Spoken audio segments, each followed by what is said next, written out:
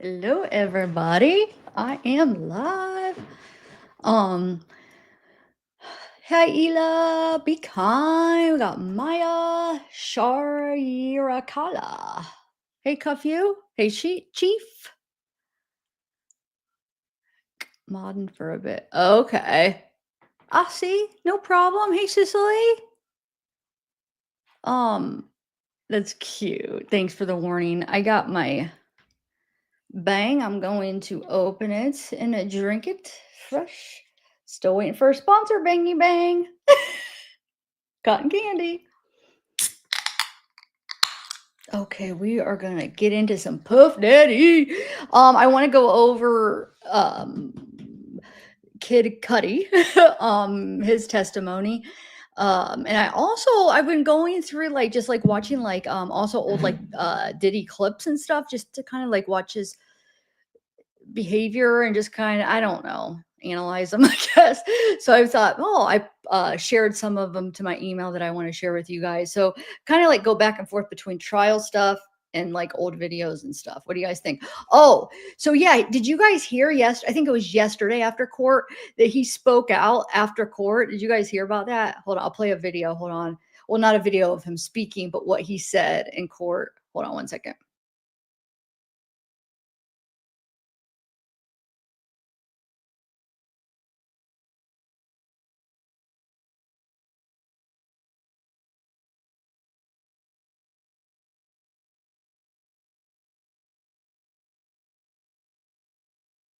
Okay.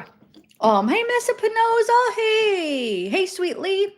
Okay, so here's the quick clip. I think it's Entertainment Tonight. I think did it. They just talked about how what he said after court. I think it was yesterday, as they were all leaving, like before they all left. Hold on, I'll show you. Yeah, I'll show you how.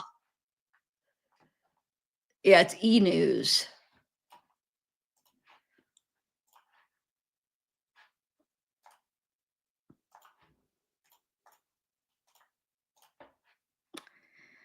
All right.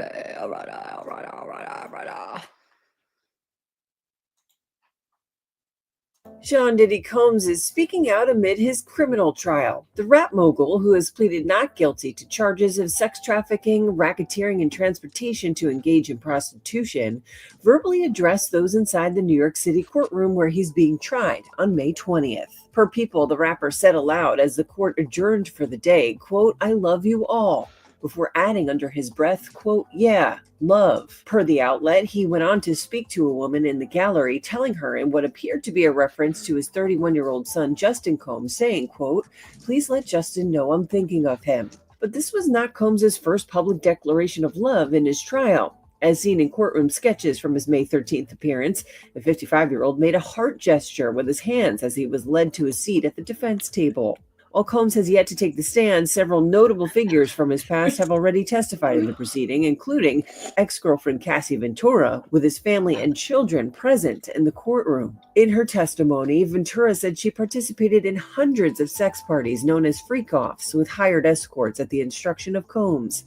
Ventura ultimately left Combs in 2018 after more than a decade of dating. She testified, quote, "It was always in the back of my mind that I would somehow be hurt by him. Sean is a really polarizing person. He was very charming. It was hard to decide in that moment when he was telling you what he wanted. I just didn't know what would happen." Stay with E! News for the latest on the Sean Diddy. So you see, he said, The rap mogul, I'm not gonna who has play it all, pleaded but not guilty I wanna to get the charges of actual sex quote. trafficking, Hold on. racketeering, and transportation to engage in prostitution, verbally addressed those inside the New York City courtroom where he's being tried on May 20th. Per People, the rapper said aloud as the court adjourned for the day, quote, "I love you all," I love you all. before Okay. adding under his I love you all. So as they're leaving, he says, I love you all. breath, quote, "Yeah, love." Yeah, love under the breath. So he's like, I love you all. Yeah, love, or whatever. They say he said it under Per his the breath. outlet, he went on to And speak then- to a woman in the gallery, telling her in what appeared to be a reference to his 31-year-old son, Justin Combs, saying, quote, "Please let Justin know I'm thinking of him." So he must have said that loud enough where everybody heard that too. And it sounds like it was like when the jury was still in the room, right? to charges of sex trafficking to engage in prostitution. Address those inside the New York City courtroom where he's being tried on May 20th. Per People, the rapper said aloud as the court adjourned for the day, quote, "I love you all," before adding under his breath, quote, "Yeah." Yeah, I mean, I wonder if the jury was still in there too. I don't know. But that's interesting. I mean, because they can't really, as they're leaving it, I mean, as he just stands up and says that, I mean, they can't really stop him from saying that. I mean, they could say whatever, the judge could like interrupt, but I mean, what are they going to do really? But that's crazy. The Tootsie Roll. Oh my God. Nancy Grace is cracking me up with that. And then Kid Cudi actually did a quick little thing about thanking his supporters. I'll show you after his testimony. And then I want to watch a video where it's like a 10-minute video where the girl that's in the trials explains on Long Crime explains his testimony and stuff, which is really interesting. Remember, Kid Cudi's the one that he put the bomb in because Cassie was dating him or whatever, and I guess Puff Daddy was jealous and threatened him and broke into his house, moved well, you'll see, he moved to the camera and put a Molotov cocktail in his car. Okay, hold on a second. Let me play. Here is Kid Cudi after his testimony.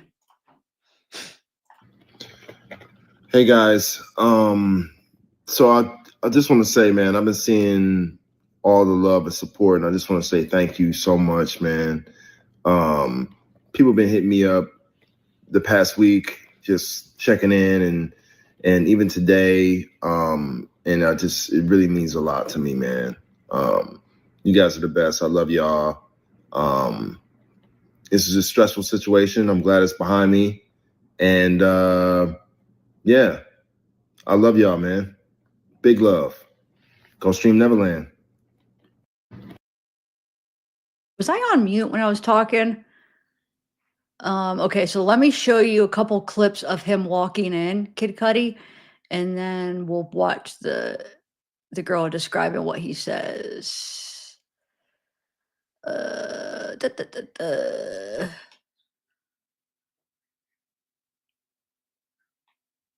How's everybody doing though?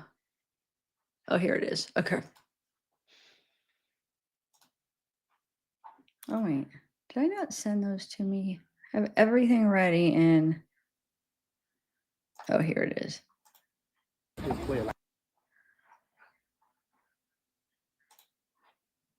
I swear I had some more angles too of different people filming him as he walked in. Smoking a cigarette. Look great. I love the fit, not too serious. Pull out for Cudi. Where is the rest? Hold on. What are you expecting today? I must have forgot. Look great. I love the fit, not too serious. Pull out for Cudi. So he was smoking a cigarette before he walked in. He was in jeans and, well, you see a leather jacket and jeans, which they say like most of everybody else was kind of more dressed up, which is, I mean, I think it's cool. He just dressed casual, you know what I'm saying? But, oh, here's him leaving. Let's watch this. And then we'll watch what he said. Out the truck, bro. Cudi, are you happy that you finally told your truth? What's next, Cudi? Do you think your ex-girlfriend blew up your car because you was smashing her sister? What? Wait, what? Is that like a thing? A rumor, like gossip, that he was hooking up with her sister, so they think she did it? Did you hear what that guy just said? Listen. Out the truck, bro. Cudi, are you happy that you finally told your truth? What's next, Cudi? Do you think your ex-girlfriend blew up your car because you was smashing her sister?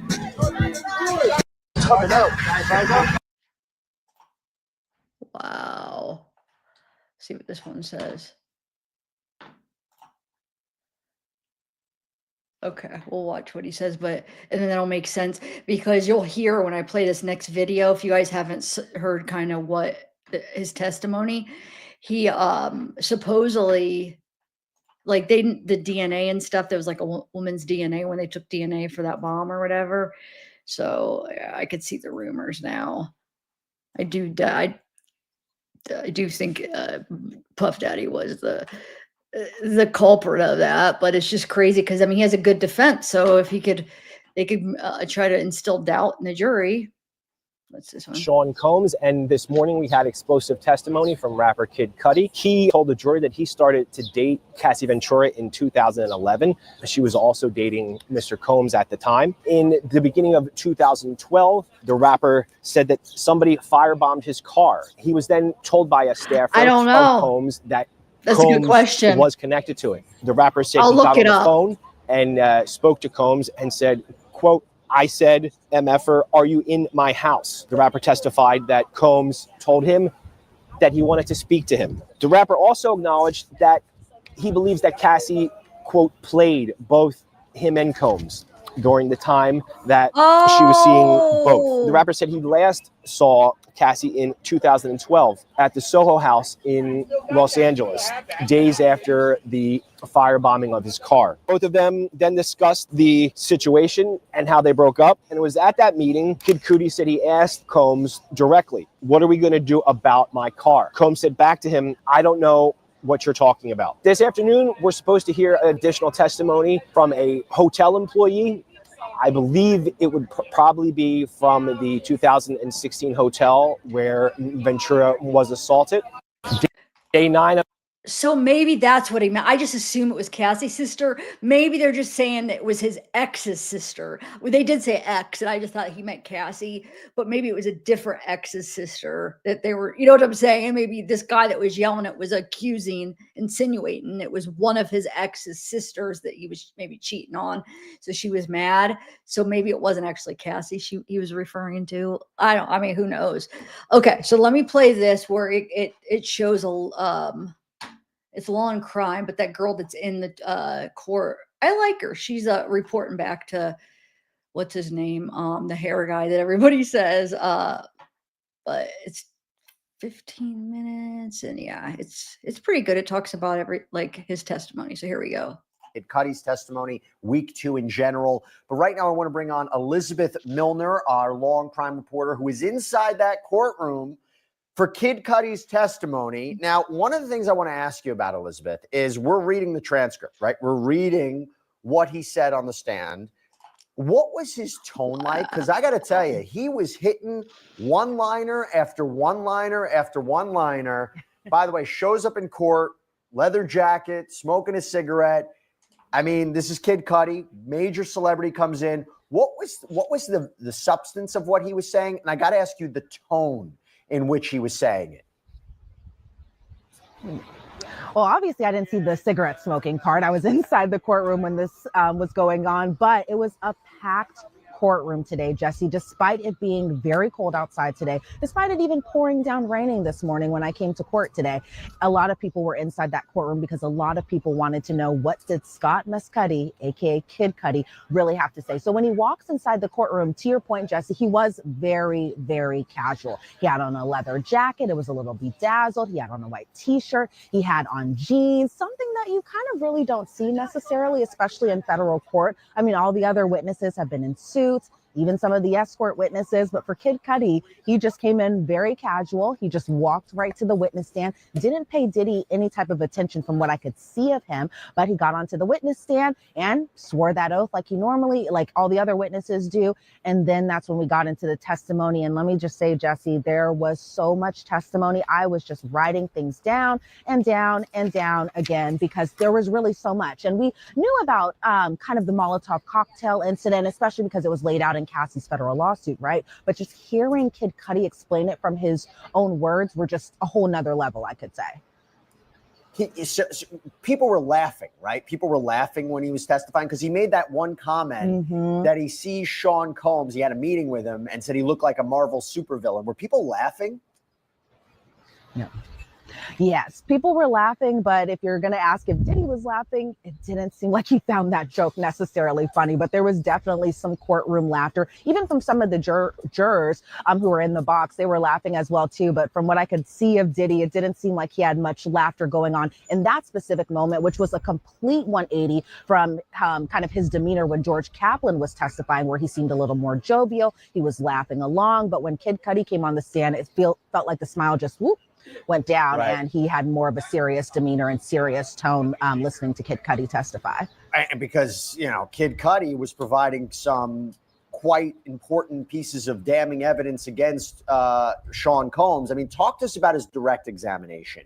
What were some of the highlights that you took away from his direct examination? Because the prosecution, in my opinion, I was talking about it before, they're calling him not only to corroborate, I think, the account of Cassie, but to establish some of the elements of racketeering, right? The underlying crimes of maybe kidnapping, arson. Talk to us about some of the big moments from his direct examination, and then we'll talk about what the cross-examination was like.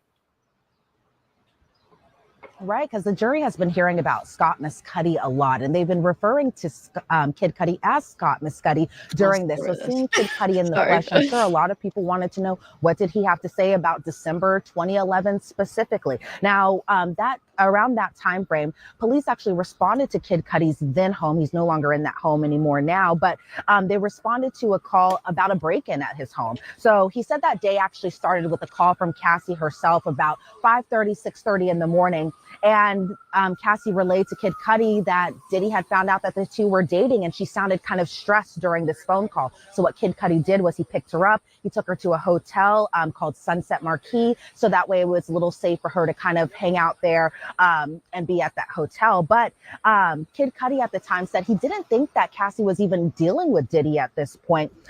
Diddy had asked actually for Kid Cudi's address around this time. And one of the big moments was that Cassie was the one who actually gave Diddy Kid Cudi's address. And so Kid Cudi said he didn't know what Diddy was going to do. Then when he was at the hotel, he actually got a call, or he had spoken to Capricorn Clark, somebody that was Cassie's friend, but also somebody that had worked for Diddy. And so when Kid Cudi was speaking to Capricorn Clark,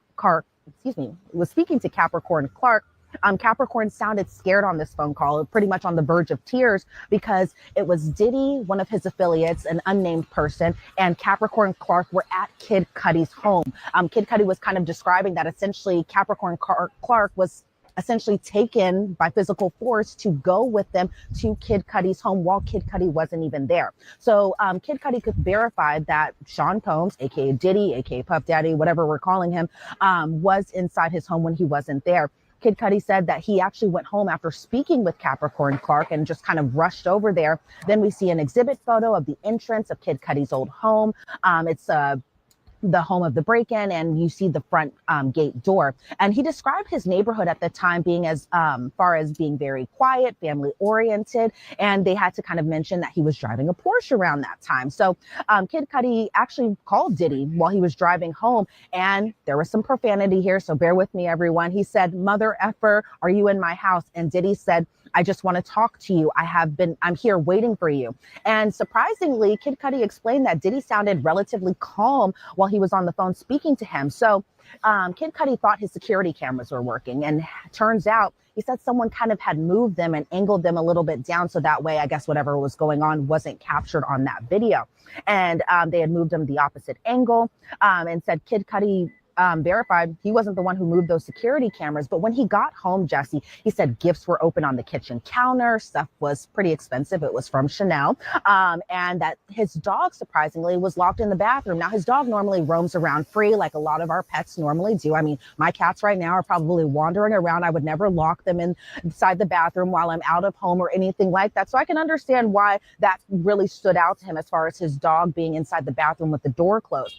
But he had that dog for about a 2-year period, and noticed that after this break-in had happened, that his dog became jittery and was always on edge at the time. So Kid Cudi got that. That's the song that I was talking about, Geraldine. I couldn't think of the exact title. I was thinking it was called Pursuit of Happiness, but I was like, wait, is that I think that's what it's called. I listened to it the other day when I just looked him up, and then I went to his page, and that was the first one I clicked on, and I was like, holy crap, I love this song. Like, I actually like the song. I've heard it before, and I didn't know it was him. I had no idea, but that was the one. Yeah, it's really good. And then I listened to one other one that I didn't hear, but I liked. So I listened to 2 of his songs. I was like, wow, the one I like, I've heard before. The other one I liked, but I never heard before. But yeah, that's the one. I know, right? If dogs could talk. Diddy has a God complex and deserves to be locked up for a looping time. I agree. I'm a little bit nervous though.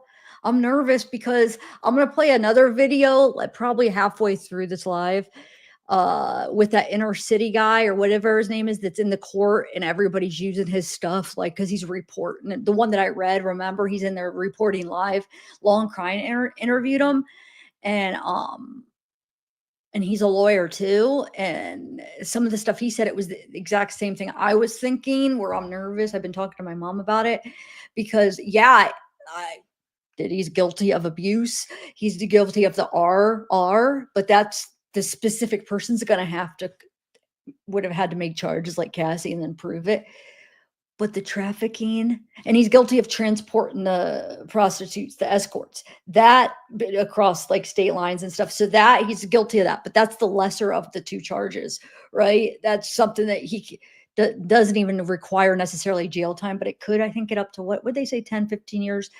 But the other 2, the racketeering and the sex trafficking, that I'm nervous because all the escorts were paid. They did it willingly.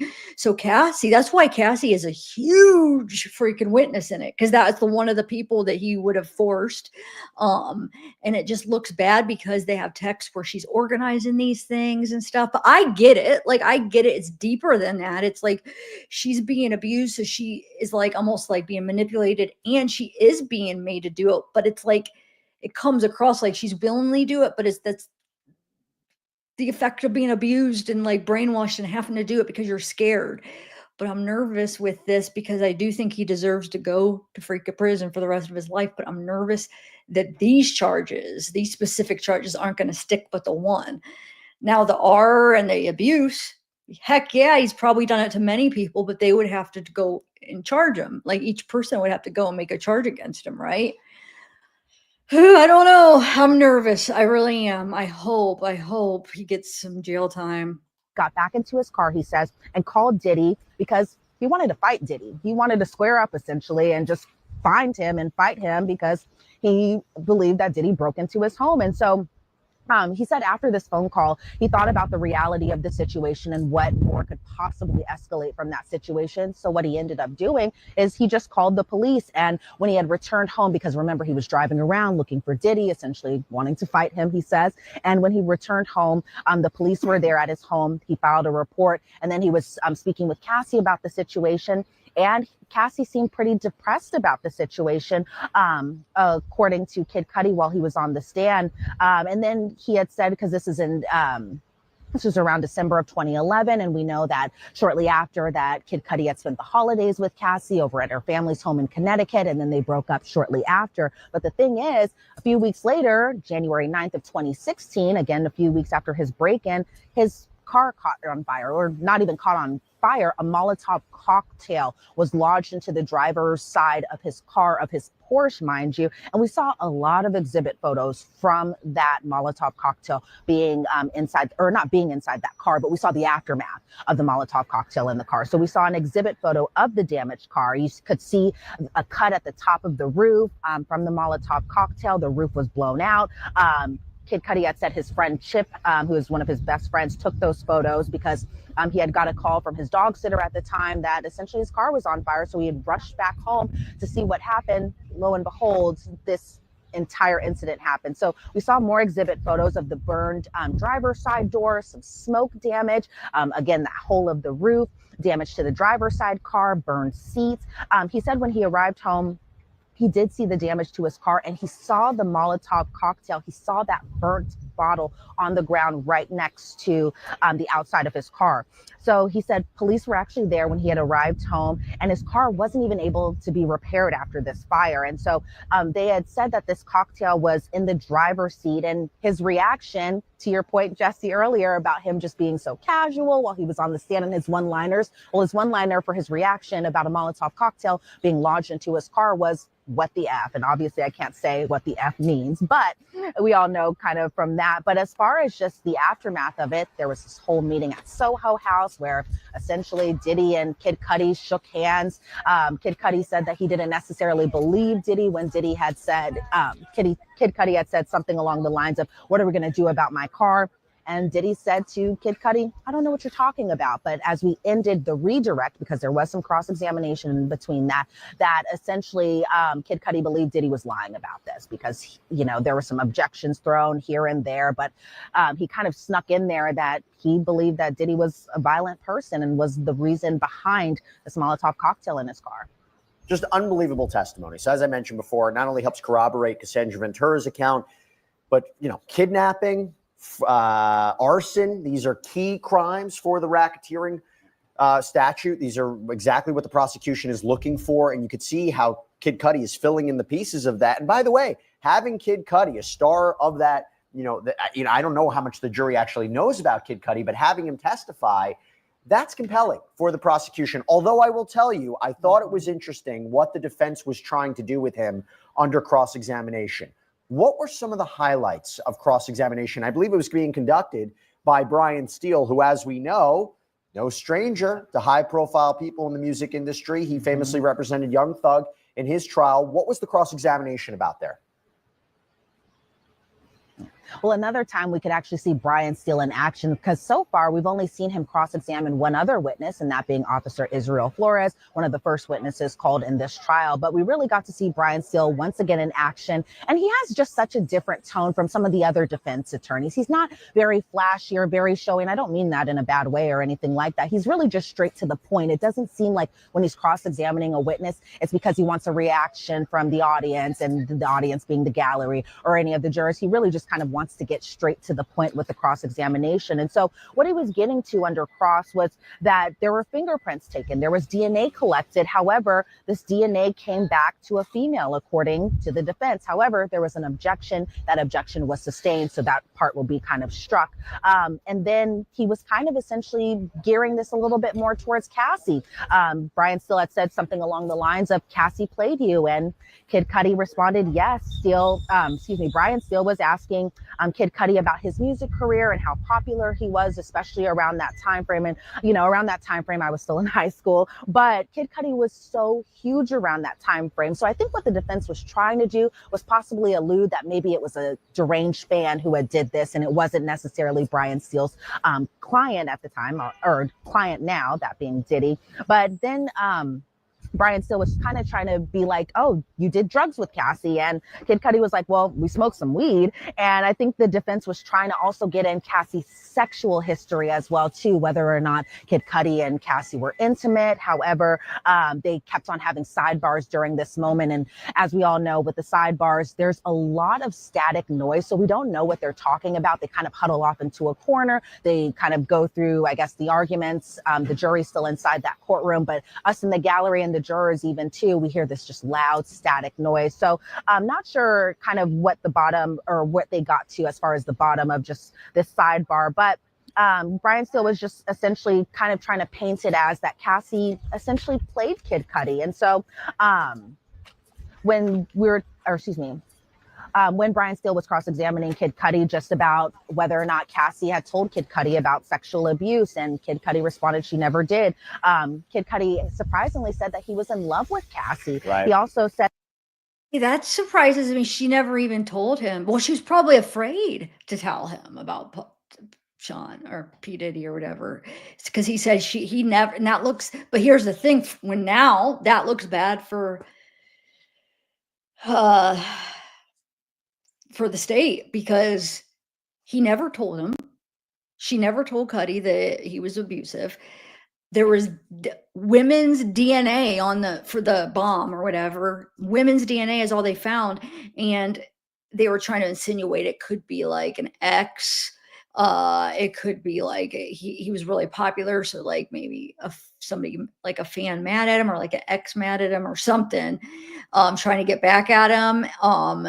Now I do think Diddy is behind it, but if they create doubt in these jurors, I don't know. It makes me nervous, guys. It makes me nervous.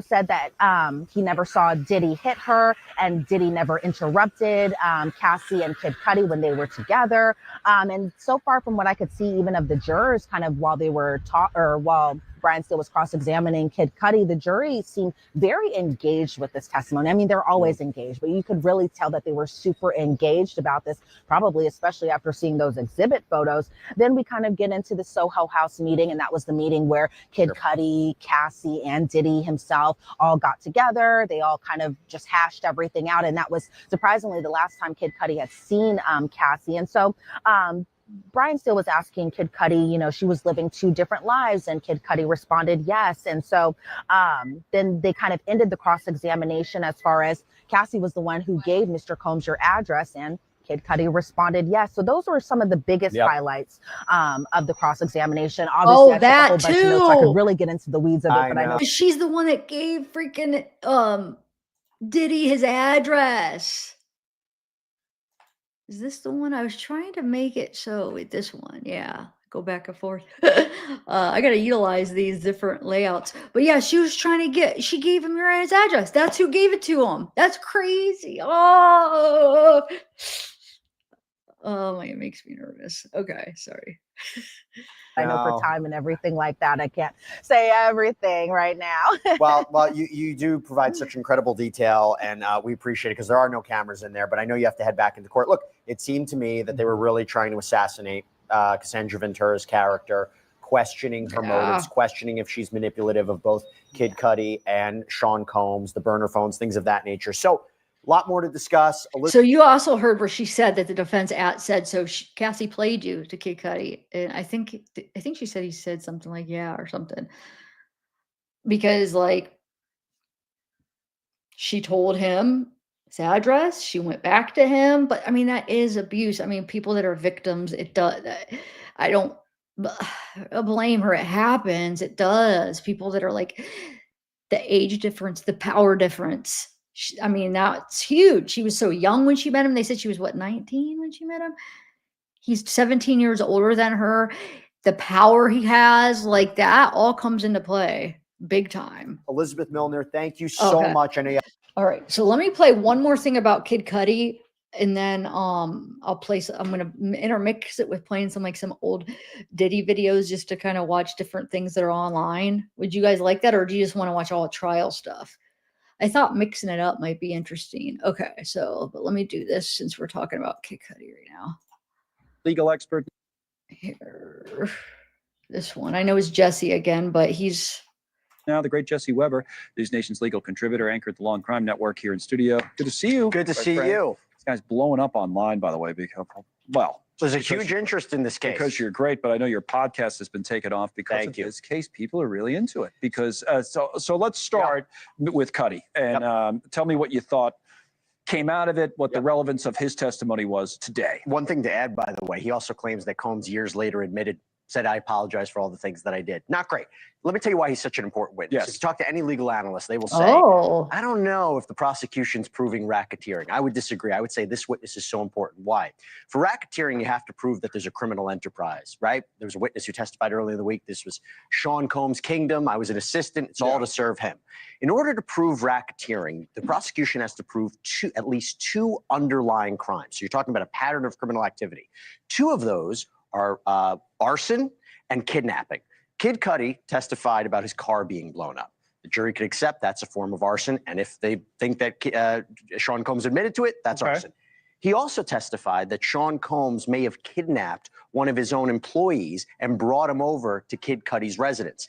That is kidnapping. That's a second charge for racketeering. And by the way, overall, talking about Combs doing or allegedly doing all these things. It goes to the idea that the jury needs to digest that this isn't just a case of domestic violence, Right. or that Sean Combs is essentially a mafia leader. So when you heard testimony earlier this week about what was found in his home, when you hear about the force, when you hear about violence, when you hear about drugs and guns and threats and blackmails, it's easily digestible for the jury that he was operating a criminal enterprise. So that's probably the best kind of articulated argument for the prosecution's case that I've heard. Sure. They've got a bunch of lawyers on, like, I think, you know, Randy Zellin, he was in. I know Randy well. Randy gets fired up. So he's in here earlier. His basic point was like, yeah, they proved the guy's a terrible guy, but they're not getting anywhere on the underlying crime or the charged crimes. And you said the underlying crimes for racketeering. He says they're not making advances, but you think that slowly but surely they are. So this week is over now, right? Because of the holiday. So recap the week and tell me what you think they accomplished. I think there were two things that happened this week, and I don't necessarily disagree with Randy. I think the jury is probably very confused at this point. Racketeering is a very confusing charge. Right. Sex trafficking is not the most easy to understand. Having said that, this week was about two things. One, corroborating the testimony of Cassandra Ventura. So when you had Cassandra Ventura testify last week that she was coerced into these sexual episodes, that she was physically abused, and you have Dawn Richard testifying, I saw her being abused. Kerry Morgan testifying, I saw her being abused. Her own mother saying, I had to wire money to Diddy because he was threatening to release these sex tapes of her. That all supports her credibility. Right. But then you go into racketeering, right? And so you have the assistants who talk about our job. That guy Kaplan was there today. Kaplan, David James. Right. We had to clean up the hotel rooms. We had to buy the supplies. Combs made us take lie detector tests. His security carried guns. He tried to go after Suge Knight. This was a big point, and I don't think it's getting enough attention. There was an allegation that Sean Combs would beat up Cassie in front of other people, including celebrities. Now, why is that a big deal? Besides the fact that, Usher's going to take the stand. I don't think it's going to happen. If the idea is, why did Cassie not leave? Well, if you take it for a minute and say she's being beaten up in front of these celebrities and nobody does anything, nobody steps forward, do you blame her for not stepping away? What is she going to do? Nobody's jumping to her aid. She is 19 years old when she met Combs. There's a 17-year age difference. The power dynamics are so important. A forensic psychologist testified this week, Dr. Dawn Hughes, who testified in the Johnny Depp Amber Heard trial, basically saying there are a lot of reasons why victims don't leave their abusers. There's financial dependency, trauma bonding, love bombing. So this is a complicated case. I will tell you, it sometimes takes a little bit of mental gymnastics to get to It's going to take a while to get there. Yeah. And that's why it's going to last for a while. This is all coming down to closing arguments in 6 weeks. They need to articulate to this jury how this is a federal crime. And I think there's evidence to support some of the people. Thank you for watching.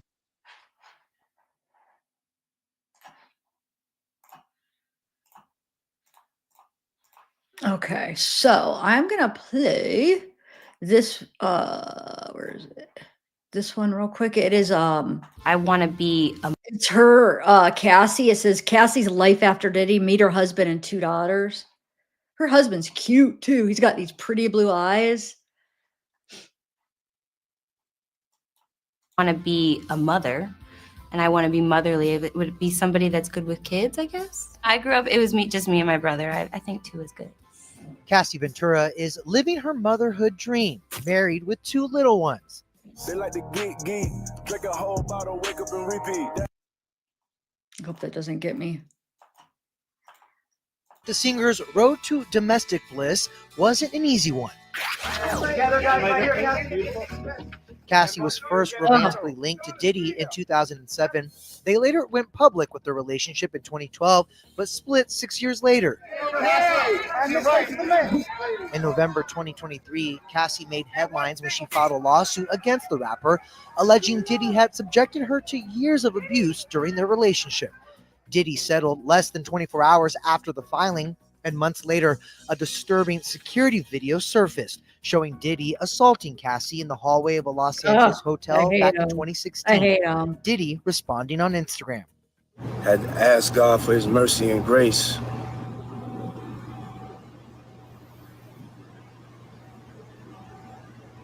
I'm so sorry.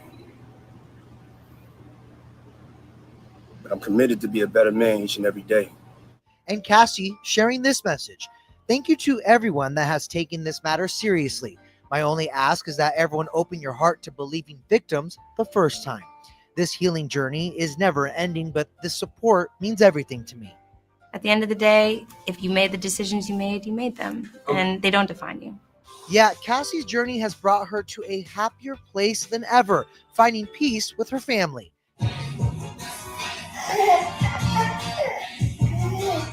Cassie and her hubby, personal trainer Alex Fine, met in 2018 and went Instagram official that December. As cheesy as it sounds, I really love a sense of humor. Somebody that can make me laugh all day beats out any look or anything. If we can laugh together, that's the best thing. The following June, Cassie announced she was expecting her first child. 3 months later, the couple tied the knot, welcoming their eldest daughter, Frankie, in December 2019.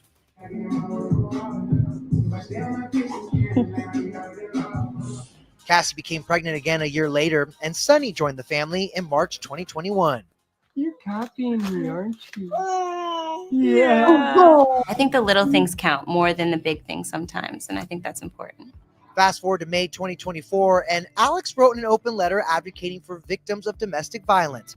I want my kids and every kid to live in a world that's safe for women and girls, protects them, and treats them as equals. Men who hit women aren't men. Men who enable it and protect these people aren't men. There's always these ceilings that, women try to have to break through in order to be respected and, in a relationship sense and in a lot of different ways. Cassie and Alex both continue to speak out against abuse as they live their happily ever after with their little ones. These are the happiest babies. These are the happiest babies. Oh, yeah, I think he probably treats her really good. It's cute. He's got such pretty eyes. Okay, so that is that. Now,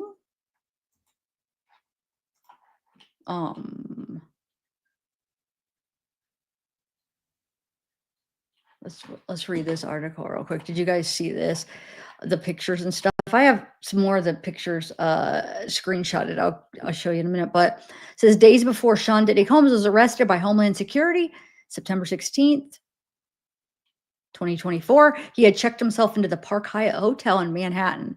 The music industry's vet attorney told CNN at the time that Combs had voluntarily relocated to New York in anticipation of being charged after a grand jury had voted to indict him on September 12th. Charges on racketeering, conspiracy, sex trafficking, and transportation to engage in prostitution. He later pleaded not guilty. At the time of his arrest, Combs' representative said he was innocent and had nothing to hide. Negotiations for Combs to voluntarily surrender had been ongoing. A source told CNN after his arrest. On Friday, investigators discovered inside Combs' room at the Park Hyatt became public in testimony at his criminal trial. He appeared to be living without the concern his personal items would be searched or seized in an arrest. A photo of interior of Combs' hotel room where he was staying at the time of his arrest, which I'll get the photos that I screenshotted so we can zoom in, but I just want to read this article real quick. The jury was shown photo evidence of baby oil, lubricant, drugs, cash, and possible mood lighting found by investigators where Combs was staying. Investigators found resealable bags and bottles of baby oil and lubricant in a closet in the bathroom, on the nightstand, and elsewhere in the room. Homeland Security Special Agent Yazin Binda testified at Combs' trial on Friday. So here's the baby oil, lubricant. Okay, baby oil. This Johnson's. Oh my God. 2 Ziploc bags, each filled with Johnson's baby oil and Astroglide, were recovered from bags in an entryway closet. More bottles of baby oil and lubricant were found in the bathroom, on the nightstand, and elsewhere in the room.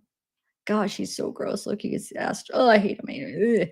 A bottle of medication with the name Frank Black, that was his fake name or whatever you call it, was found in a Louis Vuitton bag on a nightstand in the bedroom. Binda testified. The label on the bottle said the medication was clonazepam. 2 small baggies of pink powder were found inside another bottle of medication in a nightstand in the bedroom. The pink powder in one bag tested positive for ketamine, and others tested positive for both MDMA, commonly known as ecstasy, and ketamine, according to a stipulation read in court. Wow. That's pink powder. I just explaining what that is. And then a black fanny pack containing $9,000 in cash was also found. Binda said it appeared a woman had been staying with Combs at the hotel. So you see all this, those are $100 bills. You got Visine. So it was $9,000. And a Visine, I don't know what that is. Prosecutors have said Combs coerced his former girlfriend Cassie into participating in sexual performances called Freakoffs, involving male escorts who paid thousands of dollars in cash. The law enforcement discovered more than 1,000 bottles of baby oil in searches of Combs' home last year. Ventura explained the product's role in the Freakoffs during testimony. If he felt like you were too dry, he'd let you know. He would say, you were too dry and you need to put more oil on or need to be glistening. They made him put it all over her body. You need to be glistening. They used about 10 large bottles of baby oil each time, Ventura said on the stand. At one Freakoff, there was even an inflatable pool filled with baby oil, she testified, and Combs told her to get into the pool to cover herself in oil. Combs' defense team has maintained the Freakoffs were consensual. You may know of his love of baby oil, Tenny Garagos, attorney for Combs, said in her opening statement last week. Is that a federal crime? No. Oh, my Lord. All right, let me bring you some of these pictures real quick before I play more videos, y'all. All right. So here is some of the exhibits, the pictures that they showed in court.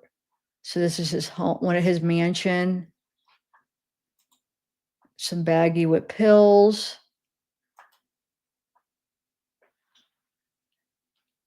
Is that a bee on there? Those are Xanax bars. That's what that looks like to me. Yeah. The heels. Nancy Grace was talking about the heels. Wait, what did she say about the heels? Oh, what is that? Strawberry Blast? They were that he wore them. They were his, right? Or something. There's the mansion. Picture of it. That is pretty. Oh my gosh, that view. Oh, I want to live there. I don't know what this is supposed to portray. Is that like dust on there, like powder from? Oh, well, there's the pink stuff. That's probably the ketamine with the MDMA, the ecstasy, I'm guessing.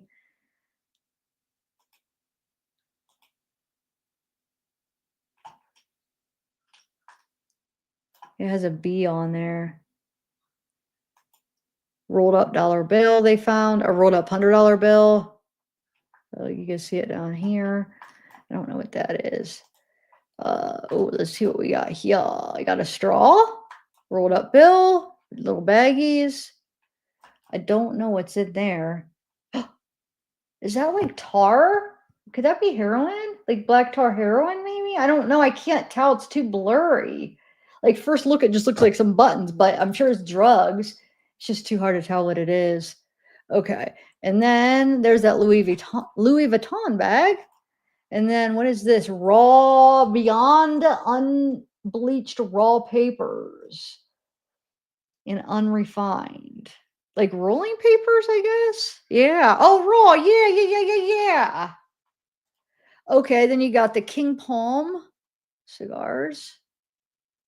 Or they're empty, it looks like. Fill them up maybe with some wee little blunts or something. And there's some weed. Maybe you should have just stuck to the weed. And that's it. That's Kid Cudi.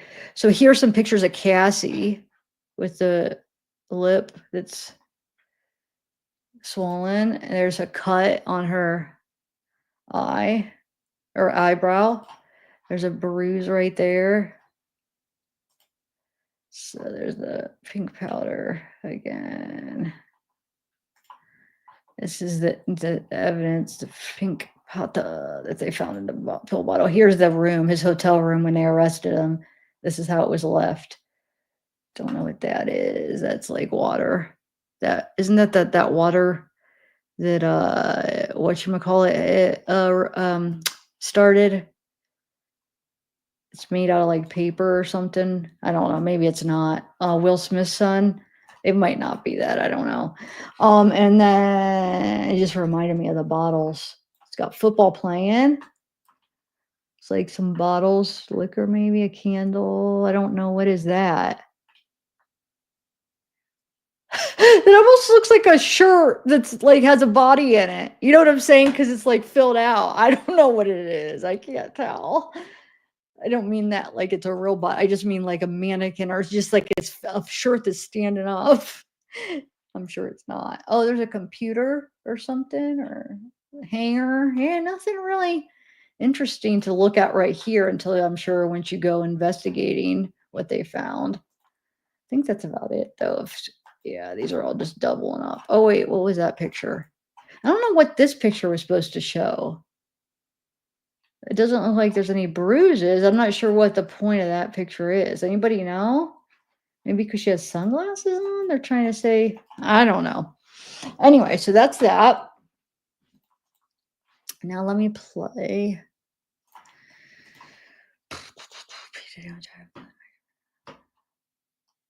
Oh, this is the one that where they bring on that guy. I think it's interesting. Oh, wait. First, let me play. Hold on a second. I wanted to play like an old one just to kind of mix it up. Let's do AI. No, I don't want to do that yet. That's the one I just played. Okay, Cassie. Okay, so we'll do this right here.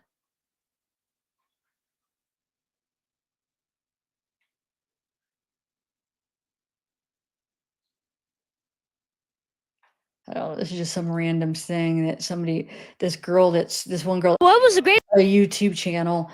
She's interviewing Diddy's son, and then Diddy comes. What is advice you have received in your life that has stuck with you throughout your career?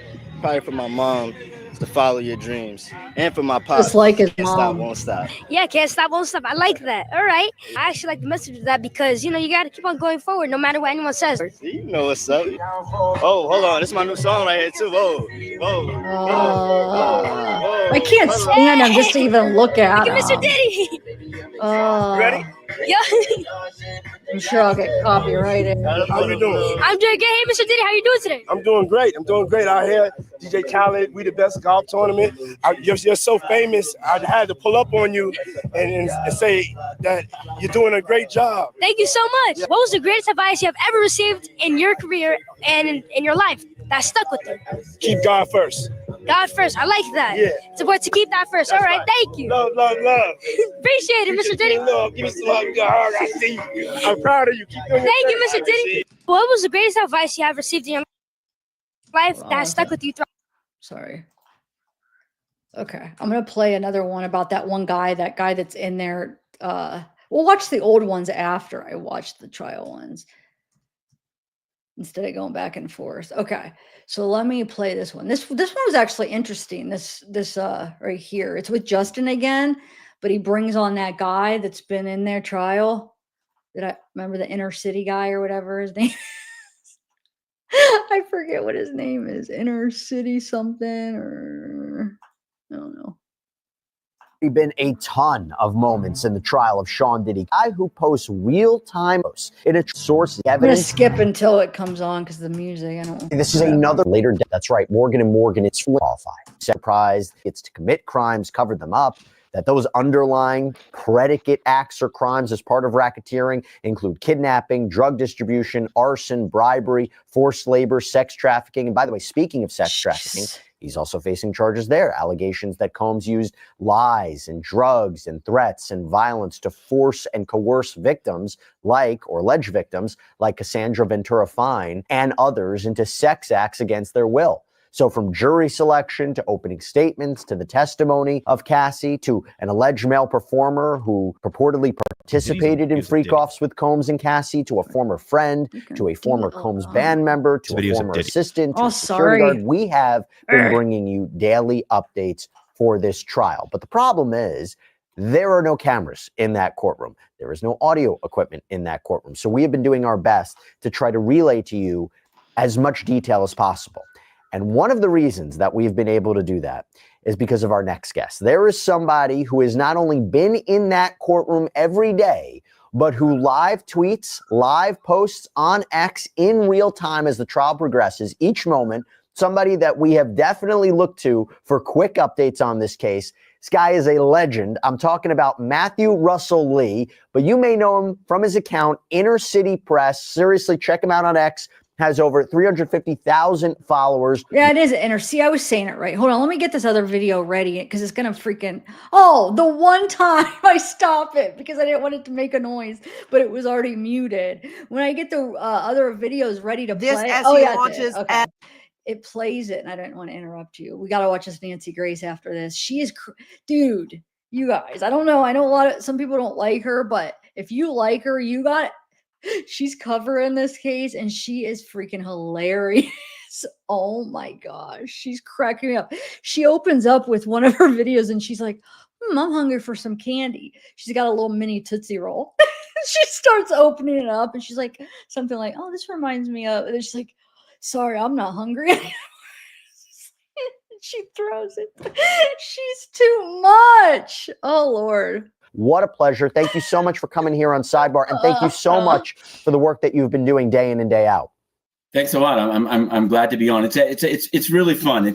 I cover a lot of different cases, but everyone, this case is like extremely hype. But then in the middle of it, I went upstairs to another RICO case where there are 27 defendants. All of the family members are in the courtroom, but there's no press at all. Right. And these people are facing, like, 2 of them face the death penalty. So it's sort of a tale of two legal systems. Yeah, and to be clear, you cover a ton of different federal trials, and it's one of the reasons you have this particular access to the Diddy trial and actually the ability to transcribe what's happening. And by the way, your notes, phenomenal, because I actually match your notes up to the transcript that we get at the end of the day. It's almost verbatim. So, I don't know if you realize this, but you are somebody who not only knows the ins and outs of this case, but one of the reasons I'm so happy to have you to talk about this, but so many people are relying on you for updates in this case. Your posts, your X tweets, whatever you want to call them, posts, I don't even know.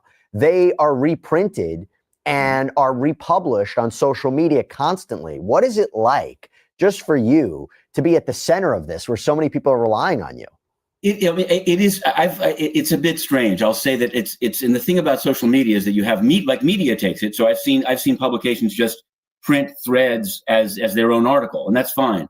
You also have, like, as you may have known, like, online, everyone's voice is equal. There are Diddy supporters; they do exist. I'll just give you an example what it's been like. It's fun. When the trial is going on, everything's out of my mind, and I really enjoy it because although it's word to word, you do try to capture, like, some things grab you more than others, or some ways that things are phrased just seem strange, and it seems very important to really nail it down. Like, I feel like it's not. I'm not saying it's an art form. It's a matter of transcription, but also there are things where you can tell how people are going to take it. But the great thing about it is that you don't editorialize.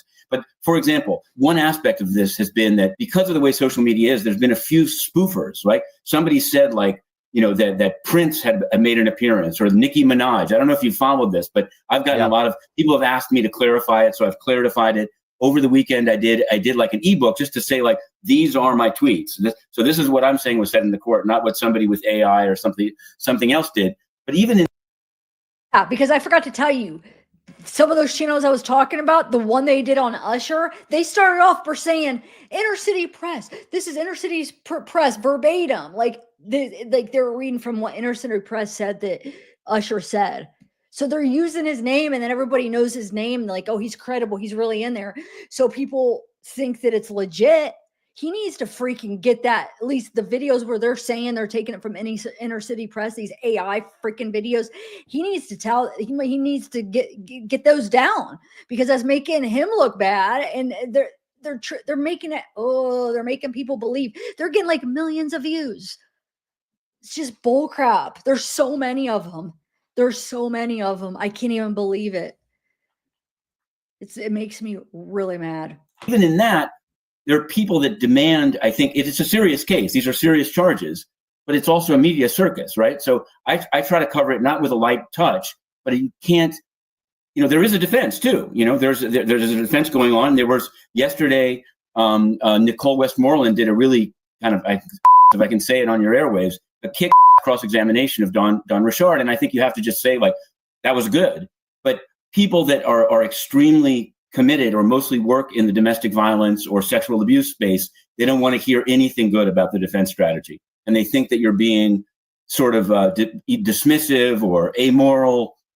So I'm not trying to give a negative thing. It's very fun. I've really enjoyed it. And the thing there's every media in the world is there. And there was a push to try to get access to the videos, the Freakoff videos. I put in a filing into the docket to say just that the lawyer's arguments, which are not going into the docket, should be put in the docket. And yesterday, Judge Subramanian said that they will go in, but on a week delay. By the way, just to be clear, and as somebody who covered the Johnny Depp trial for 6 weeks and also has been covering the Blake Lively, Ryan Reynolds case or the Harvey Weinstein trial, I was there for that.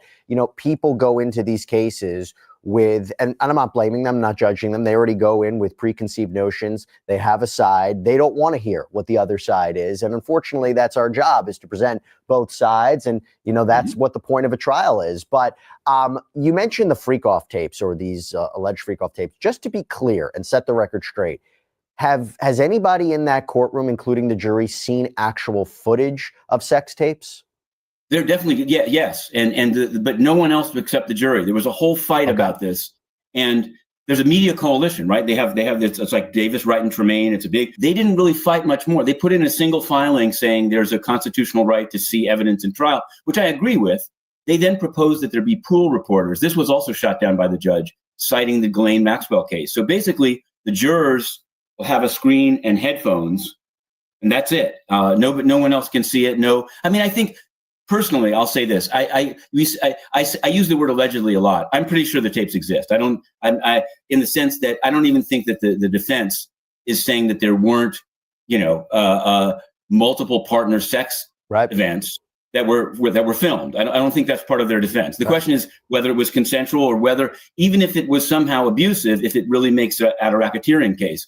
So I was sort of asked, do I want to join into unseal the Freakoff tapes? And I'm not sure what people would do with it. I mean, credible media probably wouldn't show porn, like violent porn, or I don't know, who knows if it's violent. I haven't seen it. It might be important though, because it might be important for someone, whether it's a pool reporter or not, to see it, because the question becomes, their defense is basically going to be, yes, he has a freaky sex life. Yes, he has threesomes. Yes, he films things. Yes, he pays escorts to come in and have sex with his girlfriend. But is that racketeering? That's their defense. And I think, in a way, the way the jurors may vote may depend on how they view not just the idea that there's a tape of a threesome being shown to them in a federal court, but how does it seem? What are the right? And which ones do they choose? Because it sounds like there was some violence in some of them, at least. So look, I think from a legal point of view, there is clearly a value for the jury to see it, because does it corroborate what Cassandra Ventura and, let's say, Daniel Phillip were saying about what was happening in behind closed doors, and whether or not Sean Combs was directing these events. It's one thing for somebody to testify to it. It's another thing to actually hear it on video, if that's what the videos actually show. I am concerned, of course, about it getting out and what people might do with it. I think that's a legitimate, real concern. But when you talk about the jury in general, seeing those tapes, seeing the evidence, can you glean anything from their reactions? I mean, how are they reacting to this? I think people overdo it. I want to see, I've seen a lot of, and I don't mean to, and I understand why. There's a lot of airspace to fill up. I don't know how much we can read into it. I mean, if somebody said, if somebody vomited while watching it, I would report that. But I think that sometimes we can cut the cheese too fine in terms of how reading the facial expressions of jurors. I mean, let's just step back for a moment. The SDNY prosecutors, and I think federal prosecutors in general, have about a 95% batting average. So I'm not saying what's going to happen here, but I think it would be shocking if he were found not guilty on all charges. Maybe one, maybe two. I don't know what's going to happen. I'm just saying, if you look at the percentage. So people are going to be looking at the eyes and say they didn't seem shocked enough. There was jury selection. People, covered it, and they thought it was fun. When you got to hear in court somebody say, I get my news from TikTok. And there were a number of, one lady who worked for HBO. There were people who covered that kind of stuff. I zeroed in on a particular juror. I don't know why, but except that the person said that he worked at the United Nations. So I used to cover the United Nations very closely. And then he said he worked in the United Nations counterterrorism office, but he didn't ever deal with U.S. law enforcement. And having been there, I know that's not true. I know that the U.S. they have meetings, people go from HSI. It happens. So I'm not angry at this.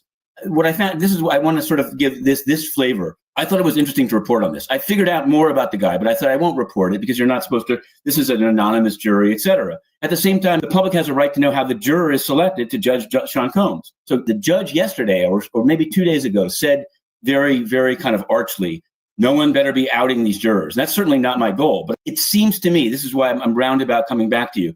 People wanted to be on this jury. Like I cover a lot of jury selections and a lot of trials, and you usually have people not trying to get on the claim. You usually have people saying, I have a vacation planned, and the judge says, you're going to have to cancel it. Or I have to pick up my kid at 5, and he says, well, if we off at 3, can't you do it? This was entirely different. This, you had people downplaying what they knew about the case. I'm not sure why. I don't know if people think they can write a book about it. Maybe it's interesting. The UN guy, I can't figure out his motives. Maybe he thinks he's going to be paid and it's more interesting than these interminable meetings inside the UN. It's a jury that's predisposed to be interested in this. And whether it's because they want to convict or whether it's because they might want to acquit, I don't know. And I don't know what kind of a person would want to acquit. But I meet them online, but I don't think they made it onto the jury. Well, this is one of the most high-profile trials, impactful criminal trials I've seen in quite some time. And again, going circle back to Johnny Depp, Amber Heard. I mean, that jury was glued to everything that was happening in that case, and they couldn't ignore just how massive of a case that was. So let me ask you this: as somebody who goes in and day out, you've been seeing the evidence. You've been hearing what the prosecution's been doing. Does their case make sense to you? Every day, as you listen to the testimony, do you say, okay, I see how that helps prove racketeering. I see how that helps prove the transportation to engage in prostitution. Oh, I see how that helps prove sex trafficking by force, fraud, or coercion. Or are there parts of it you say, I can't quite understand. It feels a little disjointed. I'm curious because let me tell you, as an attorney, when I explain the elements of these crimes, it is very, very complicated. And I'm curious talking about the jury, if they're going to be following it. I think a big part of this all comes down to closing arguments, how it's ultimately crystallized and summarized for the jury. But are you following it? Does it make sense to you, the prosecution's case so far? I have in my head the people that are like, how can you say this? But I personally, I think this is it's a unique racketeering, sex trafficking prosecution in the sense that, just as an example, I covered one where basically like a crack gang took runaways from New Jersey that were 15 years old and sold them as prostitutes on Long Island. They came from New Jersey, they sold them on Long Island. And it was definitely by force. When people tried to leave, they were beaten up. There were people flashing guns. Here, I feel, he's a terrible boss. You heard, yesterday there was the personal assistant who worked 20 hours a day and was told this is Diddy's world. And so there's grist for the people that want to say that it's kind of overcharged, or at least the conventional ways in which these statutes are used are not a natural fit to a kind of thuggish music, megalomaniac, and worse. Of course, I don't know what adjectives I should use, he's terrible. But it's not surprising to me that there are people that say, wait a second, she could have left. And of course, then there's a bunch of expert opinions saying why people don't leave. And that's a whole other kettle of fish. But whether that can turn some of these things into sort of the conventional view of what, it's like sex trafficking. If an escort is paid to fly, if an escort Jules that they wanted to see is paid to fly from New York to Los Angeles, is he being sex trafficked? Or is he just plying his trade, whatever it is? I didn't know that these trades were even legal, right? There's a service, Cowboys for Angels. I didn't know that you could just hire a male prostitute online, but apparently anything goes. So that's what I mean. I could see some jurors saying, wait a second. And I don't think they're bad people to wonder. It's one thing to sort of blame the victim. And it's another thing to say, is this the coercion that's needed under the statute? And I think a lot's going to come down to that. These are fair, legitimate questions that the jury should have when they go into deliberations. They should be thinking about this. But it seems to me from what you said, and from what I've been seeing based on your reporting and other reporting, the prosecution may have a more straightforward path to convict him of transportation to engage in prostitution, where necessarily you're transporting alleged sex workers and alleged victims for purposes of prostitution. Does that seem like at this point in the trial? And by the way, for anybody who knows, we're recording right now on Tuesday morning. Does it seem like they might have the good? Yeah, absolutely. That seems to be actually what the thing was. And the thing is, I wanted sort of, I'm sure you saw in the sort of pretrial back and forth. This is, I believe that statute is, I'm a lawyer as well, but I believe it's called the Mann Act, right? The MAN, not man, not like man for sale, but it was the Mann Act.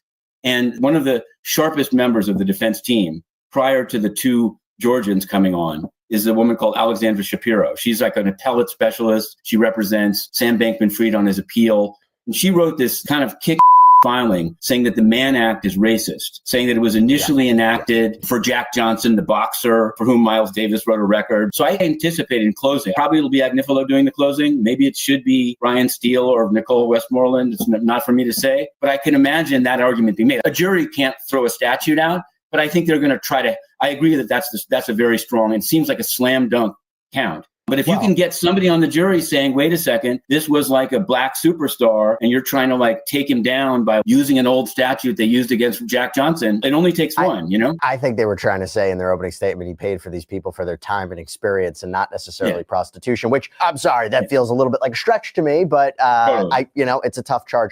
You look, I think we can both agree. A lot of this comes down to Cassandra Ventura Fine and her testimony and what the jury makes of it. From watching all of it and the cross-examination, she was on the stand for several days, a lot of evidence, a lot of messages. Does it seem to you that it favors more her as an alleged victim or a willing participant? What did you make of her testimony at the end of the day? I think it can be both. Yeah, I think you can be both. I think there's no question that they showed with the text messages that for much of it, she was not only a participant, she was the organizer. She was the one making the calls and buying the supplies. I think she was a very compelling witness. I think her sort of, and I'm not saying that she chose that approach, but she was very factual. A few times she got emotional, but it was really depressing what she was saying. She wasn't proud to be saying it. I don't think they were able to make people feel that she was in it for the money. She's already gotten paid. I mean, I think that also makes a big difference. Like, what's in it for her? Other than you could say she's being vindictive, but I think she was a very compelling witness. This is, again, just looking at it as a battle. I don't think their approach to cross-examining her was the best one. I've seen the Ana Maria Estevao in other cases. She's a good lawyer, but the approach was too scattershot and reading text messages. I honestly think if they'd gone with this Nicole Westmoreland approach that they took to Don Richard, I don't know how it would have worked out because, with Don Richard, they basically said, as you saw, you're lying. You're lying. You gave. Wait, why is everybody saying I'm out and oh Lord and I can't? What is going on? Did I miss something? I know, I'm confused. Like, it's fine if people want to leave, but when you say I'm out, like, it almost sounds like there's something happened. And I'm like scrolling up, I'm like, what is people mad at? And RL, you're like, I'm out. People are like, oh Lord, I can't. Can you guys fill me in? What is going on? Is it this video? I don't even know. Wow. Okay, guys, we'll have a good one. Just watching some P. Diddy stuff. Yeah, but I quit that. I said, we're not going to talk. Like, it was like real quick, no more.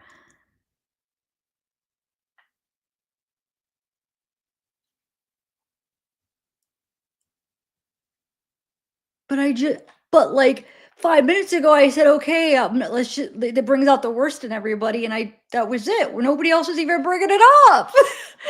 What the heck? That's my whole point.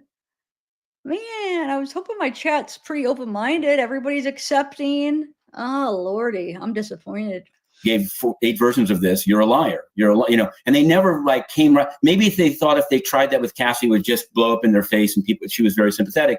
But I don't feel that they really tested it in the same way that they did with Don Richard. And I feel that might come back to bite them because at the end of those days, it's a pretty compelling story. And I think people can relate to it.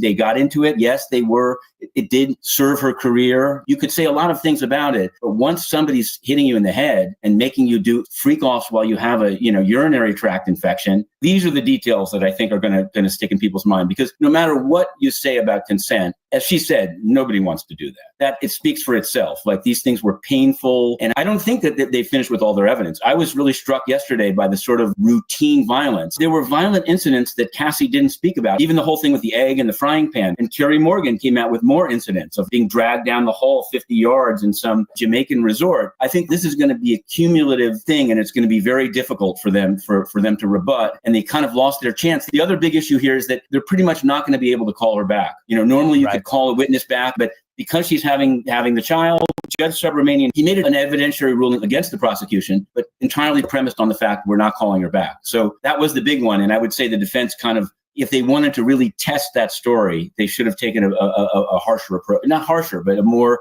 conventionally cross-examination approach. Well, look, it was no surprise that they wanted her on the stand. Yeah, and I didn't bring it up. I said my thoughts, and I said, let's not do it because it brings out the worst in everybody. You guys are the one that keep going on about it. So if you don't want to talk about it, I'm not talking about it. Oh, my Lord. It's just funny, though, that, you know, people could be here that have different opinions and are accepting to hear your guys' thoughts, but yet we share one little minute of an opinion of ours, and we're out, can't deal with it. My chat was built on accepting everybody's opinions. I don't care what opinion you have on. I don't want to talk politics, but if I hear you like or don't like them, you're welcome here. But I really deserve the same respect. So if you can't be that way, then I guess it's not the right chat for you. But as quickly as possible, 8.5 months, 9 months pregnant. I mean, they're having trouble finding alleged victim number 3. If you lose alleged victim number 1, what are you talking about with the prosecution's case? Look, I think that they have established that Cassandra Ventura was physically abused. I think that with the video evidence, the photos, the testimony, the corroborating testimony of other witnesses, I think the jury can accept that there was physical abuse. Of course, it becomes the question, does it rise to sex trafficking? Does it rise to racketeering? Which brings me to David James. So I was waiting for the testimony of those who worked with Sean Combs. If you're going to be talking about a criminal enterprise, if you're going to be talking about him using his businesses and his resources and those who worked around him to further criminal activities, you got to have those people testify. And I think that's going to be what we see moving forward. What did you take away so far from his testimony? Because, you know, again, to have that inner circle is very interesting. Again, we're doing this Tuesday morning, so he hasn't finished yet on direct. I think here the prosecution kind of blew it. Like they had a certain amount of time. I mean, who knows? Maybe they can fix it today. But being a bad boss is not enough. Working 20 hours a day and being a megalomaniac is not a crime. I mean, I wouldn't want to work there. But I think that they forced labor, right? They tried to. I know that's all. Yeah, I mean, I don't know if you followed the Larry Ray trial. It was a sex cult dad in Sarah Lawrence College. He literally made people forcibly go down and dig holes on a farm in North Carolina and put like tinfoil tourniquets around their sexual organs. This was forced labor. The idea of a guy that wanted to work in fashion being willing to work 20 hours a day.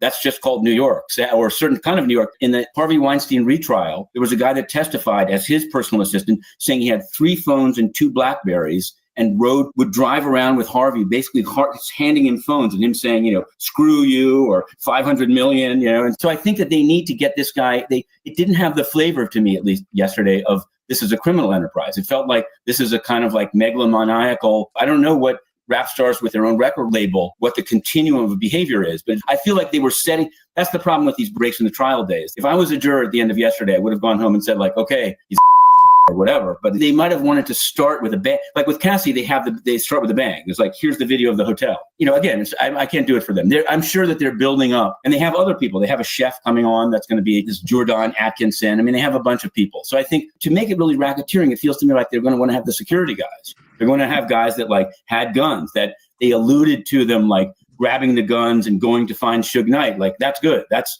having recently covered the trial of a local drill rapper called K-Flock. That's, you know, they focus very much on like the guys getting together in an apartment in the Bronx, grabbing the guns, you know, shooting, going 20 blocks away and shooting at people. With Combs, nobody knows what he did with Suge Knight. There's the burned car, but I think they should. Here's some pictures. I saw this evidence here. They had some pictures I wanted to share with you here.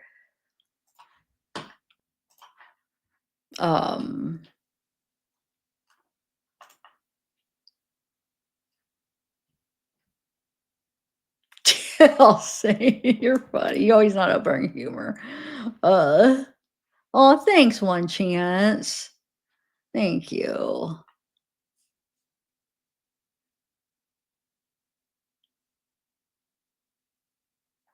Yeah. Just because it's on Google though, it doesn't mean it's always true. But anyway, thank you, Karen. Yeah. I still stand behind what I thought. Yep. Believe it when I see it. We've heard a lot of stuff. There's a lot of rumors going on.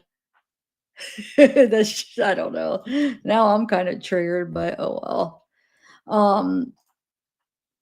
I know it's not. I didn't mention it. I just responded to a freaking comment and I said, then I'm done. And then 5 minutes later, I see in chat, everybody's all like going nuts about it. It's like, wait a minute. We're done. Like I said one comment and it was done. Just drop it. You know? Gosh darn it. I'm not the one that brought it up. This is crazy. No, you don't. Anyway, let's look at these comments. Or these some of these are the same, but there are some different ones. Look, bullets. Look at this. That's some of them, like I said, are the same. Look at this Astroglide. Oh my God, he makes me sick. He makes me sick. DBL wash.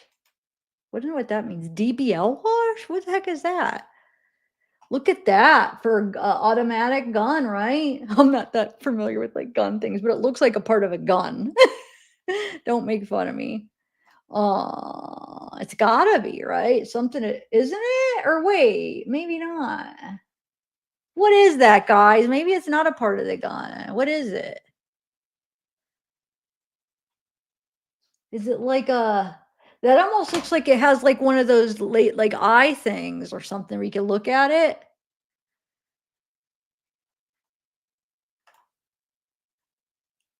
I don't know.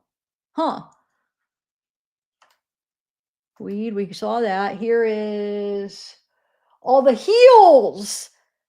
What was said about heels? Okay, I was watching Nancy Grace. I don't remember which one because I watched so many of hers, but she's the one that brought up the heels, and they brought it up, but I can't remember in what context that they brought it up. Cuff you, I saw it. Let's just drop it. Yep, I seen it. Drop it. It's fine. We're all good. Let's trying to change the subject and move on.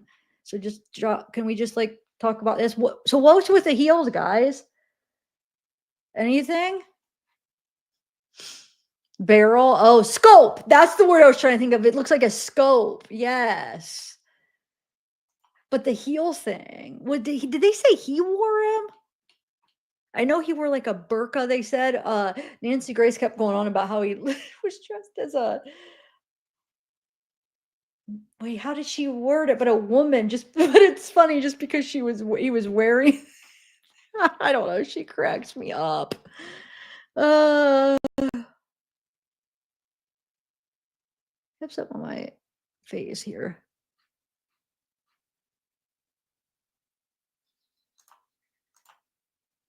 Diddy,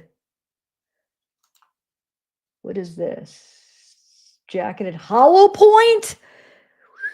Those are dangerous. There's those drugs that we looked at. I cannot tell what that is. Golden Teachers, 25 milligrams. Huh? Huh. Or drug. That looks like crystal meth, does it not? In the bag?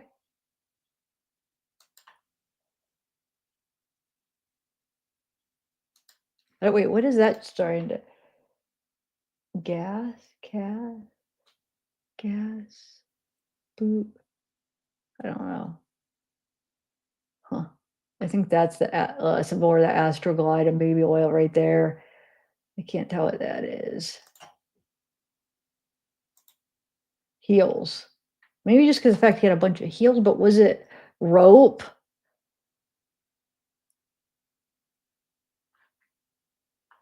Yeah, right. I think he does, Susan. I bet. Oh, is that what it was? Simple Southern? Okay. I wasn't sure because they kept going. I keep hearing heels. It's like, wait, what about the heels? Did he wear them? I don't know. But I guess maybe he just made Cassie wear them, but that's not that big of a deal. But oh, I like those boots actually. They're like Croc boots. That's the 3 phones. Okay. Remember they said he had 3 phones in his boots? Like burner phones. Vital Honey. Oh, there's the boots with the phones right there.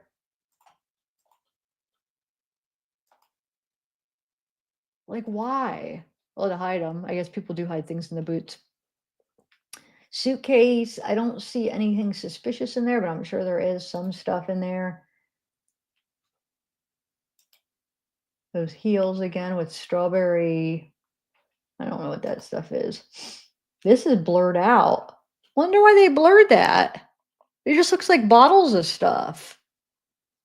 Like they showed everything else. Why would they blur that? That's weird. Doesn't look like it's anything personal, like pictures of people or something. And then here's all that, I think the Astroglide and baby oils down here. Yeah, see, it looks like bottles of water, kind of. Oh my God. Oh, that was the Uragas nitrous oxide, food grade nitrous oxide. Dude, that's not, I bet he was inhaling that crap. Here's a thing of his house. Man, those are nice houses. I want to live in a house like that. Well, maybe not. Guns. Part of a gun, at least. Because isn't it that you're allowed to have an automatic, but something about having it apart or something? Isn't there some law about that, to not have it together, certain types of rifles or something? I don't know. Don't make fun of me because I don't I don't know enough about guns, but I remember there's something about that you have to have them, like maybe if you're traveling with them in a car, I think it is, maybe you have to have them taken apart or something. There's bullets. Oh, now we're going to the same stuff. Okay, so here is this video by Dylan Speaks. He did, it says 20 weirdest videos of Diddy, which I saw most of them, but I figured we could watch this together. Oh, where'd I go? Oh, shoot. Hold on. I brought up the wrong thing. I keep losing myself.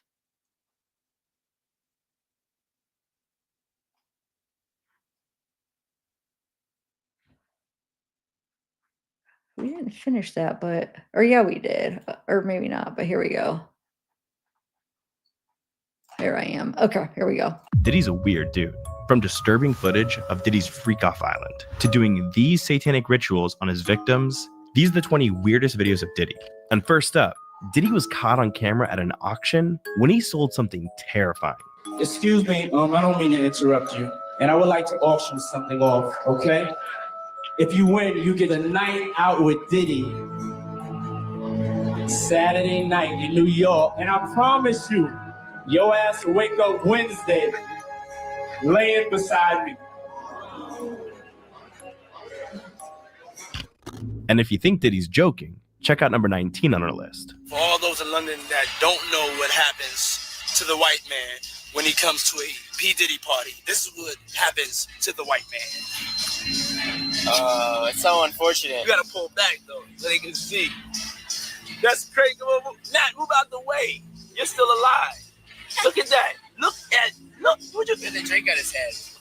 And that's James from Simeon Mobile Disco. He is an actual DJ. I'm supposed to pass out, but when they come to one of my parties, this is what happens to them. Yeah, and that's not the only dude Diddy schemed on. Because number 18, Diddy and Biggie were caught on camera being more than just friends. I look at him like, I say, Jesus. And the next question is,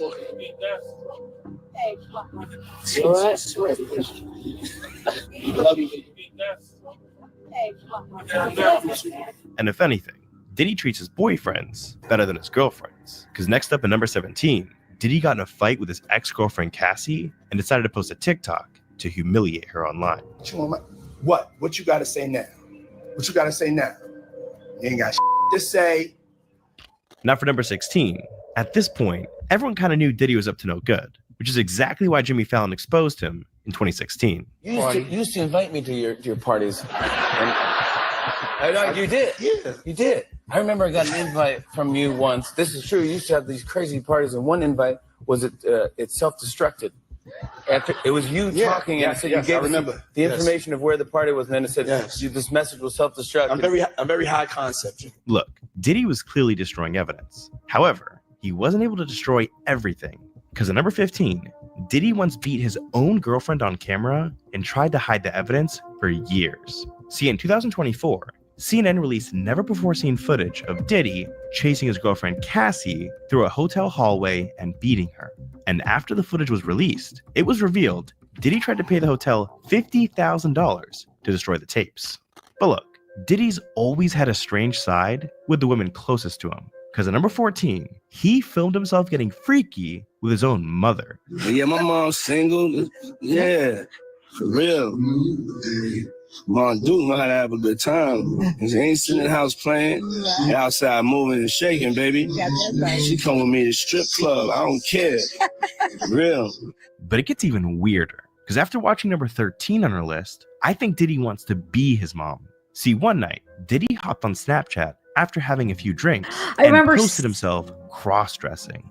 So Atlanta, we come in, get my in Atlanta, I'm bringing something special. Hey yo, Toronto cash, what up? So we going to Toronto and we just going to have fun. Now next up, we gotta talk about number 12, because this man Diddy loves kissing men. See, in 2002, Diddy was doing an interview with Birdman, and at first, Diddy was kind of feeling him up.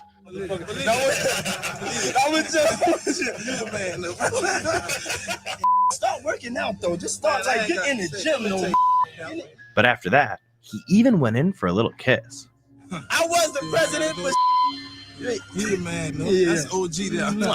I'm just. But if that wasn't weird enough, next up at number 11, he actually tried to kiss a grown man on the lips and got rejected on live TV. See, during the Golden Globes, Diddy was on stage about to hand Bono his award when he went in for a kiss and got rejected. Let it flow, let it flow, let it flow.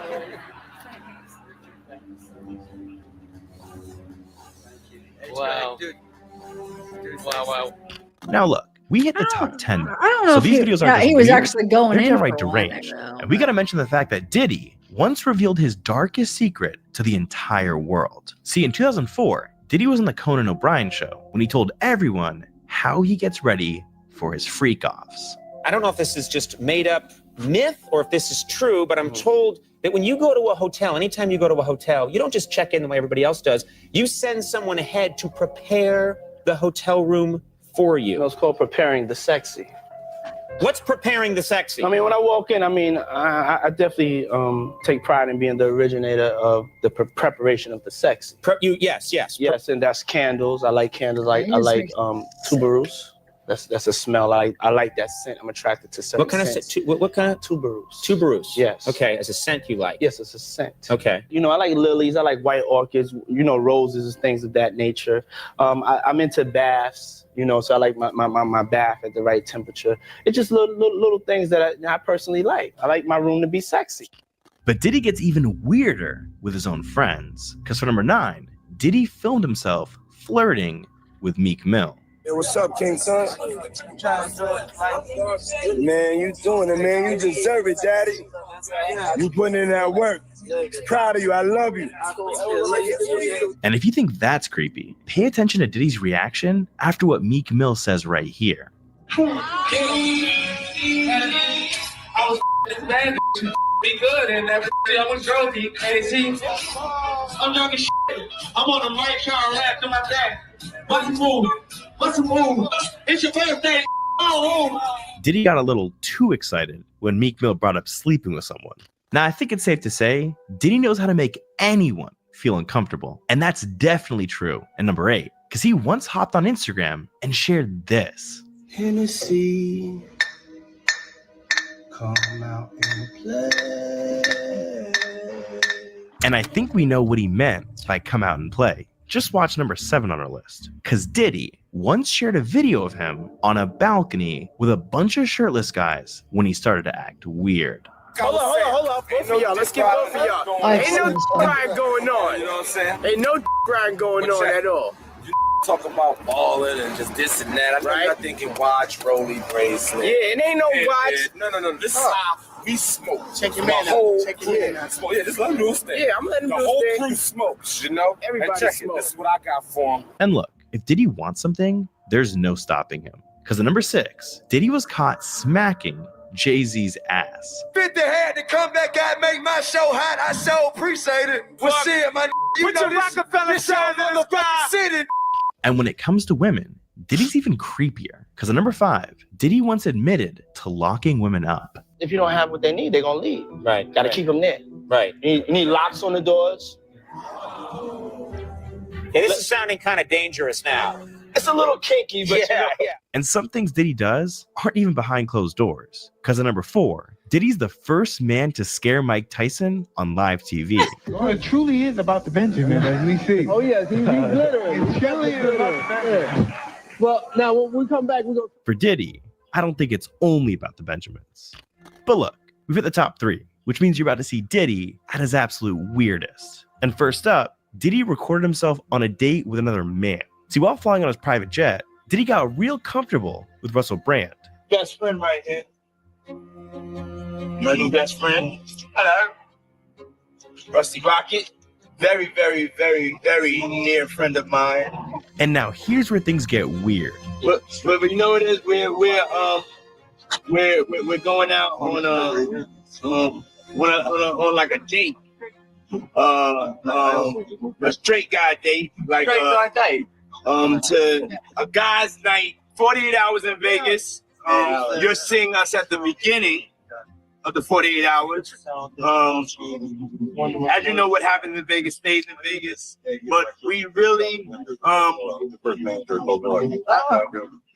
plan on going to the hot house. Now for number 2, Diddy's creepiest moments with another guy are probably with Justin Bieber. I mean, just watch this video where Diddy tells the camera Justin's about to have 48 hours with him and they can't discuss anything they're about to do together. Check this out, yo. Justin, you ever seen the movie 48 Hours? Right now, he's having 48 hours with Diddy, him and his boy.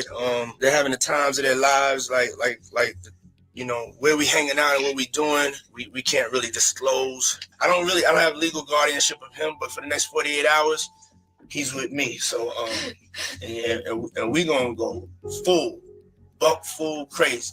And a year later, they linked up again, but this time, you can tell just how uncomfortable Justin is around Diddy. Everything's good? Selling out arenas and everything? It's starting to act different, huh? No. You ain't been calling me and hanging out the way we used to hang out. Well, I mean, you try to get in contact with me, through all my, partners and whatnot. Mm-hmm. But you never really got my number, so. Right. Okay. My number? Yeah. I'm gonna tell you my number. Yeah. And on top of all that, when the two of them went on Jimmy Kimmel together, Bieber started giving away details about their 48 hours together. And of course, that's when Diddy quickly stepped in and shut it down. You got me a Lamborghini. That's nice. I haven't gotten it yet, though. Yeah, I know. When is that coming, that Lamborghini? We talked about this last He time. had the Lamborghini for a day or two, and he had access to the house, and he knows better than be talking about the things that he does with Big Brother Puff on national television. But look, before we get into Big Diddy's Brother creepiest Puff, I moments hate of all that. time, Ugh. we have 2 honorable mentions. And first up, what if I told you there's proof Diddy performs strange satanic-like rituals on his party guests? See, in 2004, Diddy threw himself a birthday party that appeared to be just like the rest. He invited celebrities like Will Smith, Owen Wilson, and a bunch of other famous people to come over, have drinks, and eat dinner. But when it was time for the food to come out, that's when things took a dark turn. Out came a table full of grapes, chocolate-covered strawberries, and a woman lying on her back, fully nude. If that wasn't creepy enough, Diddy lit up multiple candles and had his guests worship the woman. Then, everyone proceeded to eat food right off her body. The creepiest part is, these photos were hidden for 20 years until someone dug these up. What other creepy photos and videos will come out soon? But anyways, it gets even creepier in our second honorable mention, because we got to talk about the time in 2017 when Diddy got way too drunk on a podcast and accidentally showed his true self. Just pay attention to how he makes an entire room of grown men terrified. Happy birthday to you. Woo! Happy birthday. You're fabulous. The only that got the name that I won. You ain't get it. Happy birthday to you. Yeah, I love this drink. Will you put my bag I like down? when you like this, Daddy. Yeah, will you put my bag Daddy, I down? like when you Oh, it's right here, scrambling it's and right scraping. No, I got I lotions. like that. Make a wish. That one? Just blow it out. It's your birthday every day. And now this is when he pressures one of the guys to join a Freakoff. You miss me though, for real, because I'm saying it seems like a thing. I with miss this partying birthday with party, Puff, man. Man, but I'm talking about for your birthday. Huh? Why won't you party with me for your birthday, man? We partied for my birthday before. You came to my party. No, but me and you ain't never really party. You know what I'm saying? Eyes, brother. Oh, man. Eyes. Fab talking to floor in the fifth. Fab walked in. Don't do that. Yeah, that's what I said. That's why I said No, pick it he up. was talking to the floor. I was picking up from right there. From right there. Look at this nigga. Fab big groove. Go ahead. Now for Diddy's creepiest moment of all time, we gotta talk about Diddy's final interview before getting arrested. See, exactly 1 week before the first allegations dropped against him in 2023, Diddy must have known something was coming. And so before people could come for him, he wanted to change the narrative about himself before it even started. And so that's why he went on the Graham Norton show and he tried to tell the world what a good guy he is. In this interview, he went on to say he only cares about one thing: peace and love. Y'all call me Diddy. Call me Diddy. Okay. But when I'm being loved and I'm in that mood, because I have to always remind myself, we live in a toxic world. And it's love versus hate. That's what's going on right now. Yeah. And I choose love. That's my new name, and love wins. Love wins. Let's go, y'all. Let's drink to that.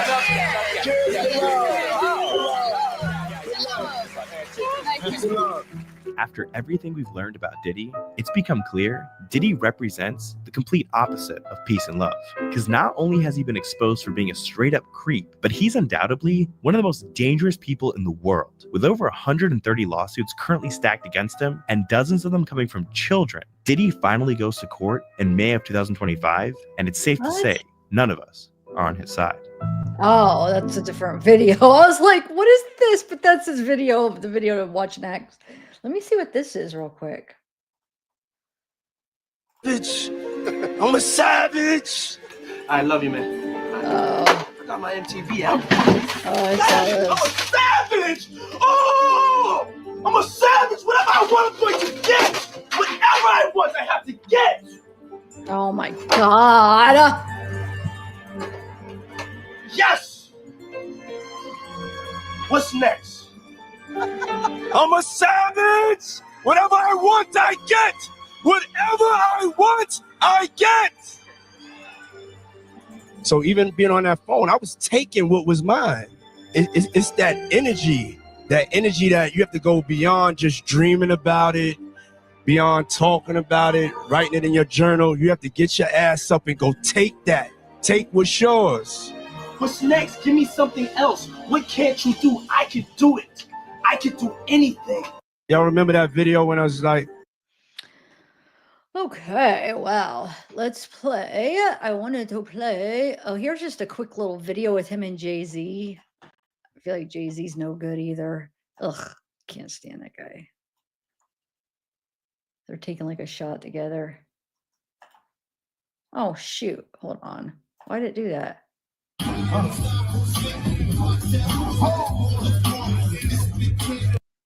There's the music. I don't want to risk all this music. If I have to cut out some, you can't hear nothing. They're just taking a shot together.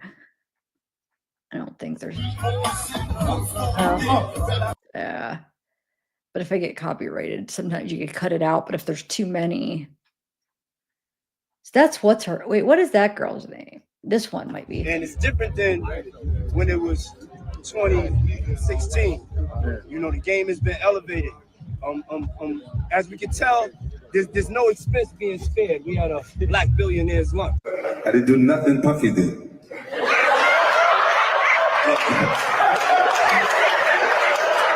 Yeah, no, it was just so excitement. There's so much excitement that there was no reason for me to put something in our drink. I need you to remember.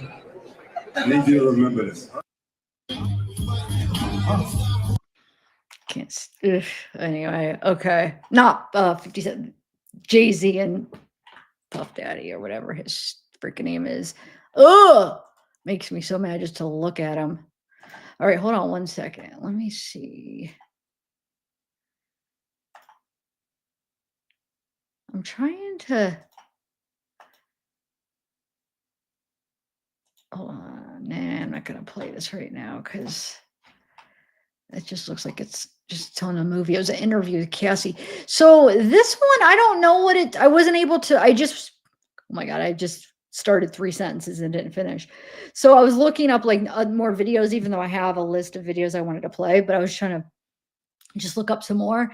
And while I was playing this video came up. I couldn't listen to it because the audio is being shared, but I read the comments. The title right here, it looks like it could be good. I kind of like skimmed through the visuals of it. They don't show text, but look, it says something like, "You guys are the absolute best coverage of Diddy trial, well presented." So it's called text release. So maybe they talk about him. Let's see. I don't know though. The next day they go to dinner. Diddy says, "Do you?" The next day they go to dinner. Diddy says, "Do you want to do a freak off?" And Cassie says, "Yes." So the prosecutor said, "Well, why did you want to do a freak off?" And she said, "Because I was afraid he'd threaten me again." Oh, whoa. Oh, shoot. Okay. Clearly, the prosecution won. Cassie Ventura was prosecution's star witness, and it is not unexpected that she would really tell a compelling story, and in some ways really damage Diddy, which she did on the stand. It was not everything I expected. I thought prosecutors were going to close more of a loop. At the end of this, I want to give you what I believe is the closing of the closing arguments for both the prosecution and the defense. The things I believe, based on what I heard this week, each side would say to the jury before they walk away and let the jury go into the jury deliberation room. So we will do that at the end of this. But let me just go through a couple of things. I think the defense made a huge blunder when they talked about Diddy's possible bipolar disorder and talked about him blacking out when he attacked Cassie in the hallway at the Intercontinental Hotel in 2016. I think that was a massive, massive mistake on the defense's part when they cross-examined Cassie. And I say that because 3 or 4 months ago, I interviewed Mark Agnifilo, the lead lawyer in the case. And Mark said what they were going to do was they were going to be harder on Diddy than the prosecution, and saying that the video showed despicable conduct, unforgivable conduct. They were going to go in so hard on Diddy that it would sound like the prosecution was almost weak describing what everybody sees on that screen. Whoa. That's not what they did here. These are excuses saying that, well, he did it because he was bipolar. He did it because he blacked out. That is a huge, huge mistake. And I think that the defense is going to pay for that, because making an excuse for that video is terrible.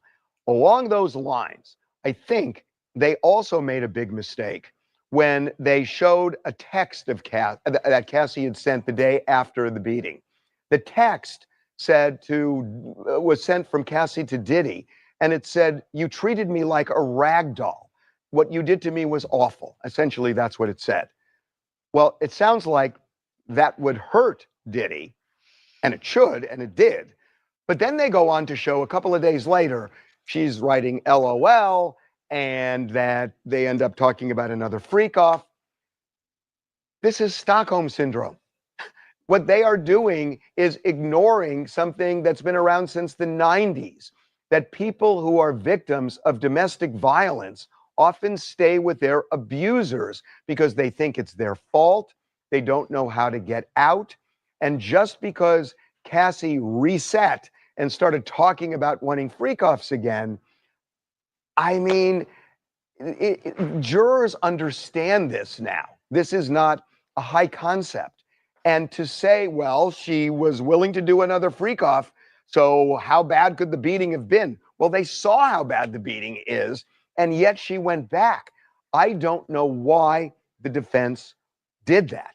It just made absolutely no sense to me. So 2 major blunders. Now, something the prosecution did today, which I was baffled by the other day, is they closed the loop on a really important thing. That remember that when Cassie was in Cannes with Diddy on a boat, he accused her of stealing drugs and then threatened to release some of the Freakoff videos with Cassie in it. Then they got in an airplane the next day, and they're flying back to New York, and Cassie is sitting there alone. Diddy walks up to her seat, sits down next to her, and shows her the videos and threatens to release them. The next day, they go to dinner. Diddy says, "Do you want to do a freak-off?" And Cassie says, "Yes." So the prosecutor said, "Well, why did you want to do a freak-off?" And she said, "Because I was afraid he'd threaten me again." But she never said that when he showed the video, he was saying, "Do a freak-off or else." It seemed like she was talking about, "If you ever steal drugs from me again, I'll release the video." The prosecutor never closed the loop. And we talked about this, others talked about it. Well, guess what? Today on Redirect, prosecutors closed the loop and they went back and they asked her about the whole plane flight. And this time she said, well, he said, "I would release the video unless you do a freak-off." So she was very clear this time around. Wow. If the jury believes her, that's it on the charge of coercion. That's classic coercion. Basically, I'm blackmailing her. Yeah, I'm blackmailing that's true. you. That's And I'm true. saying, do a freak-off or I'm going Yep. to release this tape and destroy your career. That's Mhm. blackmail. That's coercion. That's having sex where you force somebody to do it, and that meets the elements of the crime. So that, to me, is a big win for the defense, or excuse me, for the prosecution. One of the things that I'm baffled by and still don't understand is it came out in testimony that Cassie settled with the Intercontinental Hotel for $10 million, saying the hotel paid her $10 million related to this incident inside the hallway in 2016. I don't understand that. And I don't understand what the liability was in the part of the hotel. The security guard came up after the beating, so there was nothing the security guard could do. It's not really about calling the police because there was no duty to call the police, although they should have, but she could have called the police too, and she didn't. So I don't understand what the I didn't know duty is that. there that they didn't follow that would require them to pay $10 million. That part did What? not make sense to me. It's the first time Okay. hearing about that. Closing arguments. And this is The hotel paid Cassie $10 million to not say anything about that incident? That doesn't make any sense. Why I haven't heard anybody even talking about that. Huh. Interesting. I'm glad I did watch this. This is what I think is interesting. By the way, we have 7-8 weeks to go in this trial, so anything could change. But two things really struck me. One side for the prosecution and one side for the defense.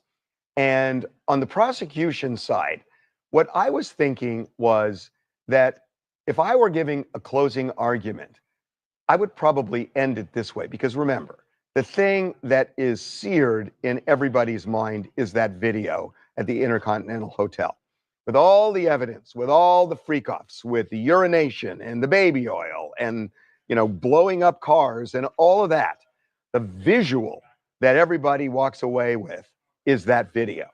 So I would, if I were prosecutors, end with something like this, and I'm kind of making it up as I go along, but this is the thought, that you would say, ladies and gentlemen of the jury, you have seen what Sean Combs does when he does not get his way. He brutally beat Cassie in the hallway. And whatever it was about, whether it was about a freak-off or a cell phone or anything, when Sean Combs didn't get his way, look what he did. And he even did that in public. He was so bold, he did that in public. Well, if he is that bold in public, what do you think he did in private? When nobody was looking, when there were no cameras rolling, when Cassie either said no to what he wanted or in some way expressed no physically. What do you think? So she sued them for releasing it? Is that what you were saying? But wait, that don't make sense because that helped her. the release of it helped her case, though. I'm not understanding the whole $10 million because either way you look at it, it doesn't make sense. What am I missing there?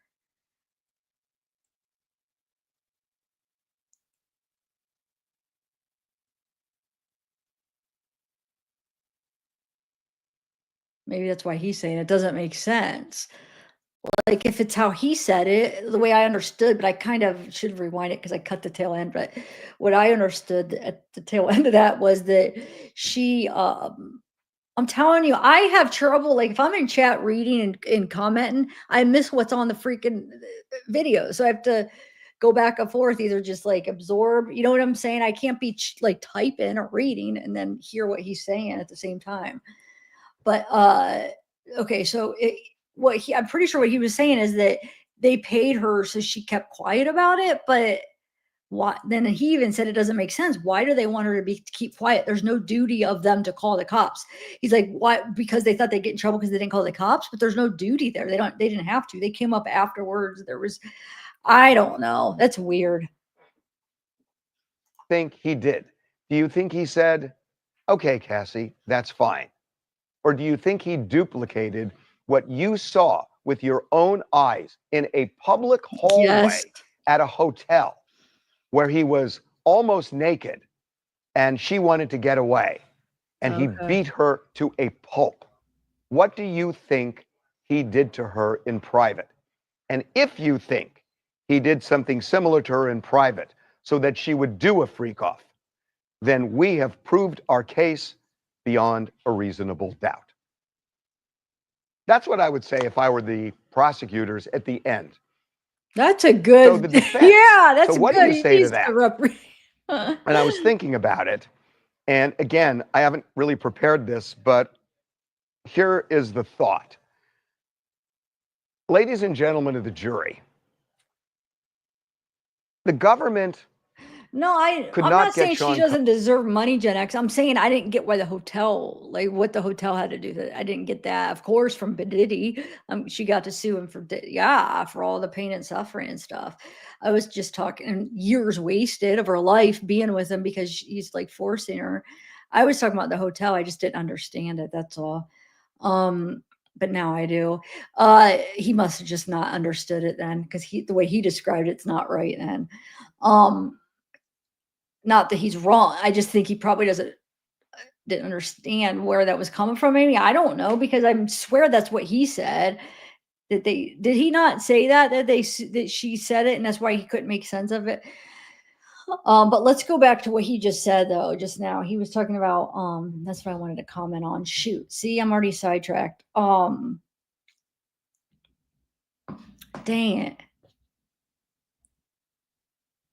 Oh, what he said about the trafficking, they proved their case. If you think the coercion of one person, so if they only have to, I guess they only have to prove that one person is enough for the human trafficking. Would that be enough?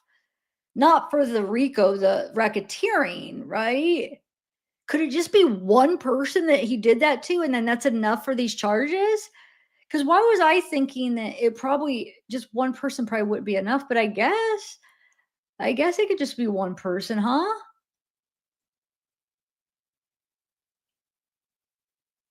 Huh. I know the racketeering is like everybody, it's like a big corporation or a big group of people all contribute to the crime, you know? So yeah, I mean, he did have everybody helping to do the freak-offs and stuff. But would it have to be though that they contributed to forcing her, or just to it itself though?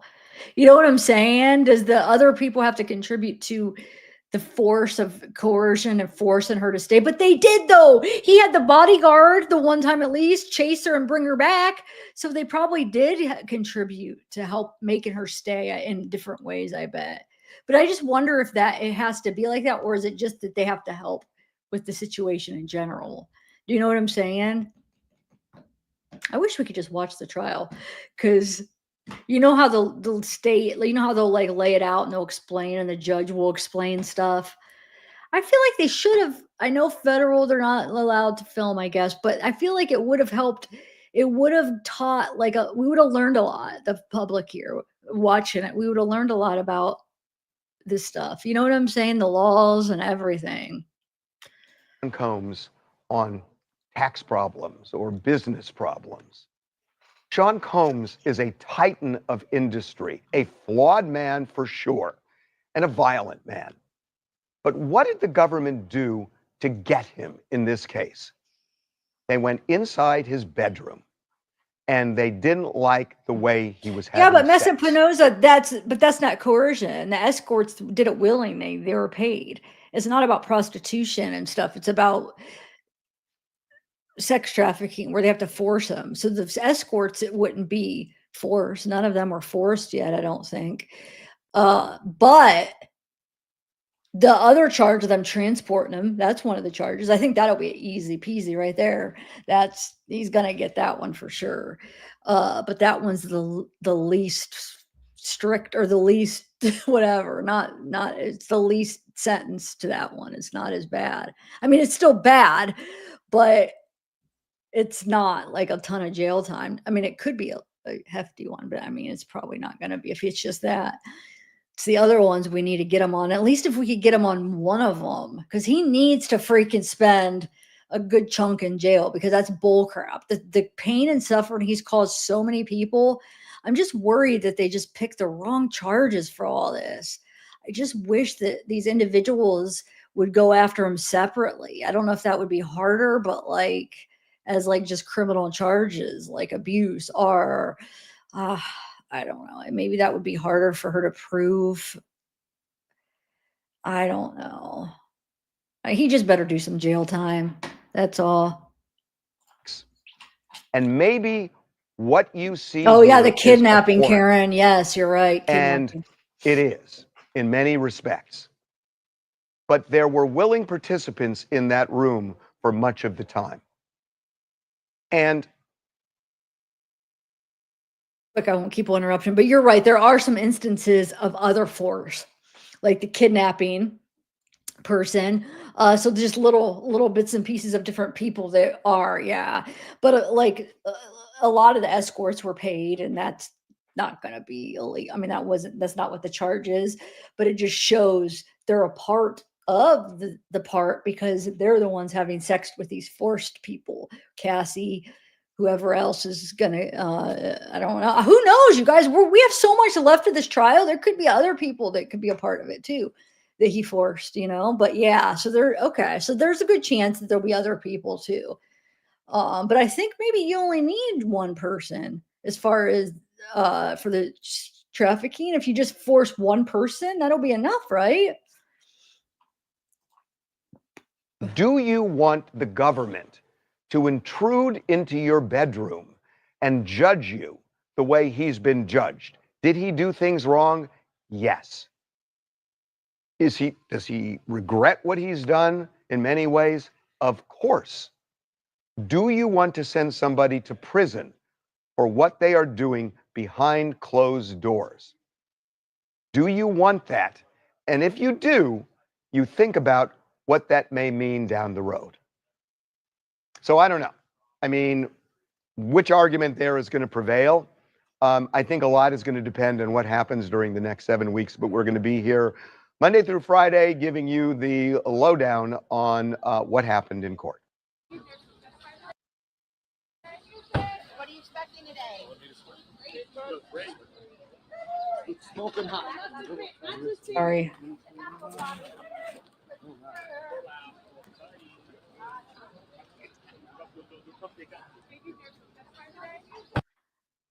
Who is under 14? Who is under 18 now? Is there witnesses coming that are under 18?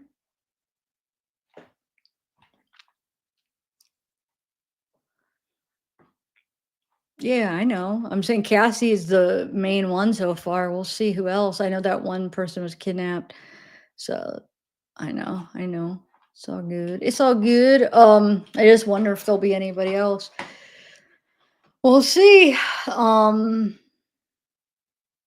What did Dawn say? Hold on, I listened to that. I'm trying to think what part. She witnessed a lot of this stuff. Okay, so let me play. We got to play Nancy Grace. I have to do one Nancy Grace, guys. I know some people don't like her. I love her. I do. I can't help it. She cracks me up. I have two. I'm trying to decide which one to play. I think I'm going to play this one. Or wait, I thought I'll play the newest one. Yeah, let's do this one because it's 14 minutes. It's not as long. Diddy raging over last week's Tootsie Roll reveal. Oh my God. Really angry this time. Ooh. Yes, there so he's mad about his is. Tootsie Roll. Everybody finding out about that. He is mad about, what is he mad about? Throngs of people not coming to the courthouse. Ever since I started investigating Sean Combs, all I've thought about was candy, candy, candy. You know what? I can barely open this Tootsie Roll midgie. Suddenly I've lost my appetite, Sean Combs, and I think it's because of you. We are learning that in one episode, one Freakoff, as it is euphemistically called, some people call it sex trafficking, that Sean Combs actually dressed as a Muslim woman and a conservative what he dress, said, Muslim a woman. burqa, where all you see are just the little slits of the eyes. Now, yes, Sean Combs was dressed in conservative female Muslim dress, a burqa. I love Tootsie Rolls. Now wait, just really quick, and then I'm gonna go get something real quick, so I'll shut up. I love Tootsie Rolls. Tootsie Roll Pops are one of my favorite. I used to eat them all the time. I quit because my teeth were all, I feel like I was ruining my teeth. But even Tootsie Rolls, I'm never gonna be able to eat a Tootsie Roll like in the same anymore. Now that's all I'm gonna think of because of her. Not, I know, like if they were saying, oh, Tootsie Roll, and that they were talking about it, but she, I feel like, made like this impression in my head about Tootsie Rolls, the way she talks about it. And then this with the Tootsie Roll, Tootsie Rolls are ruined for me now. Nancy, thank you.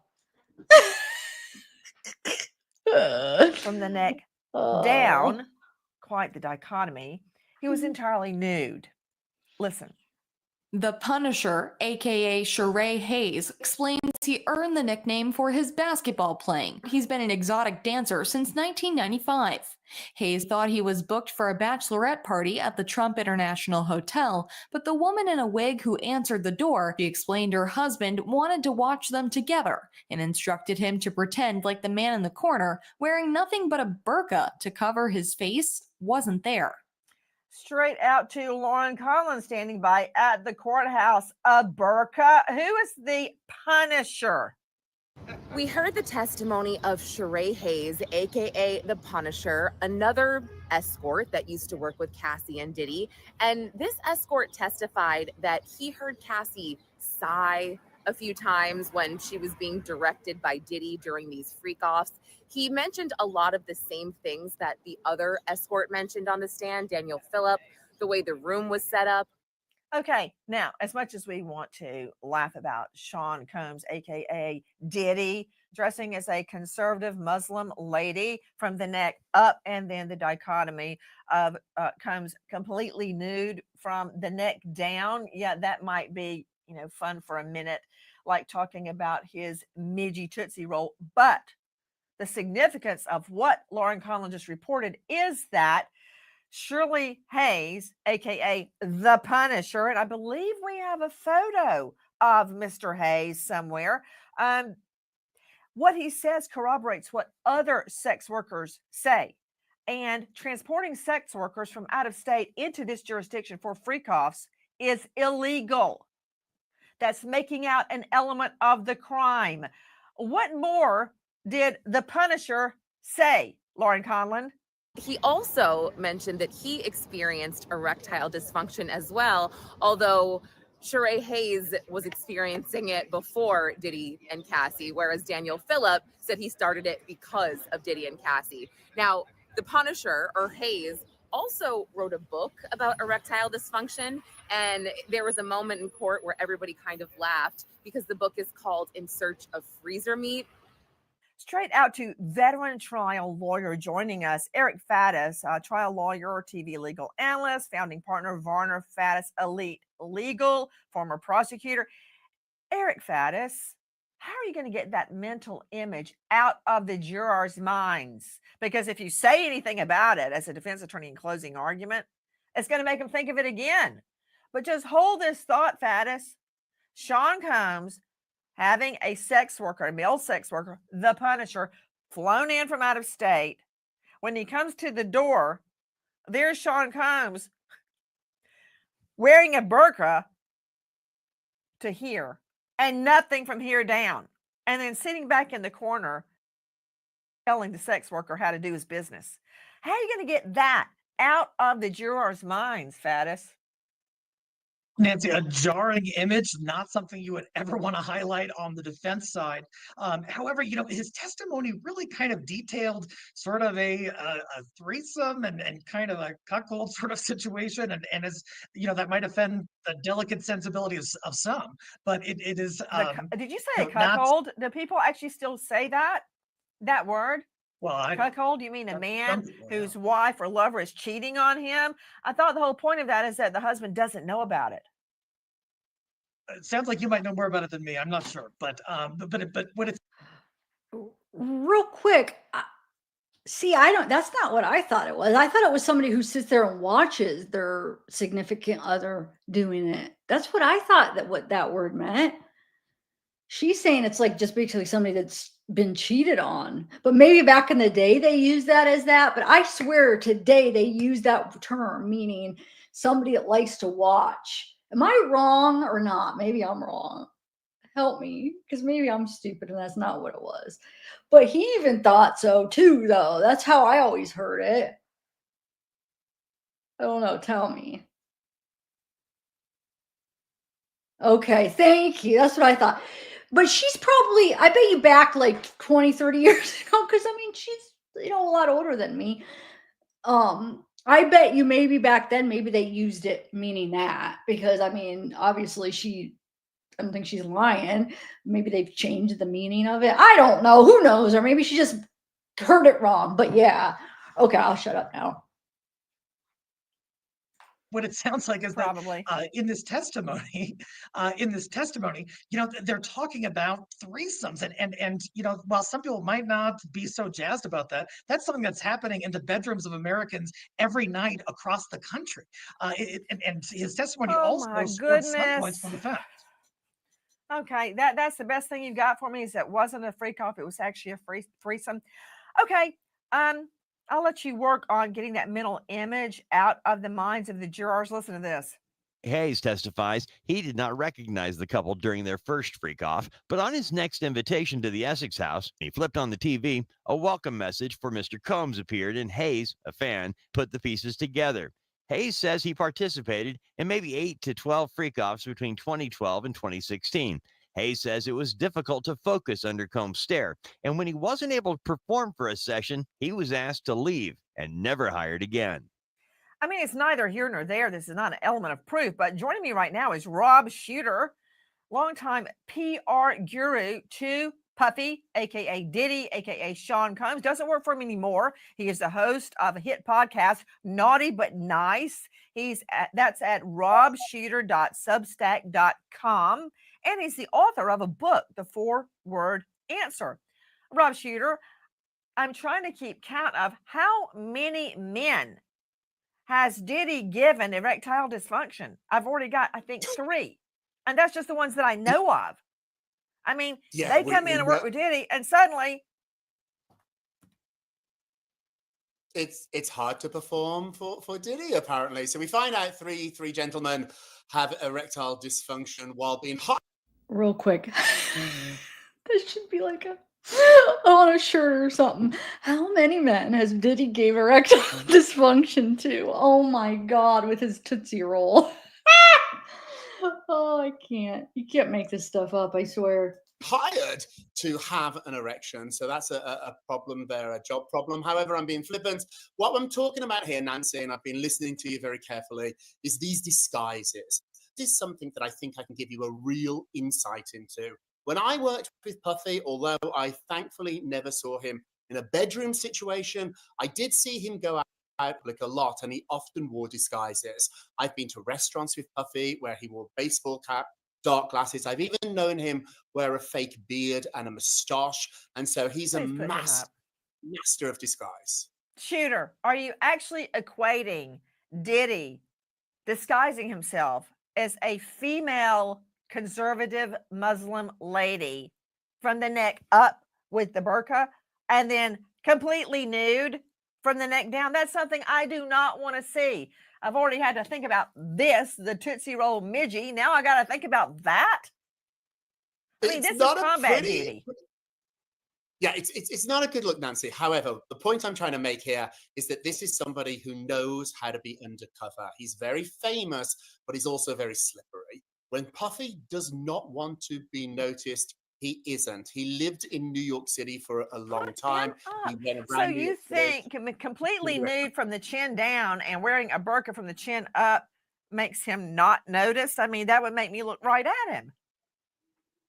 Well, you can't see his face, and that's the point here, is that people don't know a strange person is in the room. He could be covering his face with a mask, and so it's a very unusual thing to pick a burqa, although I think I have a little insight into that. He was a huge fan of Michael Jackson. Michael Jackson used to wear burqas when he wanted to go out and not be recognized, so maybe that's the connection there.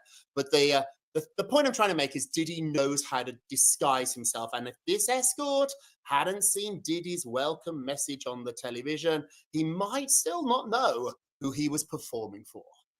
Okay, so Rob Shooter, you mentioned that Diddy liked to dress up. What kind of costumes? What kind of disguises? And don't say baseball hat. I've seen dark sunglasses. I've seen fake beards. I've seen fake moustaches. I've seen scarves. I've seen masks long before COVID was a thing. And so he does know how to dress down. He's not always Diddy. He's not always the center of attention. I've been in restaurants with him where he slipped in and out. I've been on airplanes with him where he slipped on and out too. So this is a guy who knows how to go undercover when he wants to. Who doesn't?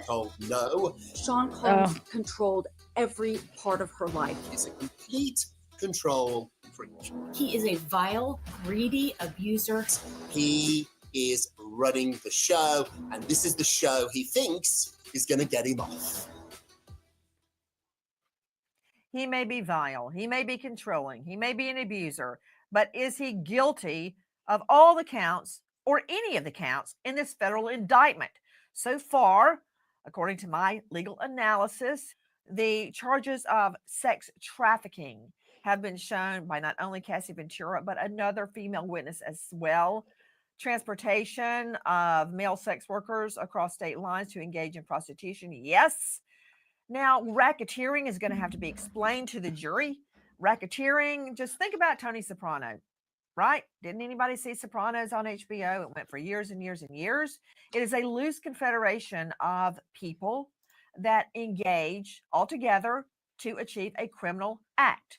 In this criminal conspiracy, the act would be sex trafficking, bringing people in from various states to perform prostitution and to force women to engage in freakoffs against their wills. Bam! Easy.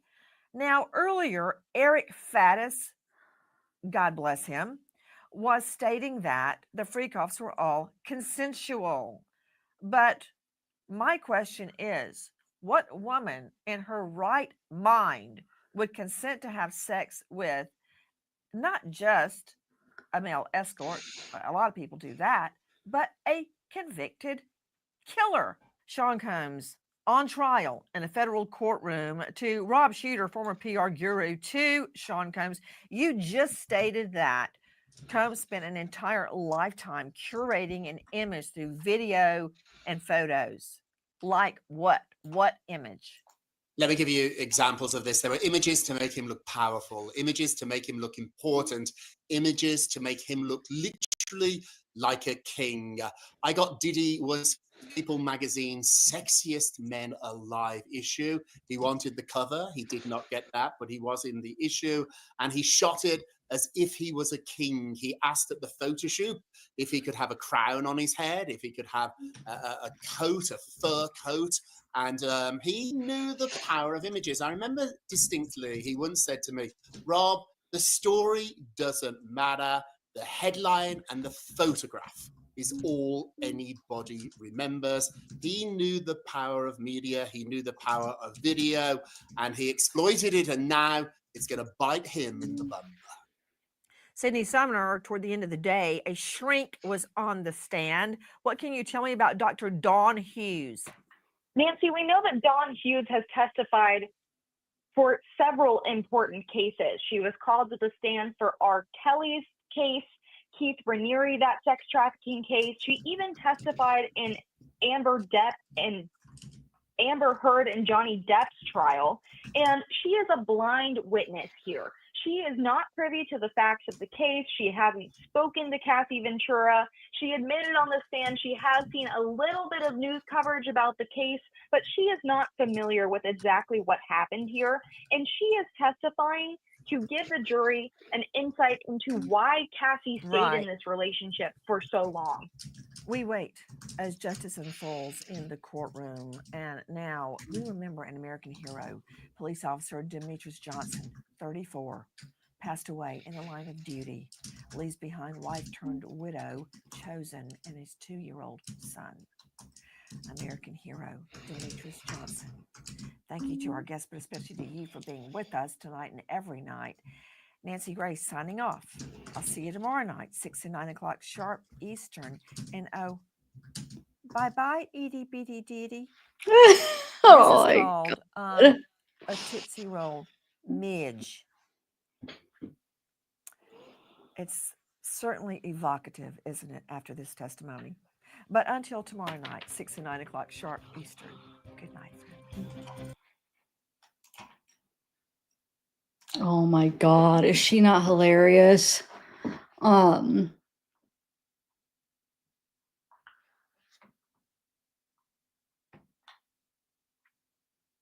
Yeah, it's true. That's really true. I'm trying to think here because there is a longer version of that, but I think it's this right here. But I feel like there's a part, hold on, that actually I did want you guys to see. Hold on a second. Where is it at? Are you guys liking the... Oh, she brought that one guy back that she was so mean to. Hold on. Let me play a part of this really quick. I'm going to look for the other videos that I wanted to play. Hold on.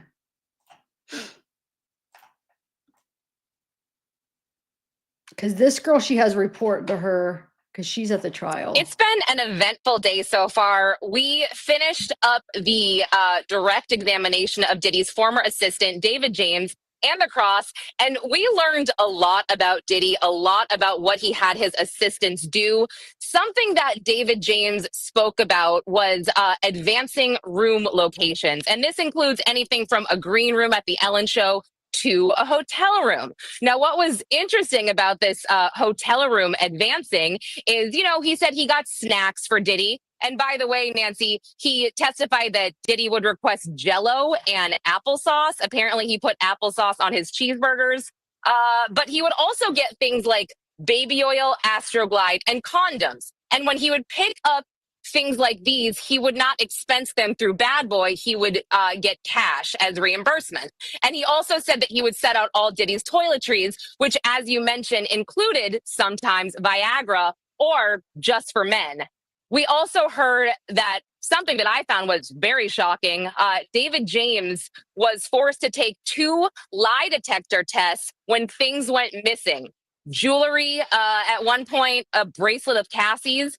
And then we heard, we actually saw Diddy smile at one point when David James described being at a Diddy party and doing something called Diddy bopping. I don't really know what that was, but it made Diddy laugh. And at this party, David James described that he was off, so he attended a New Year's Eve party. He stole an pill from Diddy. He was having fun. The next day, Diddy called him into his office because apparently he took video of all his party. He saw David James and said, "Hey, were you on drugs or were you on And David James says, yes, I was. And apparently Diddy said to him, well, I'm going to keep this, or I'm going to hold this just in case I need to.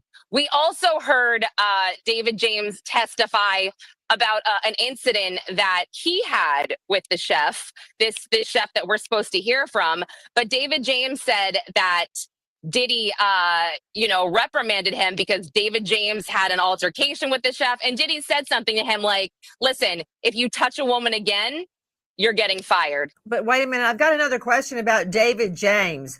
David James, the assistant, described a horrible, toxic workplace. Explain. Yeah, so the way that David James describes leaving Bad Boy or being Diddy's personal assistant was after the Suge Knight Mel's Diner incident, which I did not realize that he was there for this. He testified that he and a bodyguard, D-Rock, they were instructed to go pick up cheeseburgers, and they go pick them up at Mel's Diner. D-Rock has an exchange with Suge. He sees Suge, and then D-Rock sees Suge pull out a gun and hand it to someone else. And they go back to Diddy's house. Diddy instructs David James to get in the car. He says that Diddy had 3 guns across his lap, and there's 3 people in the car, so he's putting things together in his head.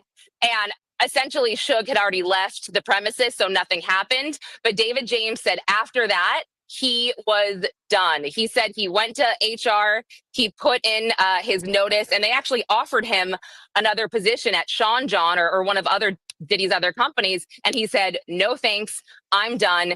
And, he went into a lot of this about how he was forced to work 24 hours at a time. He even described one assistant having to go to the hospital after being overworked because she was so dehydrated. So there was a lot of talk about this, but I have to also note that he did acknowledge that Diddy was a successful businessman. And when he was leaving the courtroom, he kind of gave him a head nod. Wow. So you're telling me David James acknowledged Combs, or Combs nodded to James, or both? No. James nodded to him. I mean, Diddy, like I said, when he was talking about Diddy bopping, and there was another incident where he brought up Diddy wanting Heinz ketchup when they went to London because the ketchup is different in London, and Diddy got a kick out of that. They really seem to share these moments. There was another point when David James kind of made a comment, or Mark Agnifilo said, oh, part of your job was to get Diddy to his appointments on time and have him be, arriving in a timely fashion. And David James said something like, he wasn't always timely. And Diddy just laughed it up, had a grand old time over there.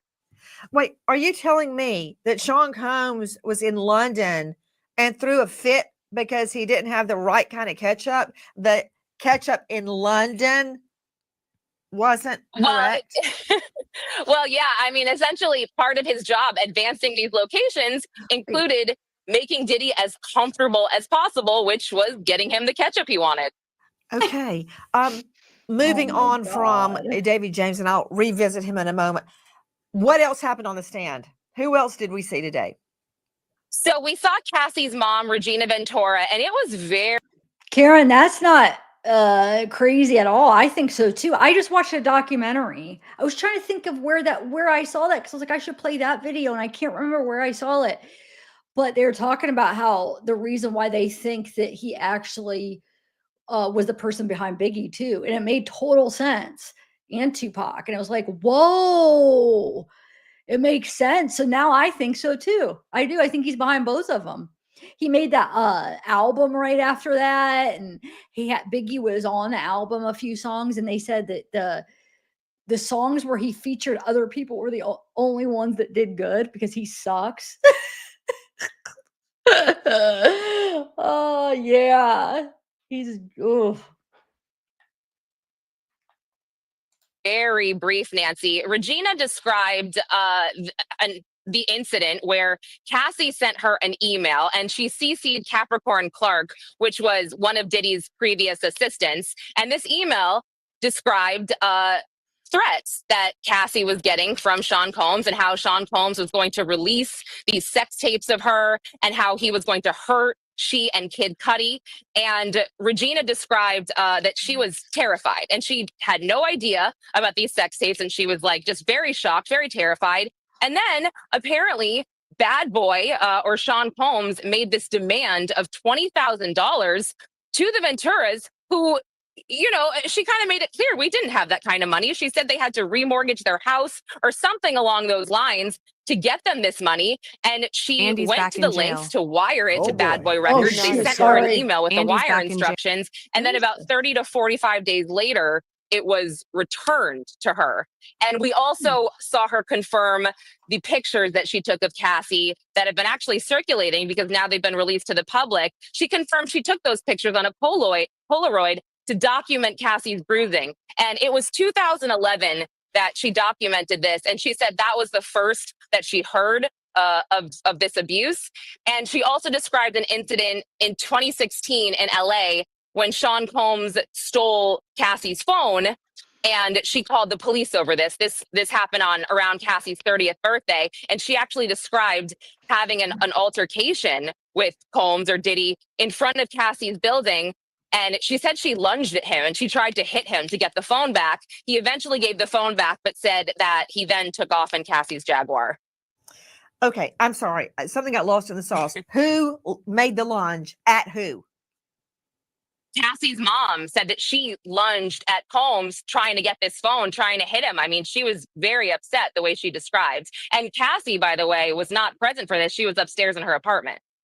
So how originally, Lauren Conlon, how did Cassie Ventura's mother discover that there was a video of her daughter?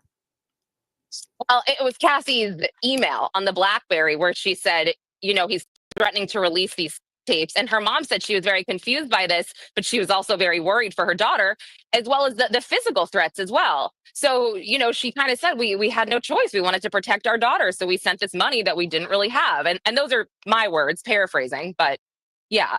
Well, isn't it true, Lauren Conlon, that Cassie's mom had to mortgage their home to come up with $20,000 to keep the sex tape from going online? Yes. And there was a big discussion this morning before the jury came in about whether or not this was relevant. And clearly it was.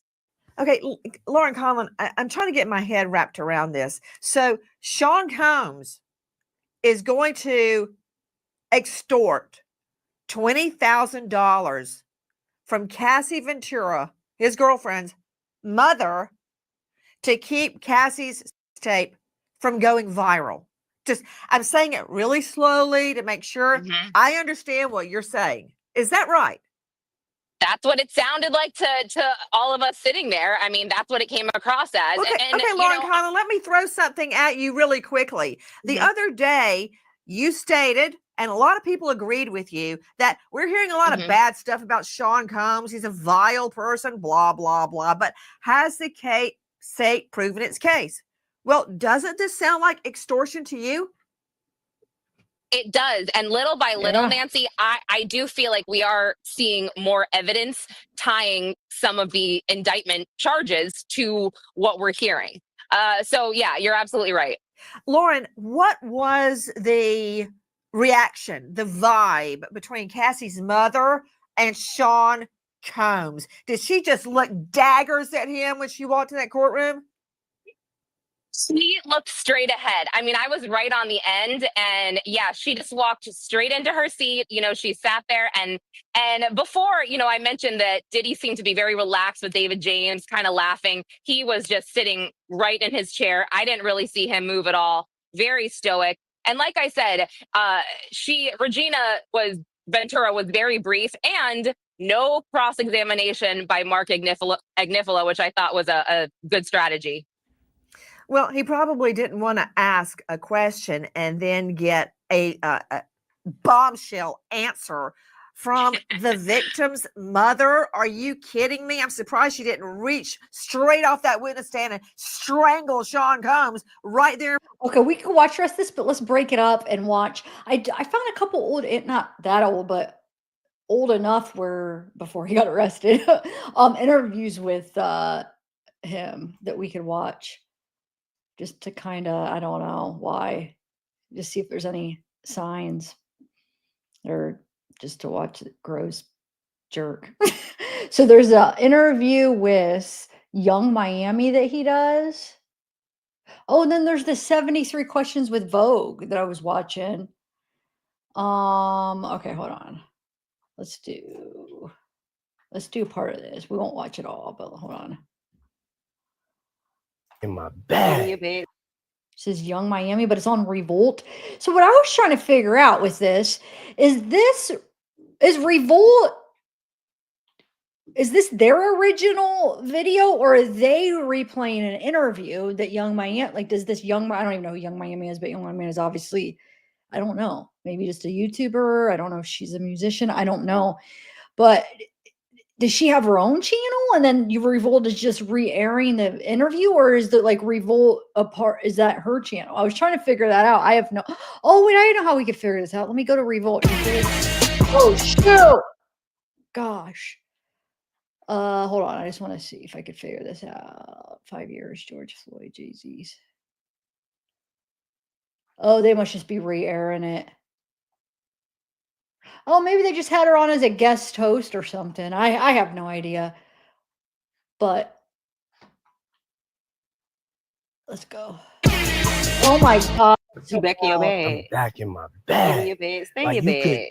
you know, you could fall out your bag, but you could get back in it though too. This says 2 years ago. So it was aired 2 years ago. Carisha, please. Revolt. Yeah, there we go. That answers the question. She is a part of Revolt. Okay. Ah, okay. Cool. So we on Carisha, please. Carisha, please. It's my shit. It's Oh, my he didn't show. say it. Where we do things real, raw, and uncut. We ain't sugarcoating shit, and we get to all the smoke. So today's guest, we got the one and only Mr. Billionaire Diddy. You call me Billionaire Dick? Yeah. Yeah. Oh, The he one and loves only. that. Motherfucking one and only. What's up? Before we get into the smoke, we gotta have a drink. This interview is being brought to you by Deleon Tequila, owned by a black man. Goes down That's his smooth. tequila, isn't Now back it? to more Carisha, please. Isn't it Rosie, his? can I get a Carisha, please? Ugh. Okay. Frank Love. What's up, Frank? Now all I could think of is his little Tootsie Cheers. Roll. That's so bad. Oh my God. He's probably so Goes down embarrassed smooth. now That's that Deleon. everybody knows. You ready for the smoke? Wait, can I ask you a question though? Where did that come from? Because I remember I was talking about it at my appointment with the one a lady that she's been following it too, and we were talking about it. It's like, where did that come from? So where I heard it was from Nancy Grace talking about it, but then I heard somebody talking about how Cassie was saying that day when they broke up, but she got back together with him. They went to go eat dinner, and he was being really nice, and then he R'd her in the living room, but she said she knew it wouldn't hurt because of his size. Did she describe it as a Tootsie Roll, or did she just say he was little and then Nancy just went with Tootsie Roll? Or where did the word Tootsie Roll come from? Because I don't even know. Does anybody know? Heard it in this trial. Yeah, be kind. But did Cassie say that? Did Cassie say it was like a Tootsie Roll? Cassie's the one that brought it up, right? And I wonder if she actually used the word Tootsie Roll. I think she did, because Nancy was making it seem like that was actually said. Oh, it was another victim. I thought it was Cassie when he R'd her in the living room. She said she knew it wouldn't hurt. It was somebody else? Wait. Did Cassie say that though, and then somebody else used the word Tootsie Roll? And then maybe it was two people talking about his little size. I don't know. Because it sucks, because it's not freaking, we can't watch it. We have to go by different people. Different reporters are going in, and different reporters are going to remember different parts. Not everybody's going to remember every single word. So you know what they should do? They should all get together and say, look, we're going to do, no, that'd be too hard. I was going to say like every third sentence. No, you can't do that. But like, oh, never mind. Law and Crime gets the freaking transcripts. Actually, you know what I have on the list to watch is where Law and Crime's doing that AI, where they did the opening statements with AI. Well, they have Cassie's testimony with AI. I'm sure they're going to do Kid Cudi's testimony AI too. So we could watch that. I don't know if it's the whole thing though, because she was up there for 4 days. So it's obviously not the whole thing actually. Let let me see. Crocker said his brand. No, I think it was assistant or singer from Dante. Okay. But the victim said he had a Tootsie Roll. Okay. But so Cassie never said, though, do you guys remember hearing Cassie say, I swear I heard that she said that it wouldn't hurt when he R'd her because it was so little or whatever. You're saying that wasn't Cassie that said that part? I get the Tootsie Roll was another person. But who was the person that said it wouldn't hurt when he R'd her because of it? Was that Cassie too? Or was that the same person? Wait, are you serious, T-Bird? What? Wow, you just said you were happy to be here. Sorry, none of us are in there. I'm trying to figure out who said Tootsie Roll. What the heck? I know about the Tootsie Roll too. We've been talking about it. I talked about it last live. I'm saying, where did it come from and how? I want to know the exact things, and I want to know if Cassie said something. And if two people said it, what the heck is your problem? Anyway, did Cassie say though the R thing? Was that a different victim too? Danity Kane said it all. You're saying, okay. That not Danity Kane. I know that's the group. I know that's the group, T-Bird. But the person from there said she's the one that said it wouldn't hurt, and then the little Tootsie Roll all came from the same thing. Okay. Wait, what do you mean you can't?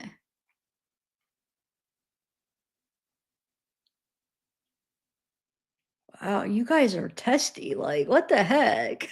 It's not that serious, guys. I mean, why can't we have a little bit of fun and you know, there's so much information. I'm not gonna act like I know every little freaking thing. There's a lot to go over. I'm still watching Karen retrial. I'm doing Wade stuff. I can't watch every single word. So chill, everybody. Yeah, let's get to And it. I bet What we calling you? Because I'm confused. Is we calling you Brother Love, Diddy, Sean, Combs? What is it? Diddy. We're gonna simplify it for everybody on this run right here.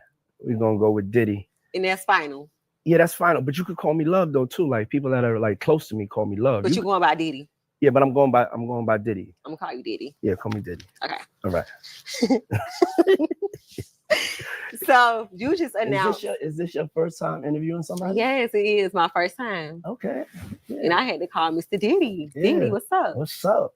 I'm here. I pulled What's up, up. baby? What's up? Yeah. Take me out to dinner. So you just announced Love Records. We Yeah. singing that? Yeah. No, I mean, You know I Love can sing, right? You can sing? Mm-hmm. We're good. Sing for me. Love. Catch me later. Catch me. No, I saw you on live singing. I can one sing. time, yeah. You might want to pull it up. Yeah. You might want to holler at me. I heard you. But yeah, no, I think R&B. Don't you miss R&B? I miss R&B. Like R&B hasn't been around since it like got canceled or something. It just got off the radio and people stopped, buying it and treating it like, the part of African American culture that it is. So, I'm just doing what I love to do. And R&B, that's my first love. My first record I produced was Come and Talk to Me, the Jodeci remix. And then, all the stuff, with Mary J. Blige and just my whole career, producing hip hop, but R&B is like my first love. And I just feel like that's what the world needs, And so Love Records is an all R&B label. Jazzy is our first artist. And yeah, we making that knock, you know what I'm saying? Yeah. So if you want to, I can sing too. So you might want to holler at your girl. Yeah. Mm-hmm. I can go there. Yeah, now we got a joint coming out. We got the Act Bad joint. It's an Act Bad summer. Yeah. Why you call it the City Girl? So let's talk about that. Y'all the world's biggest female rap group. So we acting bad. Yeah, and y'all with the shits. So y'all with the smoke, y'all with acting bad. And acting bad is just having fun. Like we have a good time. We act bad all the time. So you heard him. If you a city girl, go get you a bad boy so you can act bad because we acting bad all motherfucking summer. You heard? We just enjoying life. Living our fucking best lives. Best life. The fucking best. Me, you want to know what I do when I act bad? I do what the fuck I want. I'm gonna do what the fuck I want, say what I want. That's at the Yeah. bed. Like, That's why I fuck with you too. yeah, I'm hanging out the window. Yeah, you with the shit. I'm twerking. That's what the fuck I'm doing talking the fuck I about. want. Yeah, you living life. Yeah, acting bad. Yeah, acting bad. That's what's up. So you just did the Billboard Awards and you like fucked it up, dripping. Saw you in your all red. Yeah. Yeah, on the all white. I'm back in my bag. So the last time we saw you perform live was in 2015 at the BET Awards. So like, what's up? How you was feeling? You brought out Christian, your son, Tiana. Yeah. Tiana, Jack Harlow, Bryson Tiller. It felt good to be back on the stage. You know, I look at myself like as a ringmaster, being able to like, you know, put together shows and, you know, have it be a collective performance and give people surprises. So I had a great time, you know, and it really was like my welcome back to just being out here and entertaining and being off of, because I was hibernating for a minute, you know, and so I had a great time, and I'm just happy to be back, like just making music, you know. You back in your bag. I'm back in my Get bag. in your bed. Stay Like in your bed. you know, you could fall out your bag, but you could get back in it though too. You know, like we back. I'm a living testimony. Okay. Yeah. Yeah, I like eye contact. Eye contact. Yeah, take them off. So, how has fatherhood been since the passing of Kim Porter? The fatherhood has been really, really real, because I was like a part-time father, you know what I'm saying? Kim and Sarah and everybody had everything held down. And then, man, you know, just losing Kim, it was just like I was a full-time father. My life is really like going crazy right now. You know what I'm saying? It's really, really real, you know what I'm saying? Going from, you know, just being on the road and stuff to like actually having to raise 3 girls, and I've never been in this situation. And, you know, I guess God gave me some karma, hit me. We don't have to watch this. I just thought maybe interesting to watch an old, like an interview. I don't know if you guys aren't into it. Look, I was showing this because I got this in my Panda Express last week. It says, I wanted to save it because it says, your greatest wish will come true. I don't even know what my greatest wish is, but hey, if it comes true, then I guess I should try to think of one so it will come true, right? Do you want me to play something else then? We don't have to watch this. Let me know. I could play the rest of Nancy. Vote on what we want. Nancy, I'm gonna play the rest of that Nancy on and off, but do you want to watch more of this or no? Hit me 3 times. 3 times. I got 3 girls turning 16. How did it make you feel? I'm proud of my daughters. Like when I see my daughters, I just get so filled with pride. They're so beautiful and strong. They're like really, really like strong young women, and they have their own opinions, and they, you know, they have their own points of views, and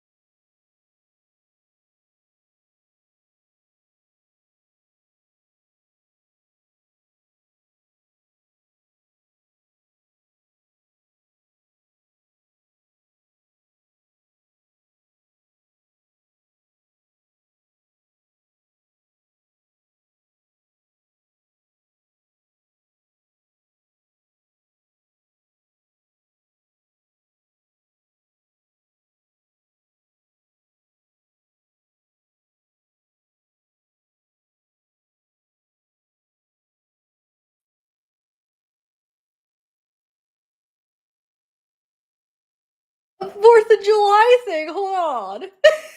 I had it on for 4th of July. Wonder why it randomly put that on there. I saw it because I saw my lights go out for a split second. But since my router's plugged in, it turned off my router, which made it have the internet have to restart. It took forever to restart. Sorry, guys. Okay, hold on a second. Let me make sure this is reconnected.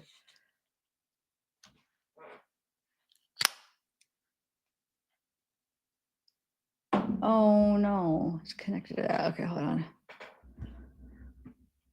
All right. Saucy, you're funny. Oh, and no, Shabusiness, that wouldn't be my wish. Like, if you had one wish, that's what you would wish for? No way. I would probably just wish for happiness. No, I am pretty happy. I don't know. I'd have to think about that. All right, let's finish Nancy Grace. You guys can't see me?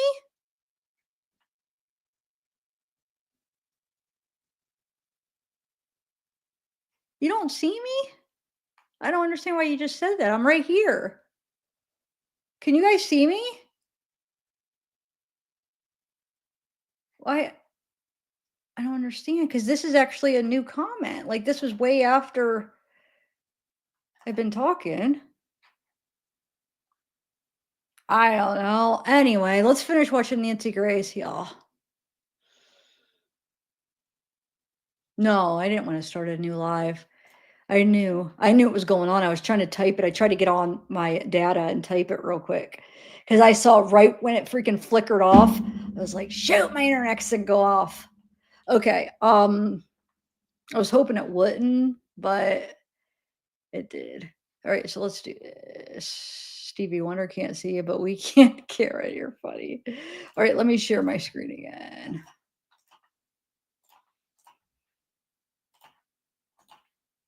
Let's finish Nancy. Or wait. Oh, that's a different Nancy. Hold on. I mean, it's the same, it's the same Nancy, but I have to hold on. Let me. Hopefully, I still have the one up where.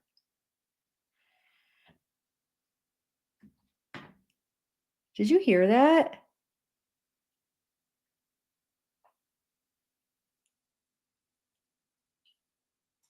Shoot. Do you remember? Oh, here it is. Good. Okay. That was weird. I heard a weird noise in the closet, guys. There in front of the jury. Lauren Conlon joining us from the courthouse. I can circle back to her in just one moment. Let's bring in the panel. Joining us, an all-star panel to make sense of what we know right now. So much evidence pouring from the witness stand throughout the day in that Manhattan courtroom. Straight out to Sydney Sumner. But first, speaking of the assistant, listen to this. The government calls David James, Combs' former personal assistant, to the stand. James says he started working for Combs in the hopes of breaking into the fashion industry. James recalls an interviewer in HR telling him, "This is Mr. Combs' kingdom, and we're all here to serve in it." James mentions that Combs had a highly unusual rider for green rooms, music venues, and hotel rooms, and that staff constantly reminded him to stay in his lane if he asked too many questions. I wonder if that includes the night that Sean Combs was checked into that Intercontinental Hotel and the Cassie Ventura beatdown video occurred. Sydney Sumner joining me, Crime Stories investigative reporter. Sydney, following up on what Lauren Conlon is reporting, tell me about David James's statement, who basically worked in fear, just ungodly hours starting at 4 in the morning and going till 11 o'clock at night. Where did this statement come from? This is Mr. Combs' kingdom, and we're all here to serve in it. What? So David James testified that that was actually in his interview. So he had a meeting with someone from HR at Bad Boy, and she turned around, pointed to a photo of Sean Combs and said, "This is Diddy's kingdom, and we are here to serve him, to serve this kingdom." And yeah, you're completely right. He worked crazy hours. He testified that he worked from 8 a.m. till 4 a.m. and then had to turn around and put out a call sheet for the rest of Combs' staff for the next day. So these were insane hours. He talks about another assistant actually being put in the hospital for dehydration. And Combs just had ridiculous requests. I mean, in that writer that David James mentioned, he needed things like applesauce and ketchup, Jell-O, Fiji water, but he also wanted an arsenal of skincare products always available to him, 40 plus skincare products, and that's not even considering the Louis Vuitton bag, his medicine bag, that had up to 30 different prescriptions in it. And that apparently included things like normal things, Advil, Tylenol, all the way up to Percocet, Viagra, weight loss pills. It was just, I mean, he carried a pharmacy with him. Did you just say count pills? I did, Nancy, and I don't really know exactly what that means or how it affects a man, but apparently they were in there. In addition to Sydney Sumner joining us, investigative reporter Crime Stories, the former PR guru for Sean Combs, Rob Shooter, is with us, star of Naughty But Nice podcast and author of a book, The 4-Word Answer. So, Rob Shooter, was that part of your duties too, to stuff Daddy's Louis Vuitton with Viagra, 40 different skincare products, and sperm count pills? It's shocking. When I worked with Diddy, he had a rider like most celebrities. What's a sperm count pill? Oh, is it a? Because I was like, wait, when she say sperm count, I was thinking, oh, it reads your sperm count. Like how? Then I'm like, how would a pill? But oh, they're saying for the sperm to make it more sperm count. A pill that does that? Is that what that is? Why? Why would you want that? Anyway, so some of those probably were Viagra, those pills we were looking at. I'm trying to think what they look like. The ones that maybe I didn't know what they were. Were any of them blue? They say blue. Oh, Lordy. Diddy. He's probably so, I love that he has to be embarrassed like this. You know what I'm saying? As much as he's probably embarrassed everybody, like different things, and blackmailed them, now we know about his little Tootsie Roll, how he gives all these men erectile dysfunction, how he takes these pills. Oh my gosh.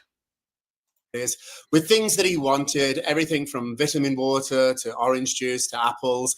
This is what's so interesting about this to me, though, Nancy, is that most celebrities, when they visit a talk show, a big appearance, you send the rider to their producers. So I would send Diddy's rider out all the time. However, what Diddy had was a separate rider that he gave to his personal assistants so that the people at the show wouldn't know all these extra things that he demanded. So I'm shocked to know here that his personal assistant got a separate rider. Now that we know what's in that rider, it makes total sense. But I've never heard of another celebrity having two riders.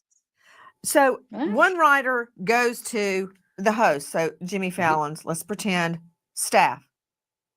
And then the other rider is a secret rider. Yeah, absolutely. That's what I found out today. I had no idea there was a second rider. I would send out Puffy's rider all the time to Ellen, to Jimmy Fallon, to all the shows that he would appear on. And what would be on there? You can't just leave me hanging like that, Shooter.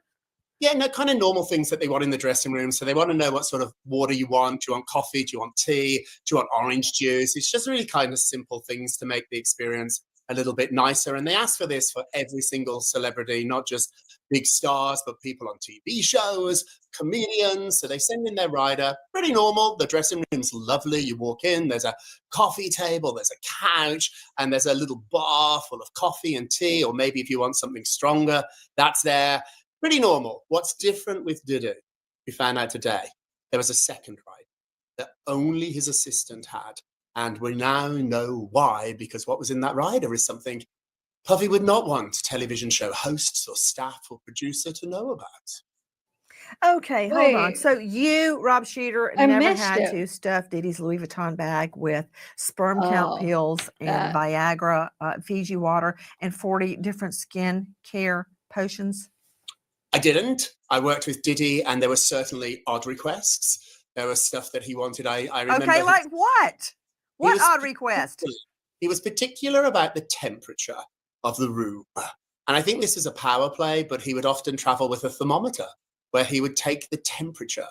So Oh my I've got Sean God. Combs whining that the ketchup in London is different. It's different. And now you're telling me that he travels with a thermometer. You heard me Explain. right, Nancy. You heard me right. Wait, what's Very wrong with odd. just being like, just do it if you're hot or cold, feel it like in your body. Like you don't have to be like, oh, it's 78, too hot. If it doesn't feel too hot, it's not too hot. If it feels too hot, it's too hot. Why do you have to have something tell you if it's too hot or cold? Like that's so stupid. Now I'm not. I don't think it's crazy to want a certain temperature, not a certain like 70, but to want like a certain temperature feel. Like I want coolness because I'm always so hot. That's why I have an extra air conditioner in my room because it gets hot up here, and I'm with my grandma here. But if it was my own house and I had a air conditioner, I'd be keeping it a lot cooler because I'm always hot. But like to read the temperature of the room, like what? Wonder where he has to have it. Like, just go by how you feel, you silly. Your Paul's game is on fire. Wait, what does that mean? Very strange, but it wasn't as sinister as some of the things that we now find out he had on this private rider that only his inner circle saw, only his assistant. Back to Sydney Summer joining us in addition to Rob Sheeter. Sydney, I just want to make sure I understand this. Now, you've got Cassie Ventura's mother on the stand under oath in fear of perjury, which is a felony, state that Sean Combs demanded $20,000 from her in exchange to not releasing her beloved daughter Cassie's sex tape online for it to go viral. And the mom and dad have to go take out a home equity loan. They don't have $20,000 laying around to try to save their daughter. Crazy. I wanted to make a remark on that one interstate guy whatever his name was, inner city guy that Jesse interviewed a couple hours ago. We watched it. And I wanted to make a remark on something he said, but I think I was in chatting and I missed it. But I had watched it last night. So do you guys remember him saying this, and what do you feel about it? Where he's saying like some of the press is putting in a request to release the Freakoff tapes, which I think one of the reasons they're not is to protect Cassie, like because she doesn't want them released. She's in them. Protect everybody, but it would be to protect the victim. She would be like, I'm sure she's not the only one in all of them, I don't think, but I don't know, maybe she is in all of them.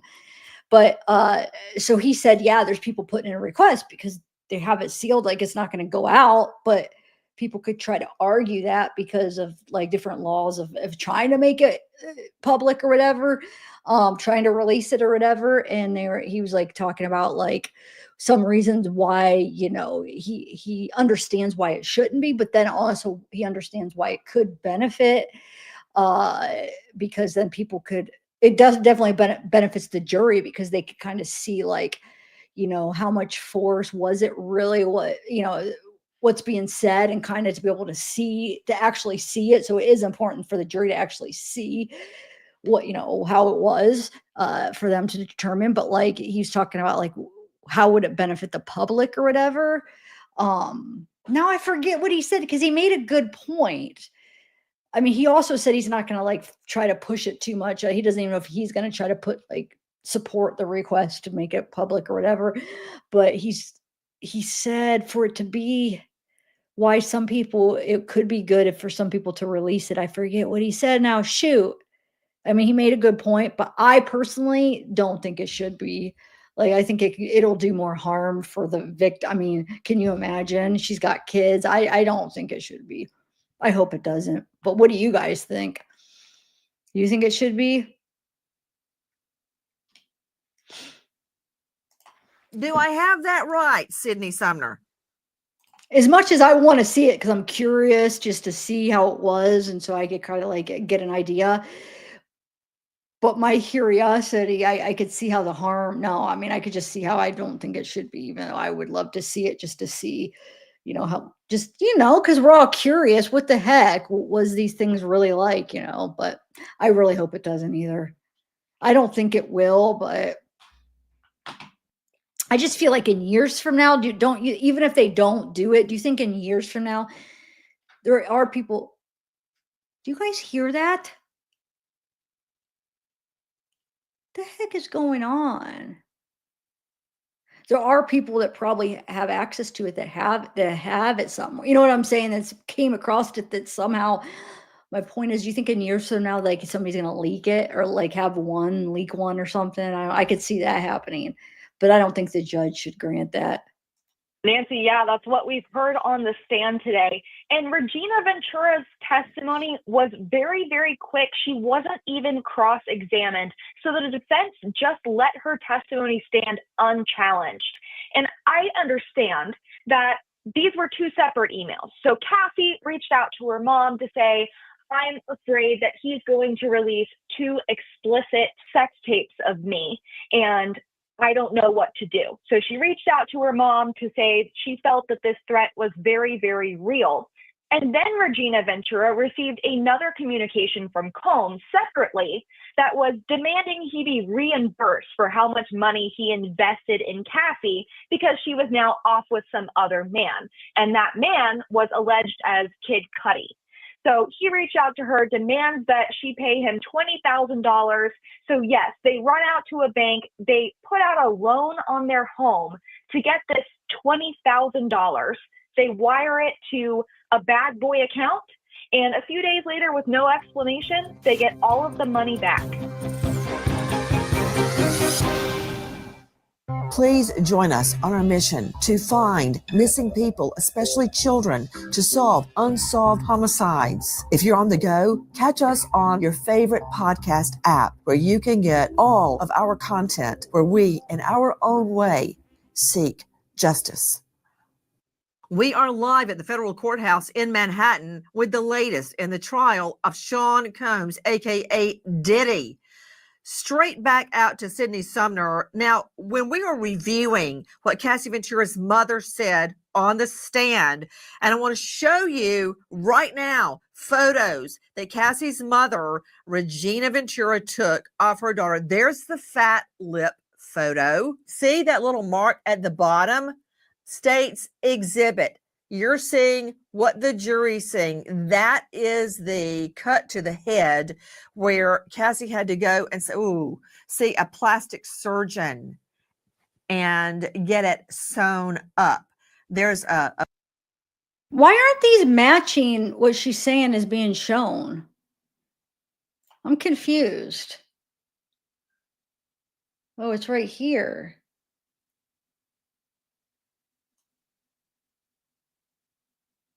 What the heck? That wasn't even matching. Was it not?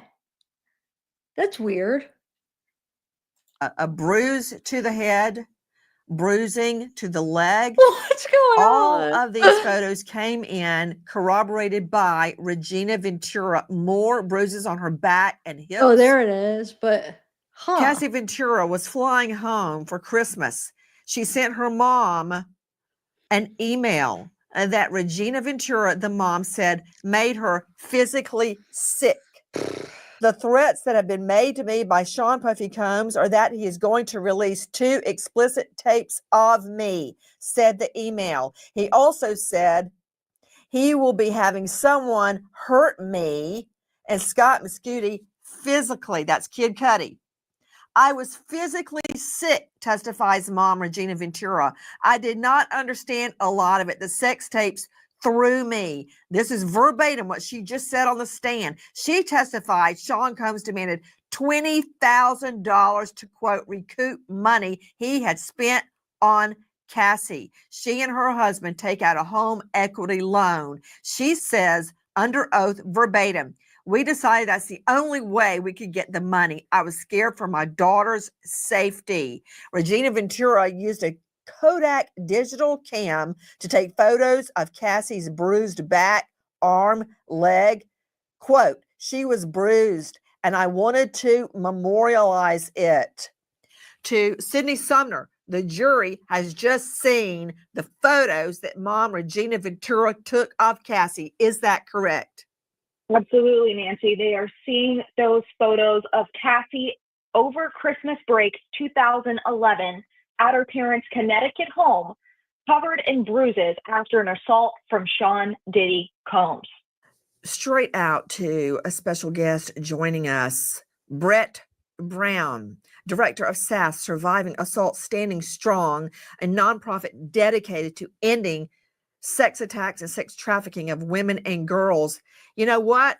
I know why the defense did not cross-examine the mom, Regina Ventura. And isn't it true, Brett Brown, that when the ladies that you minister to, that you help take care of, when all else fails, they call their mom?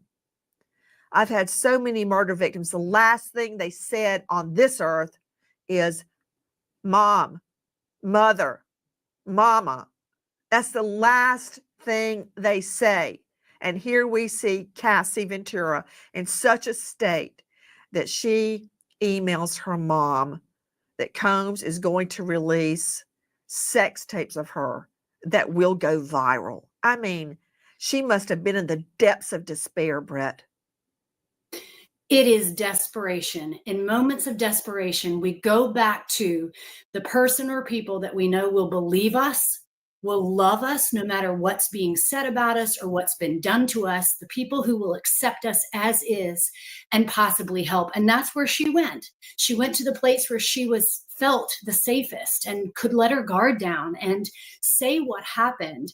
You know, when you look at this whole situation, I know why they didn't cross-examine Regina Ventura, because Combs is a predator who collects possessions. That's what he does, whether we're talking about Cassie or David James, and it even extended to some of her friends that he had to pay off.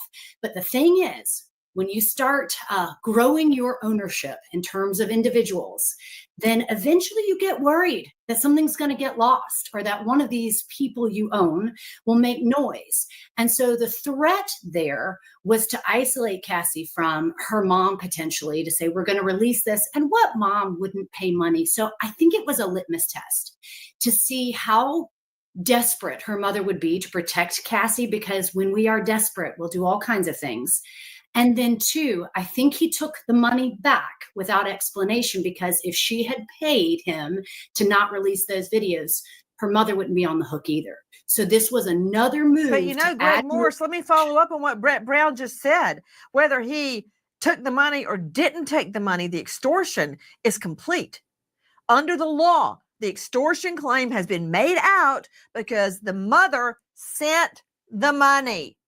Whether he tore up the check, it doesn't matter then. She sent the money. Extortion for what? This is a sex trafficking trial, Nancy. You just said the words. She's right also before charged you with came to me. extortion. Read the indictment. That I did last night, and the only evidence is paragraph Extortion. 4, which everybody keeps jumping on. No, that's not extortion under these charges. You said the thing that's never been said by a alleged victim in a sex trafficking just case. A little. You said that's She not flew extortion home under at these. Christmas. She flew home at Christmas. Can you tell me a sex trafficking case where the victim flew home at Christmas 14 years before the trial and the police called? Okay. So this case is built on gossip, anger, and exaggeration. I thought last week was Can we see the Cassie Ventura beating photos? But yes, domestic violence. You think You're this is gossip, conflating that again. fat lip? This is that guy she was so mean to the last week. The one she's like, I lost all respect for you. This is him. I can't believe he came back. She was so mean to him. Oh, and they're arguing now. And now he's coming swinging. He's like, I'm not backing down.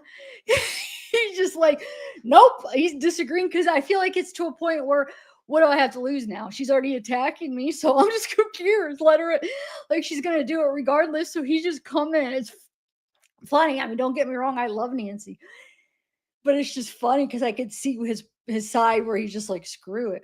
She's already, oh. I made that all No, up. this is domestic violence, not sex trafficking. You're criminalizing partying in this case. Wait, it That is is sex ridiculous. trafficking. The indictment Where? also says sex Where? trafficking. You said this No, is yeah, it says it. This Nancy, it says it. Come on, you've Greg done Morris, this long are you enough. telling me you've never had a sex trafficking case where the women were not beaten into submission in order to perform sexually? No, women Because are. you haven't. You need to go back to law school, man. Oh no, I don't. Women don't get to fly home to their family and spend Christmas and then go back with the perpetrator. That doesn't generally happen in sex trafficking. And you can tell me where people were convicted that happened.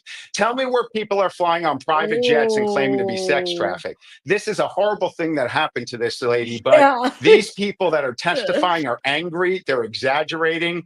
Listen to Dawn Richards' testimony. They're making it up.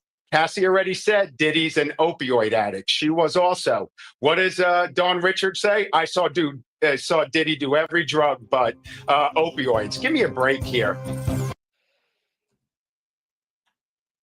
Urgent missive from the office of veteran defense attorney Mark Garagos. No doubt about it, he's a great lawyer. His daughter, Tenny Garagos, is one of the lead defense attorneys for Sean Combs, and they want us to clarify a statement said yesterday that people were paid to wear free puffy t-shirts, $20 an hour. Wait, they're saying it's false that Combs's public relations people paid anyone to wear the t-shirts. Well, who is paying them? Listen. The lady right there, she just kept convincing me to go wear a shirt, and I'm like, I'm good. So just $20, and if you need $20, all you have to do is wear a free puff shirt. And you said no. Yeah, I said no. Did they say how many hours? $20 an hour. And she told me she got paid like $60 yesterday for standing out there in 3 hours. Oh my gosh! So Rob Shooter, PR guru, they're concerned that it's been stated that Combs's PR team paid people to wear the t-shirts. I would think that the missive would say, he didn't do this. He's not guilty. Why are you saying this? But instead it's like, it's completely false. Mr. Combs' public relations people paid anyone to wear those t-shirts. Do you see the problem there, Shooter? Yeah, it's a really, really complicated, silly thing for them to do here. It tells us that of all the stuff we've heard, all the horror stories, all the testimony, all the facts, this is what they want to focus on. Whether or not a PR team paid somebody to wear a t-shirt, which is not that unusual in the music business, maybe in the criminal justice system, but this is their priority. And I have to ask, why? Why is this, of all the things we've heard, why is this the most important? I think we heard yesterday, straight out to Scott Johnson, forensic psychologist, 32 years specializing in addressing sex predators, author of Physical Abusers and Sex Offenders, Forensic Considerations. Scott, question. I would think that denying the claims of sex trafficking would be paramount. Instead, it's about a missive about a t-shirt. But another thing we learned is that Sean Combs would set up throngs of people at his public appearances and apparently is unhappy at the lack of attendees and supporters outside the courthouse. I think he was expecting something along the lines of a Johnny Depp crowd, or possibly a Luigi Mangione crowd of worshipers. From our friends. Sorry, this is way different than Johnny Depp, Puff Daddy. Johnny Depp is not even, you're not even close to Johnny Depp. He actually was innocent from what he was charged. That's why he had all these people supporting him. You're so guilty, and the charges are disgusting. Oh, anyway, and that Mangione, I still don't get the obsession with him. I don't know. I get the whole point where, his whole message, but still, you're going to kill somebody and then you're going to, I don't know. I don't agree with that, but that's just an argument for another day. I don't even think he's that cute. Like people are like obsessed with that guy. I don't know. I'm a little bit confused on that. Friends at Fox 5 NDC and WHAS 11. What does that tell you as a forensic psychologist? Well, he is very much appearing like a sexual sadist and violent man, obviously, but he's a narcissist and he needs the distraction. He needs the little things, the other people to come and say, oh, he wouldn't do this. We love him.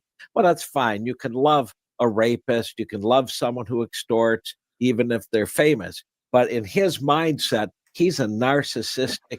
Number one, I'm the most important person, as you've already referenced. I am God, if you will. And that makes him even more dangerous because he just doesn't care. We are also learning a lot about the, quote, other woman defense that is emerging, and it's all about a woman named Gina. But first, Sydney Sumner, I have to ask about Sean Combs. One of the favorite pills he would carry in his Louis Vuitton stuff with Viagra and horse trank and Plan B birth control pills is Obama.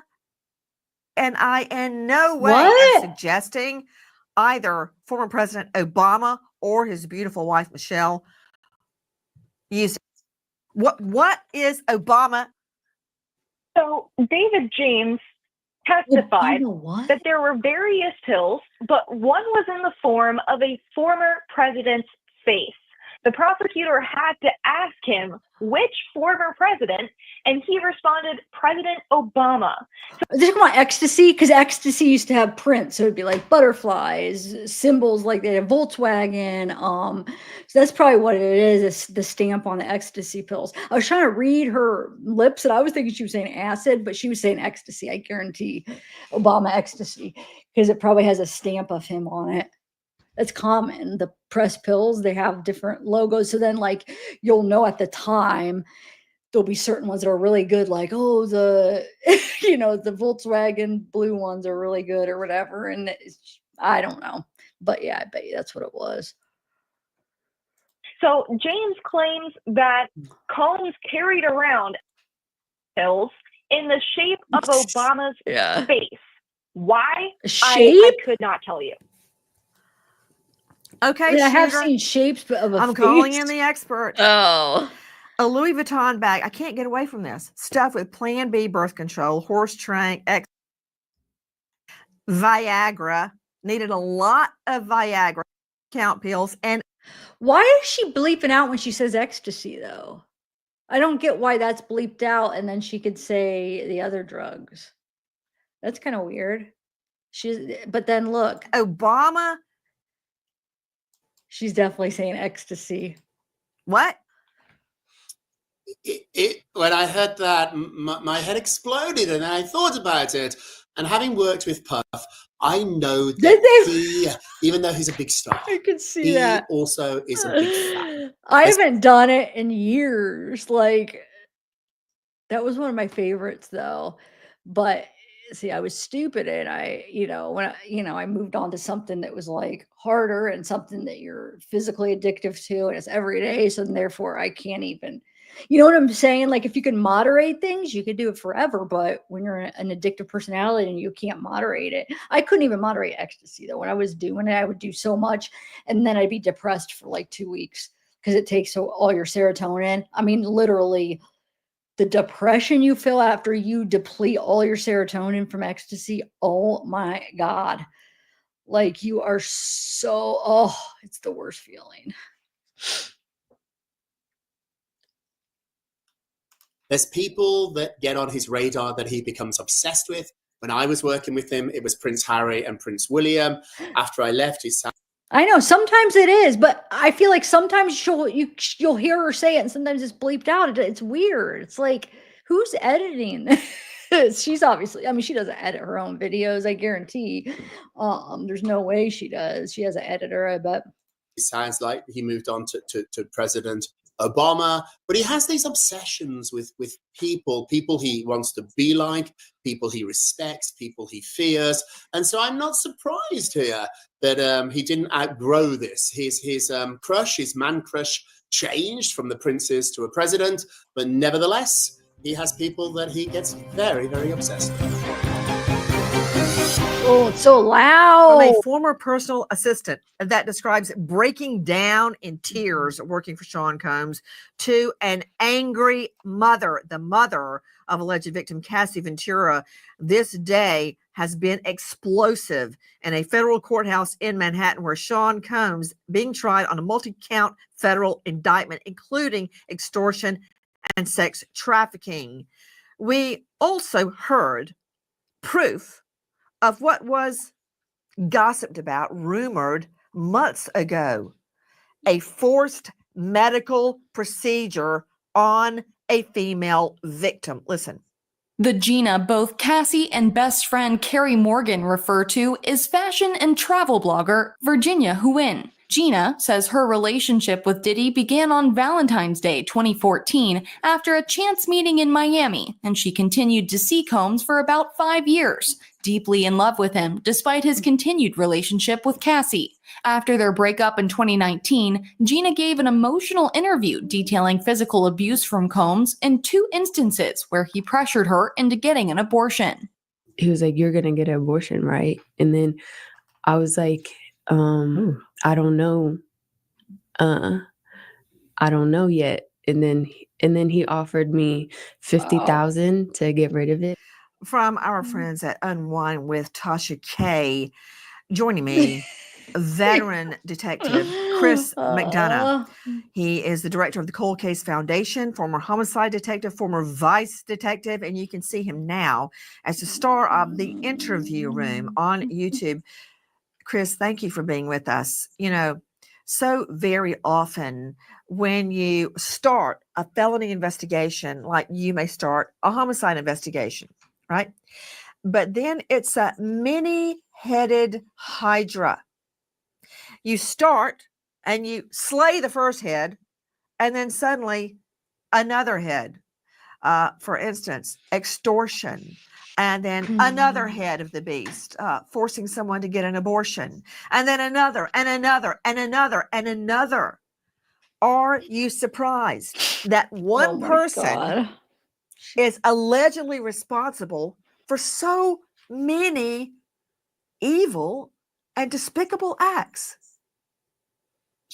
Not at all, Nancy. I mean, we're looking at a situation where this is a one-man RICO case.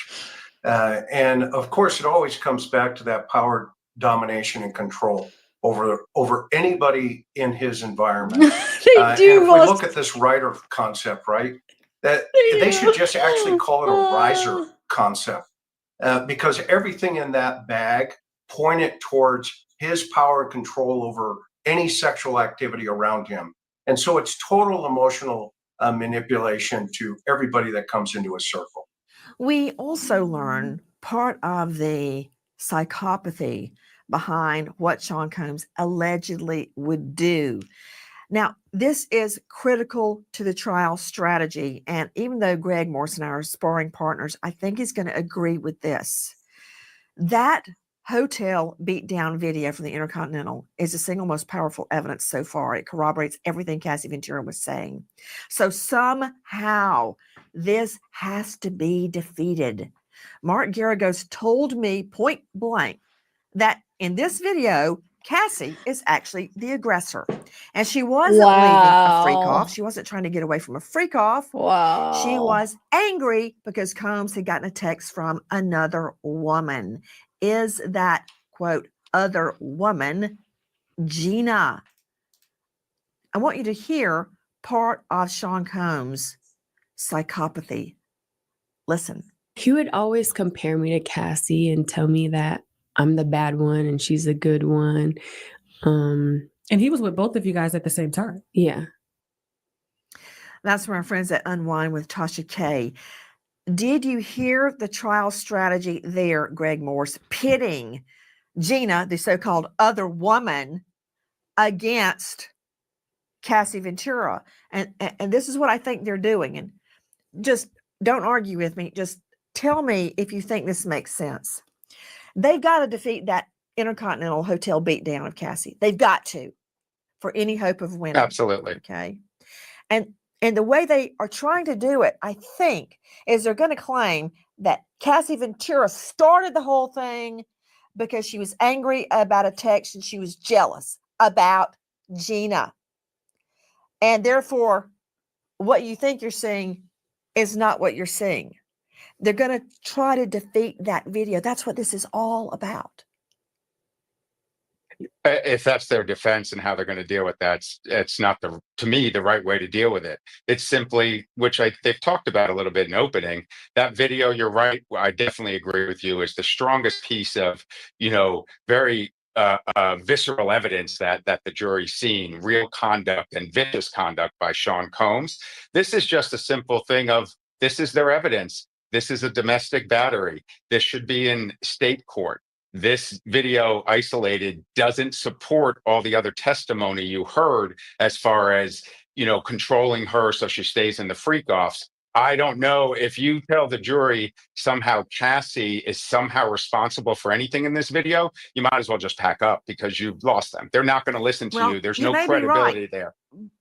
But they're trying their best to somehow spin that Intercontinental Hotel video, and attorney Mark Agnefello keeps hammering infidelity as a cause of jealousy on the part of Cassie Ventura. Listen.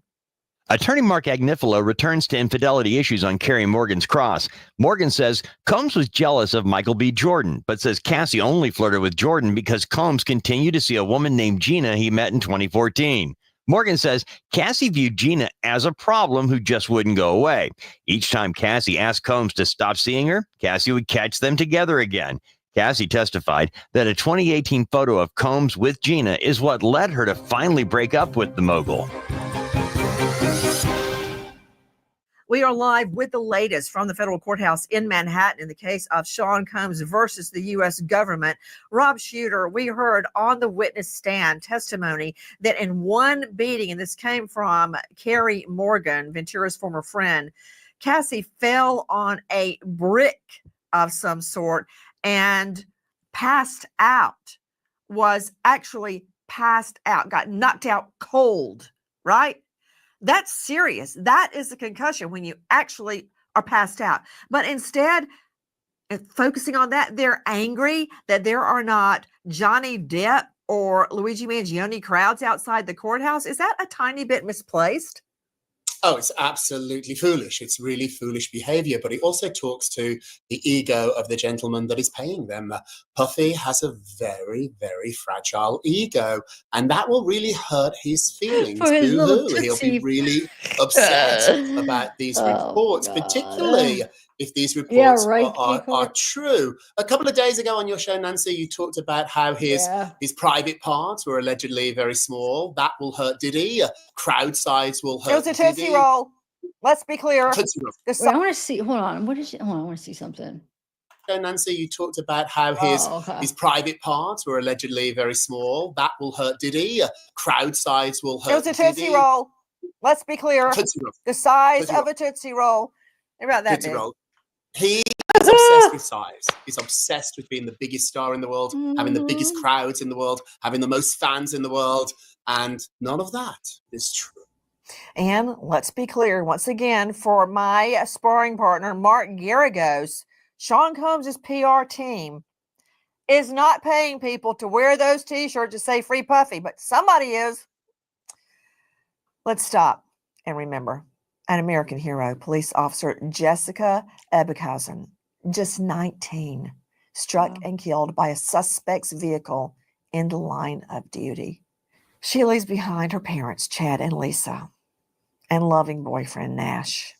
American hero, police officer Jessica Ebbekausen. Thank you to our... That's some good stuff. I'm trying to think. Oh, let's watch this very short, not the whole interview, but where Amber Rose just talks real quick about most of the interview. She doesn't talk about Diddy, but she talks just real quick about his parties. So then at least I could finish the stuff on my list that I had to play. Hold on. I got something. Because this seems to be like the last year and a half, there's been all this talk about these Hollywood parties. Let's talk about it. Amber, what's really going on? I don't know. You ain't never been invited to these Hollywood parties? I've been to probably everyone. I've been to every Puff party. I've been to every white party since 2009. I've been to every party, and you just go in the right room, not the wrong room. I don't think there's rooms, Chad. I'm gonna be honest. Now, look, I'm gonna be very, very transparent on the show. If these freak-offs are happening, it's on a completely different day than the actual Puff parties. Okay. It's not that day because every time I was there, Puff was there the whole time. You know, he got the Ciroc. He's on the DJ booth. He's the host of the party. Mm-hmm. I will say that. Now, I've had this conversation with Ray J. Ray J is one of my best friends. Mm-hmm.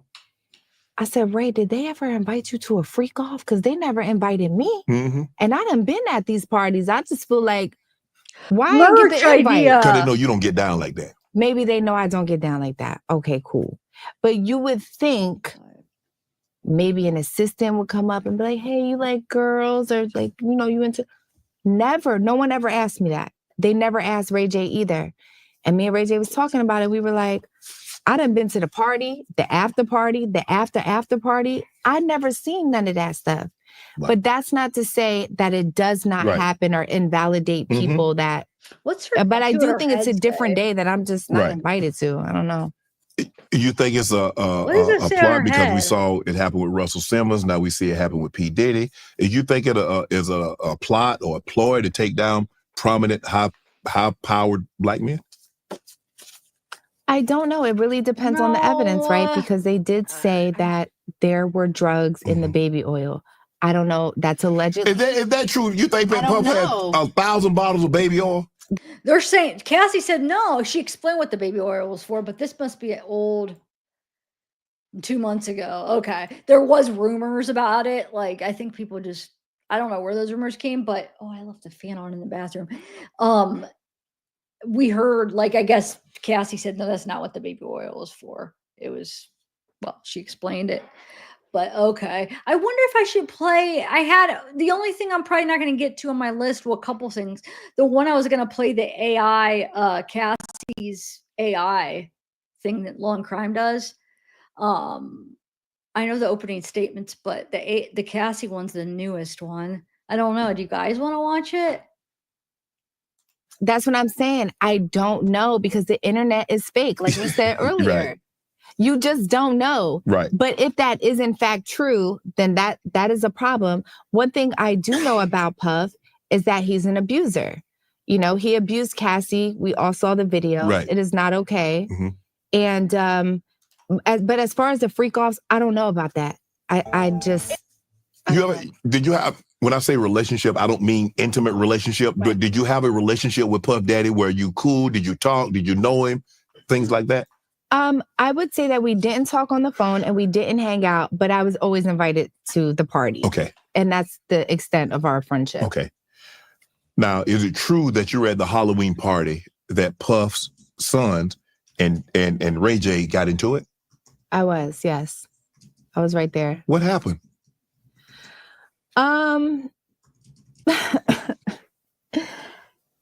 They just pressed Ray J and they were just like, stop talking about dad.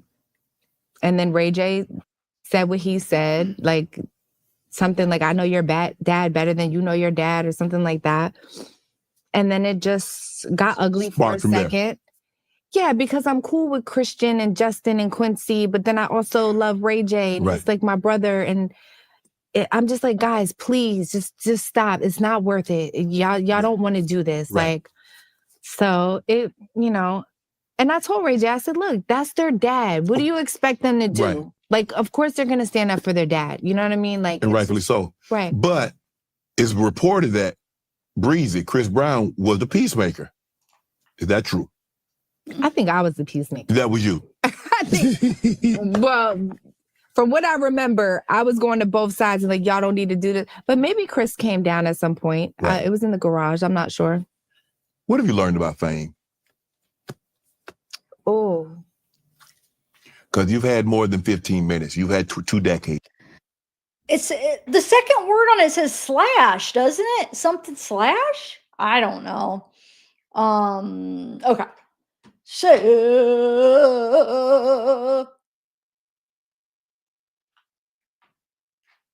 we already watched not all that, but you guys were bored with that. Okay, hold on. Let me bring it up. I have it right. Oh, I just want to show you something really quick before I play that. It's just a minute. Look, I guess this is his twin daughters during the trial, like recently, I guess. They're all ready for prom. So it says Combs twins celebrate prom amid Diddy's trial.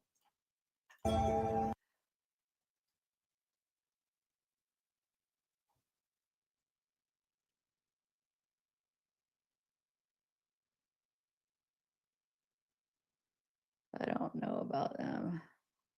As they were exiting court, two of the girls were seen crying. How emotional have they been in court? Again, I cannot imagine if that was my father or somebody close to me up there and having to hear details of their sex life. Those are young women. They lost their mother, one of them, the twins. So no one can probably quite understand what it is that they're going through. On break from court, the twins were back home in LA for their prom, sharing snaps of their fun night out as they also finished out their senior year. We're so excited. It's like surreal. Like I actually can't believe it's like the last day. I know. Like, We learn to do his thing most of the time. For the past week, the two have been fixtures in the New York City courthouse where their dad maintains his innocence against sex trafficking and racketeering charges.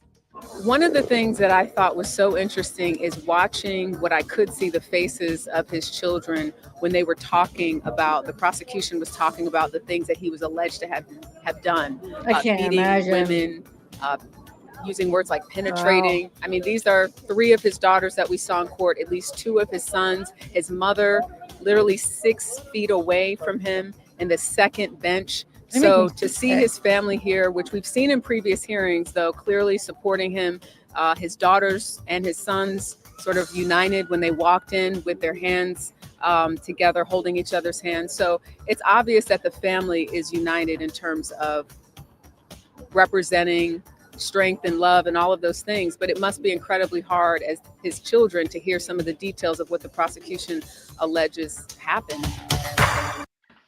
Hold on, what is this? Stable. I've seen middle this. of the counter. We're gonna just put the baby right. Can't put baby down because she on the move. Oh, I hate him. A little bit of pan yeah, this is good. Perfection.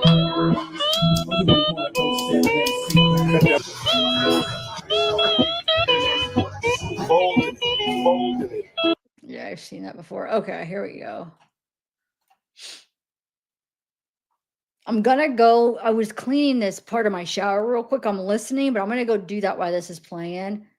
Because I gotta get it. I have it sprayed, so I can't just keep it there. So okay, but this is Law and Crime. I don't want to take credit for this. Because I know how hard AI, how expensive, and how it takes time to get what you want with it. It's annoying right now. But so they've been doing AI parts. Like I said, they did opening statements of both. This obviously can't be her whole testimony because wasn't she on the stand for like 3 or 4 days? But let's see, it says part 1. Oh, they're gonna do the whole thing? This is just part 1. Wow, okay, so here we go. I haven't watched it. I just watched a part of it and I was like, ooh, I'll watch it with you guys if you guys want to watch it.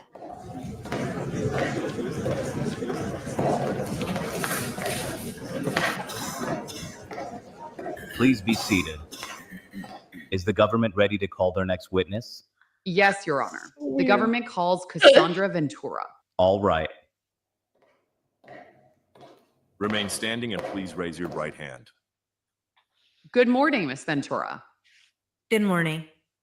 Just so you know, you can drink that water that's on the stand. Oh, thank you.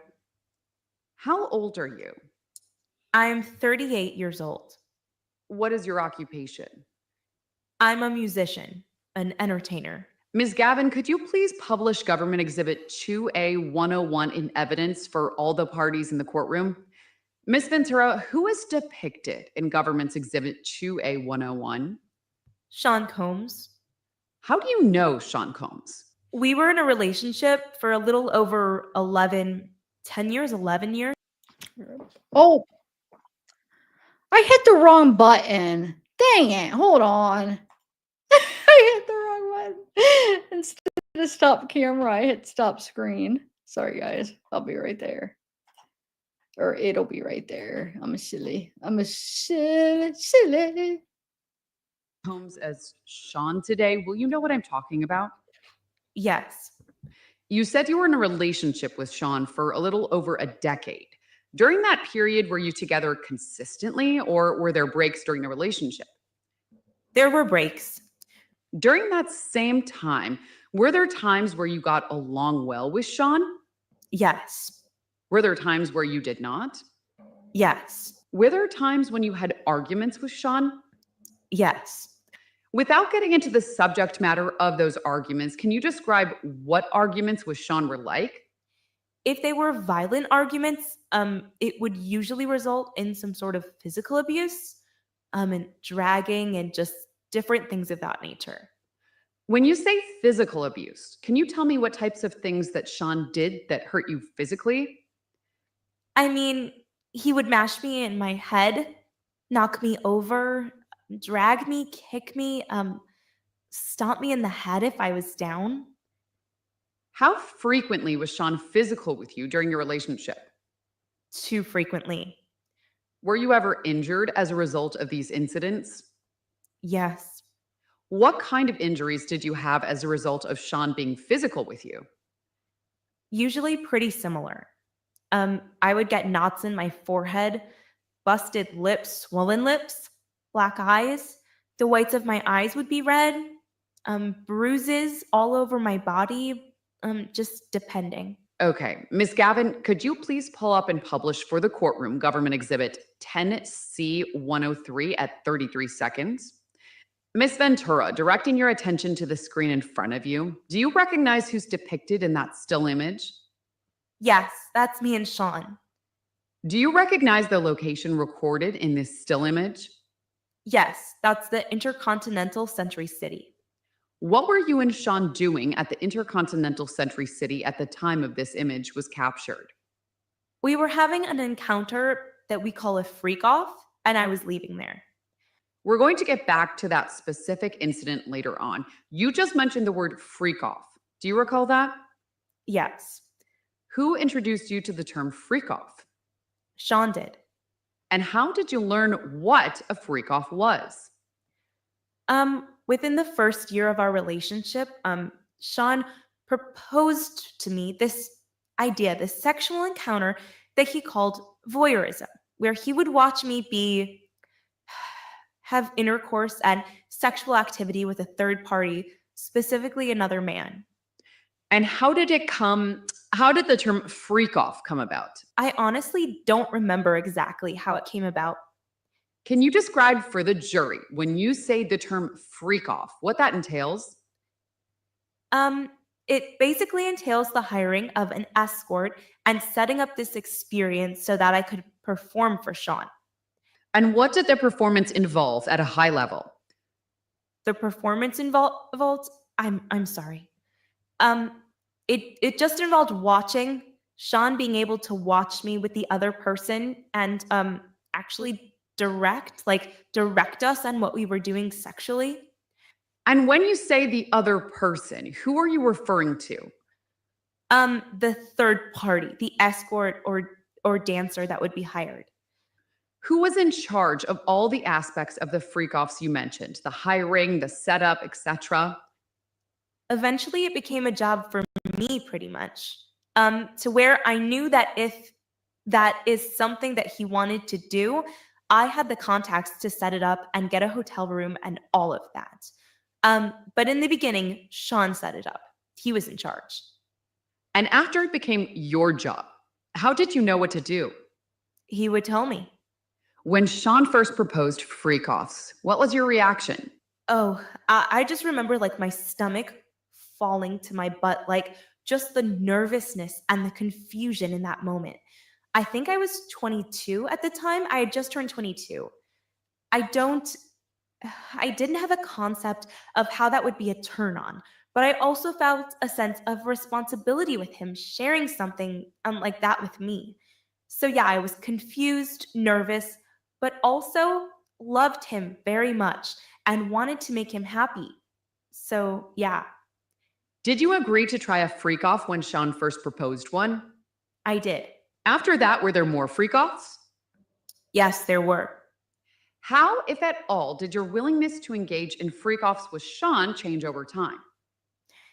I mean, pretty quickly over time. I knew that it wasn't something that I wanted to be doing, especially as regularly as it became. But again, I was just in love and wanted to make him happy. Well, despite not wanting to do freak-offs, did you continue to engage in freak-offs with Sean? I did.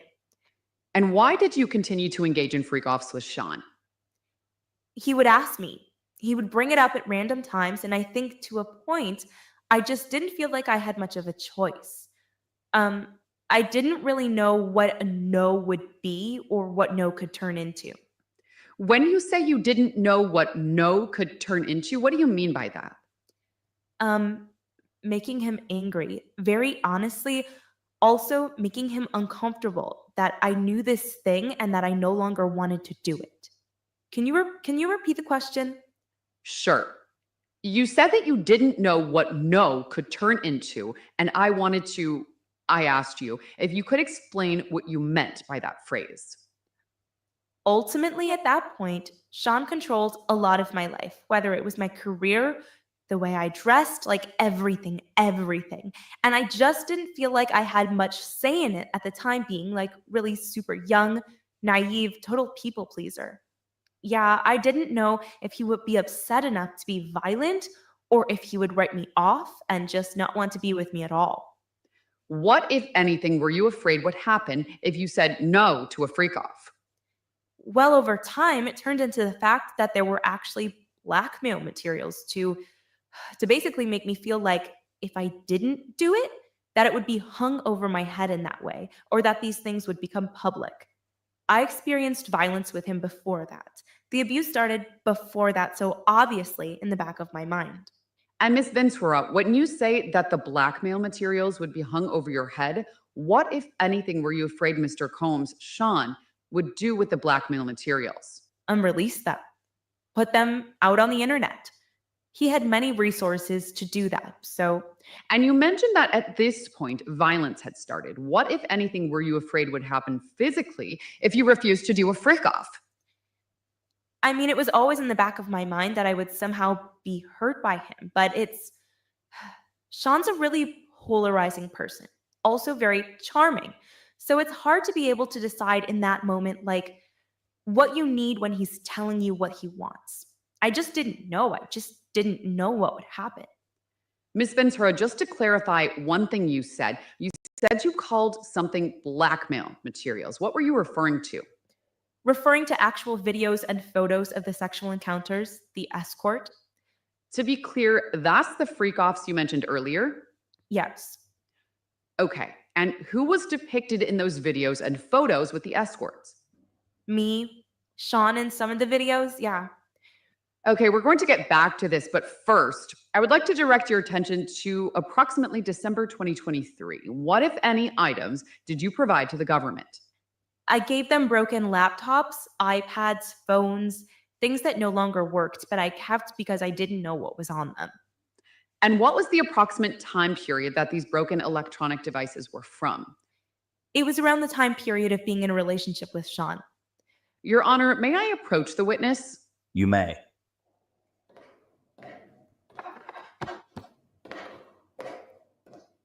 Miss Ventura, I handed you what's been marked for identification as GXB. Do you recognize that I've handed you?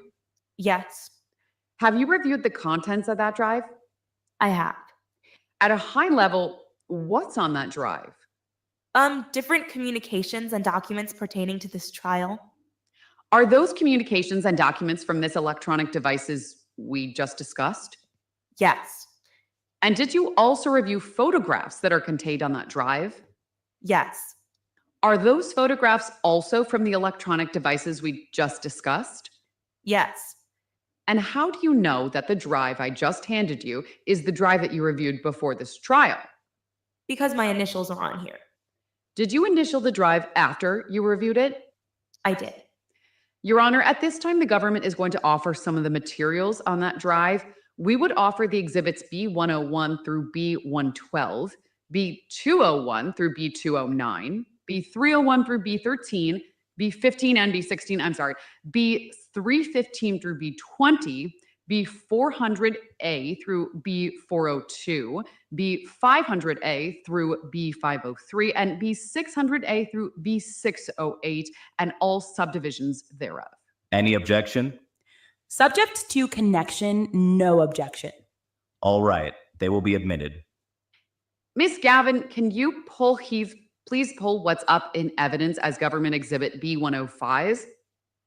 Okay, Miss Gavin, could you please pull up and publish for the courtroom government exhibit 10C103 at 33 seconds?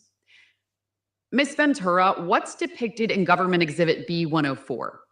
That is Carrie Morgan, Alize Rashi, Sean, and myself, and we're on the outside patio in his room in Las Vegas on that trip. When you say that trip, which trip to Las Vegas are you referring to? 21st birthday at the VMAs. When you say at the VMAs, can you explain what you meant of the VMAs? That was the event that was going on that weekend, the MTV Video Music Awards. And what, if anything, happened between you and Sean while you were in Las Vegas for your 21st birthday? A lot of different things happened, but he kissed me in the bathroom of in the bathroom of this actual suite pretty early in the morning. We had been up, all of us, pretty late. What was your reaction to Sean kissing you in the bathroom? I think I was just really confused at the time. Again, young, new artist, just didn't really know the lay of the land when it came to things like that. So in my confusion, just kind of cried and ran out. When you say you were a new artist who did not know the lay of the land, what did you mean by that? I just wasn't familiar with having an executive or anybody pay attention to me in that way and be forward at that point. I just didn't really understand it. I was pretty naive, I would say. When you say that way, can you clarify what you meant by that way? In a more than friends way, in a sexual way, romantic way. And at this time, at your 21st birthday, what was your professional relationship with Sean again? I was signed to his label. And what happened after Sean kissed you in the bathroom? I just remember running out and headed back to my hotel. I think I told Carrie about it at the time, but I didn't really share it with anyone. Did you want Sean to kiss you at your 21st birthday? No, not at my 21st birthday. After your 21st birthday in Las Vegas, how, if at all, was your relationship with Sean different? When we got back to New York, I would just visit with him. He would invite me over to his hotel. I think his apartment at the time was getting renovated, so I went to see him a handful of times. Which hotel did you go to see Sean at? The Trump Hotel in Columbus Circle is the one that I remember specifically. At the same time after your 21st birthday, what, if anything, were you doing with your music career? I was trying just to continue to go to the next album, continue recording, come up with a concept. Were you recording another album at the time? Yes. What influence, if any, did Sean have on your music career at this time? At this time, I mean, he called most of the shots. Well, all of the shots. If I had a new record, I would have come to play it for him. He chose what was next for me, basically. Before we talk about the hotel, what is the age difference, if any, between you and Sean? 17 years. And when Sean invited you to the hotel after your 21st birthday, what was your reaction to that invitation? I'm sorry, can you ask that question again? Of course. You testified earlier that after your 21st birthday, Sean invited you to hang out with him at hotels in New York. Is that right? Yes. How did you feel when Sean invited you to these hotels? I mean, initially, a bit of nervousness. And then just being a young artist, like excitement, of course, like, okay, we're going to get to talk about music, or we're going to get to talk about what's next. Yeah, I think it's a lot in the time period that's kind of hazy because it was a while ago, but just nervous excitement. At the meetings in the hotel rooms, what, if anything, did you two talk about music? Talked about upcoming projects or the actual next album and other things. We started to develop a more comfortable relationship with each other. And what else, if anything, happened at those meetings at the hotels? I remember being introduced to the idea of oral sex. It wasn't something that I really understood or did at that point, and basically he taught me how. When you say he basically taught you how, who is the he in that sentence? Sean. When you say you were introduced to oral sex, who introduced you? Sean. How did he introduce you to oral sex? He gave me oral sex. Did you reciprocate the oral sex? I did not. I went home and I heard about it from him. When you say you heard about it from him, can you tell me more about that? He just kind of made me feel crazy for not reciprocating. At the time, just didn't understand that kind of sexual relationship. I was also still in a relationship with someone else. When you say you didn't understand that kind of a sexual relationship, can you tell me more about what you mean by that? I was just so young. I didn't have even the vocabulary for some of the things we talked about. Like, I was just trying to understand it, just completely sexually inexperienced at that point. And around the same time, in addition to performing oral sex on you, were there ever any occasions where you performed oral sex on Sean? Later on, yeah. What was your reaction to the hotel room visits with Sean? I think it was the nervous excitement that I say. It also just made me feel sneaky. I didn't know. I was curious, but of course ended up there and wanted to be like around him. So that was just kind of, it was like, okay, I'm here. Leaving, it was just always confusing because I didn't really know. Oh, thanks, sweet Melissa. Thank you for the song, Sweet Melissa. I just thought of that. Thank you for becoming a member. Okay, so I have to reshare this thing because my headphones are dying. So I'm going to have to reshare my audio because you know how it is. Yeah. I'm like cleaning the bathroom, but I'm listening. I'm just finishing because I had started cleaning the tub or shower. It's not a tub. But this stuff makes me sick that I spray. Oh, I hope it doesn't do it again. It's like I want to wait, spray it, walk out, wait more, but it's like then you get anxious, you know? What is that? All right, I'm going to. Okay.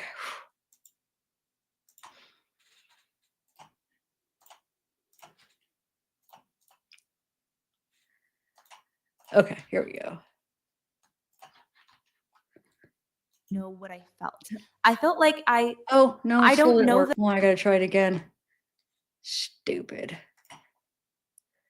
I know. I just shared it, but you have to be a jerk and not work. Oh. Okay, let me try it again. Sometimes it takes twice. I don't know why. Okay, so this. There we go. Okay, now we got her. Now we got her good. That I knew that I was making decisions for myself or not. I feel like it was just like, here I am. I don't know how to explain that. You said you wanted to be around him. Why did you want to be around Sean?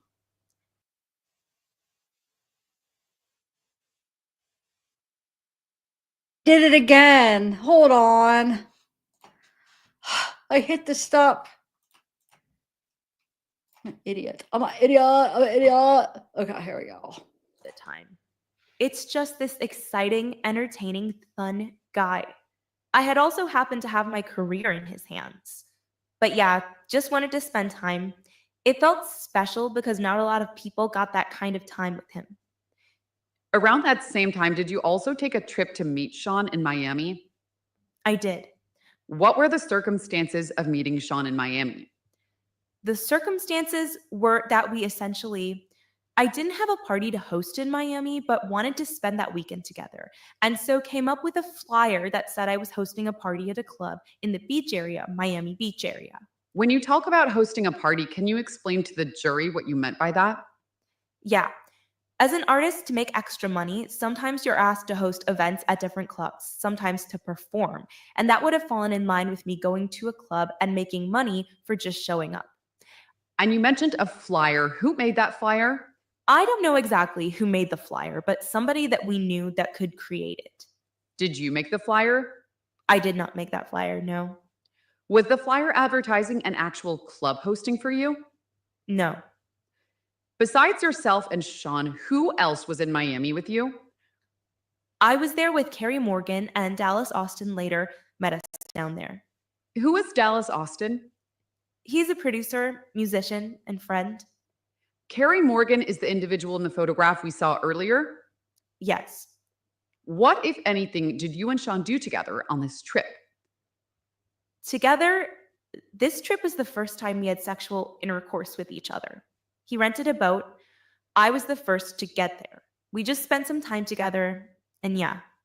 And you testified earlier that at some point after the hotel visits, you had given Sean oral sex. Do you remember that? Uh-huh. Was that prior to Miami? I don't think so. I think it happened there. I'm pretty sure. Everything kind of happened that weekend. Prior to having sex on that boat, what were you doing on the boat? Just riding on the boat. What, if any, alcohol were you drinking?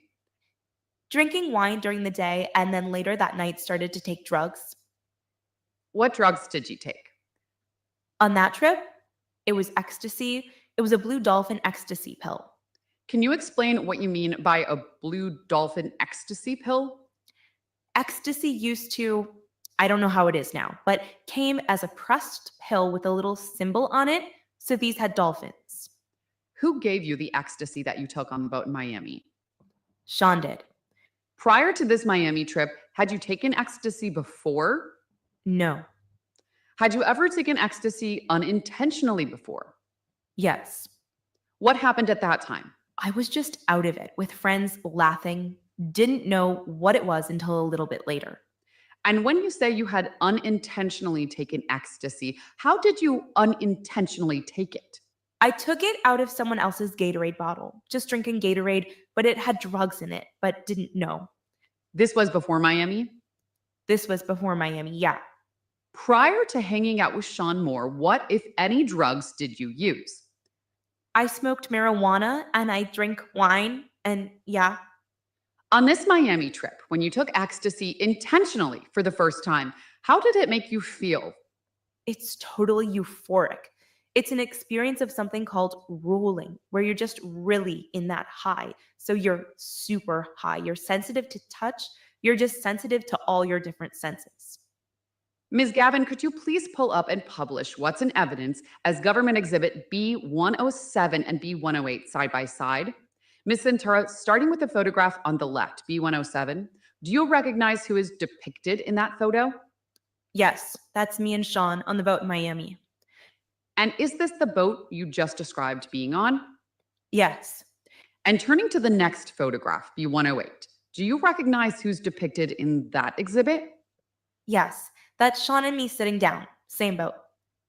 Ms. Gavin, you can take those exhibits down now. After the Miami trip, what was the status of your relationship with Sean? I would say we were just together. We spent a lot of time with each other after that. Now, I know in hindsight, but I had become like one of his girlfriends after that trip. When you say you knew in hindsight, what did you know in hindsight? That Sean Combs had many girlfriends. At the time, what did you know? At the time, I didn't know. Can't say naive enough. I knew that we were spending a lot of time together one-on-one and really felt, like we were in a monogamous relationship for a period. After the Miami trip, was it public that you were dating Sean? No, not for many years after that. Why was it not public for many years? It was always just a discussion of me being his artist and not wanting it to look bad. But I also know it was because of his family and his children and other things, personal things for him. What are those other personal things, if you know? His family, yeah. Just, it was always something I understood. Around the same time, who, if anyone, was publicly linked to Sean romantically? Around this time, I believe it was Kim, but I think she had also just moved away around that time. When you say Kim, are you referring to Kim Porter? Yes. After you started dating Sean, what changes, if any, did you eventually make in your career management? Well, my management at the time was also managing the other producer boyfriend that I was with and just looked at this as a major conflict of interest at that point. And yeah, I basically just trusted that we were going to find new people. And when you say you trusted that we were going to find new people, who was the we in that sentence? Sean and I. Just to be clear, did you break ties with your old management after you started dating Sean? I did, yeah. After Miami, how did your relationship with Sean evolve? After Miami, we really just, at least for my own side of things, I really fell in love with him. I traveled with him anywhere. I was in studio. I was just like a little shadow for a little while. You were a shadow to whom? To Sean. How did Sean treat you at this time? We had fun. It was just kind of like it's my first real adult relationship. At least what I thought it was. And it was different, so different than anything as you can imagine. His lifestyle was so much different than mine. How long did you feel this way about your relationship that you described being this, strike that? You said that Sean's lifestyle was different. Can you explain what you mean by that? He had assistance at his beck and call. He could get anything done quickly. He had respect from everyone. He traveled quite a bit, so yeah, moving around a lot. Ms. Gavin, could you please pull up and publish Government Exhibit B112? Ms. Ventura, do you recognize who's depicted in Government Exhibit B112? Yeah, that's me and Sean. What's the occasion when this photograph was taken, if you remember? This was at a strip club in New York. I'm not sure which one, but it was on Halloween. And what year? I would say this is probably 2007 or 8. 7. And Halloween 2007. Is that shortly after your Miami trip? Yeah, yes. If you can pull that down, Ms. Gavin, and pull up Government Exhibit B106 and B109, both in evidence side by side, please. Ms. Ventura, starting with the photograph on the left, B106. Who's depicted in B106? That's Sean and myself. And where are you? We're in the back of his car, probably driving to the Hamptons or something. Approximately what time period is this photograph from? This is in the first year of us dating, like within that first few months. And turning to the photograph on the right, B109 again, who is depicted in that photograph? Sean and myself in the back of the car. Is that the same car? Yes. And what's the approximate time period that this photograph was taken? It was around the same time. In the beginning of your relationship? Yeah. Ms. Ventura, how did you feel about Sean around this time in the beginning of your relationship? I think I was just enamored by him. We were just having a good time. It was really fun at this point. How long did you feel that way about Sean? I don't know exactly how long. It was off and on for many years, yeah. How, if at all, did your relationship change over time? Over time, you just get more comfortable with somebody, obviously. But I began to just experience a different side of him, which was his abusive side and his side that was just very controlling over my life and the things that I wanted to do. But there was still love there. Ms. Gavin, you can take these exhibits down. Ms. Ventura, you mentioned a side of Sean that wanted control over your life. Can you explain to me what you mean by that? Being an artist at that time, everything moved really quickly for me. And I don't know. There was just no way of keeping up with what was happening. And I'm sorry, can you repeat the question? Sure. You had mentioned that one thing that changed about your relationship over time was Sean wanting to have control over your life. I just wanted to ask you what you meant when you said control over your life. Control was everything from the way that I looked to what I was working on that day, who I was speaking to. Control was kind of like an all-around thing to a certain point. How often did you talk to Sean in a typical day while you were dating?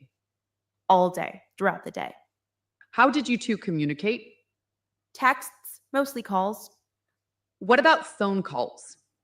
Phone calls for sure. And when it became a thing, did you FaceTime? Yes. Were there times when you did not answer Sean's messages or phone calls right away? Yeah.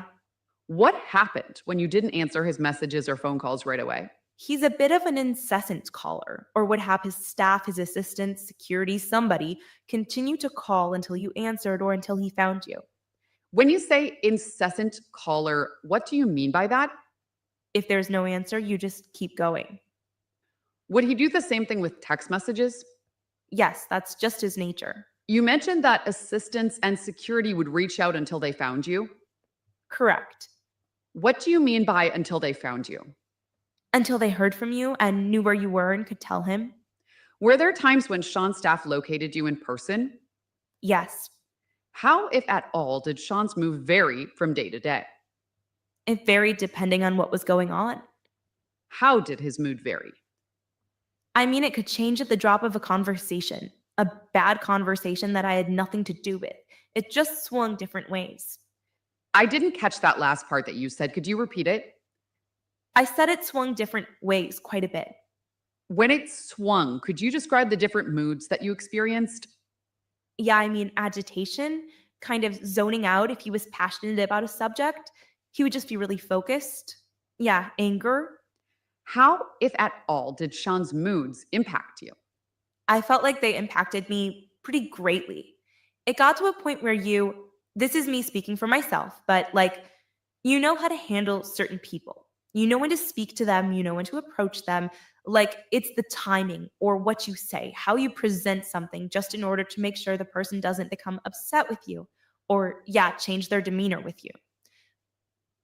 Do you have an example of how Sean's moods impacted you? I mean, the greatest, the most complicated and greatest examples are the abuse, because like, I also felt at certain times when I knew that it wasn't even about me, and like make the wrong face, and the next thing I knew, I was getting hit in the face. It was, When you say the abuse, what abuse are you talking about? Physical abuse in the relationship, but there's also psychological. There's a lot of things going on. You said something about making the wrong face. Can you explain what you meant by that?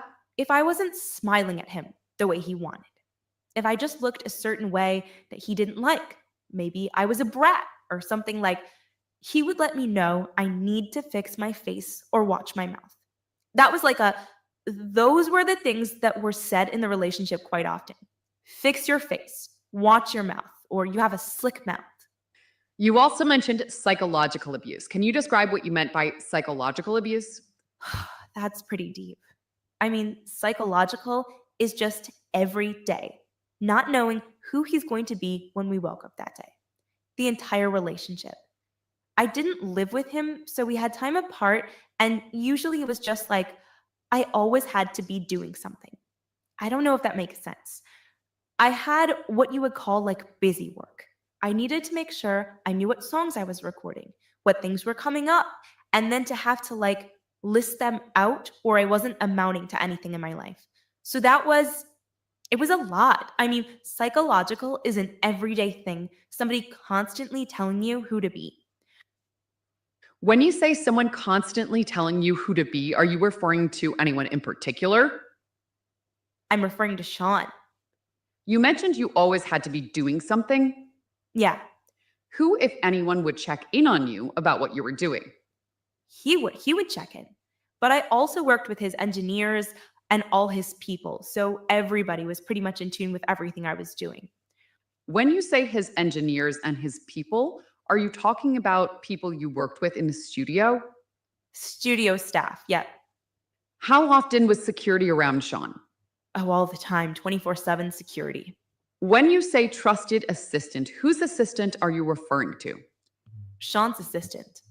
What are some of the names of the security who worked for Sean during the time you two were dating? There was D-Rock, Bonds, Uncle Paulie, Fahim, Malik, just a lot of people, but those are the main ones I can remember. When you mentioned trusted assistant, who were some of the trusted assistants? I mean, in the very beginning, it was David James. It just kind of changed over time. Christina Coram eventually, Neil Dominic, he had a lot of different assistants. And we'll get back to some of those folks. When you said security kept an eye on you, what did you mean by that? I mean, they could easily just come over and see if I was home or not. It wasn't really a secret. Yeah, does that make sense? Was your relationship with Sean always exclusive? No. Were there times where you saw other men? Yes. Were there times where he saw other women? Yes. How did you feel about Sean seeing other women? I was insanely jealous, but also super young. Didn't get it at all, but I was definitely young and jealous. When you say you didn't get it, what didn't you get? I didn't get that he was him. As he would say, I'm Puff Daddy. And Puff Daddy has many women where, he likes the company of women. And yeah, I had to just really learn that over time, despite what he would tell me just between us.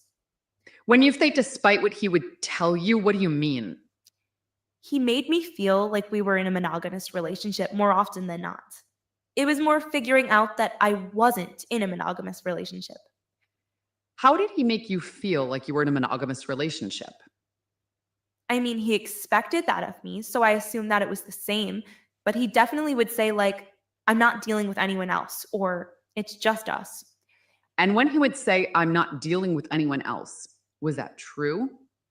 It could have been sometimes, and then other times, no. In what city did you live when you first started dating Sean?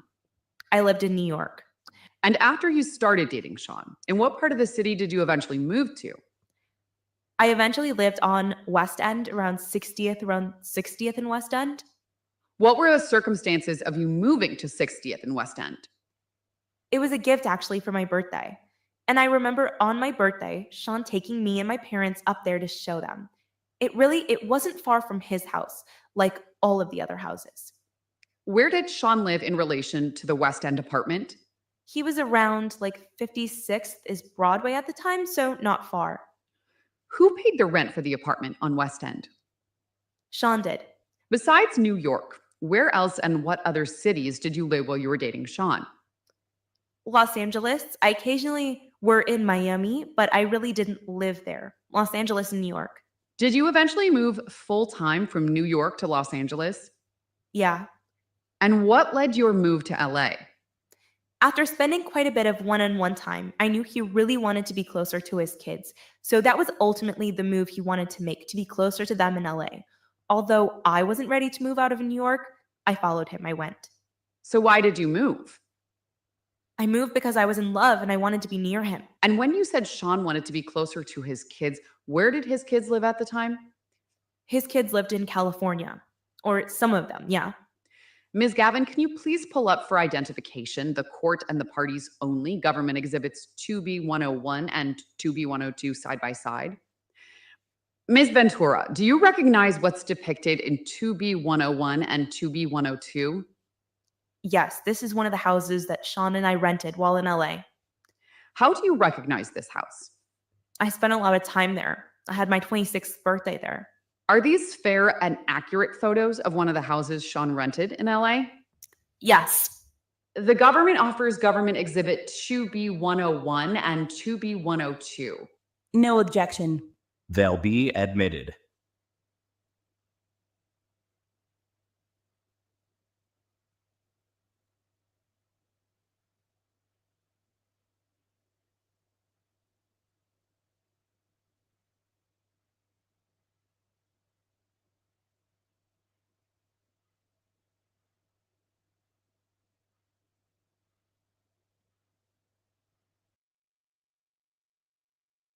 We are doing our best to be respectful of what is happening in that courtroom, but also at the same time relaying the proper information to you. Elizabeth, I know my time with you is limited. I know you have to go back in there. So I want to ask you real quick, what were the highlights of the cross-examination? And also, what is the tone by which the cross-examination is being done? Is it combative back and forth? That's the thing we can't get from the transcript right now. Yeah, as far as the cross-examination goes, for the most part, it seems very casual. We were thinking that it might be aggressive, it might be combative, but for the most part, Cassie has been very forthcoming in answering these questions. You know, she's showing, Anna Maria Estevao is showing her text messages and email chains and BlackBerry messages from 2007, from 2009, where Cassie is confessing her love to Diddy, or she is asking. Okay, sorry. I'm sweating. I had to, where's the chat at? Oh, there we are. I finished. My shower is shining. Look, you can see these. Oh, I have drips of sweat right here. You can see. Whoo, hot. It's hot. that stuff that I have to spray it with. Oh, it makes me sick. Anyway, I'm gonna end it, guys. I'm gonna work on some editing too. Anyway, try to get some of this Wade stuff I have out. Now, guys, I'll see you next time. Send me stuff if you have it. And I am gonna go. Thanks, everybody. Thank you again, Melissa, for joining. And like I said, don't forget about trying to, so I could put in another order for the phone calls, because it takes like a month or so. So I don't want to put it in until I know I at least have like half of it covered. I can't. But if you want to, I guess I should just wait. And I just don't want to wait too long, but I guess I can. But anyway, all right, guys, have a good one. Bye.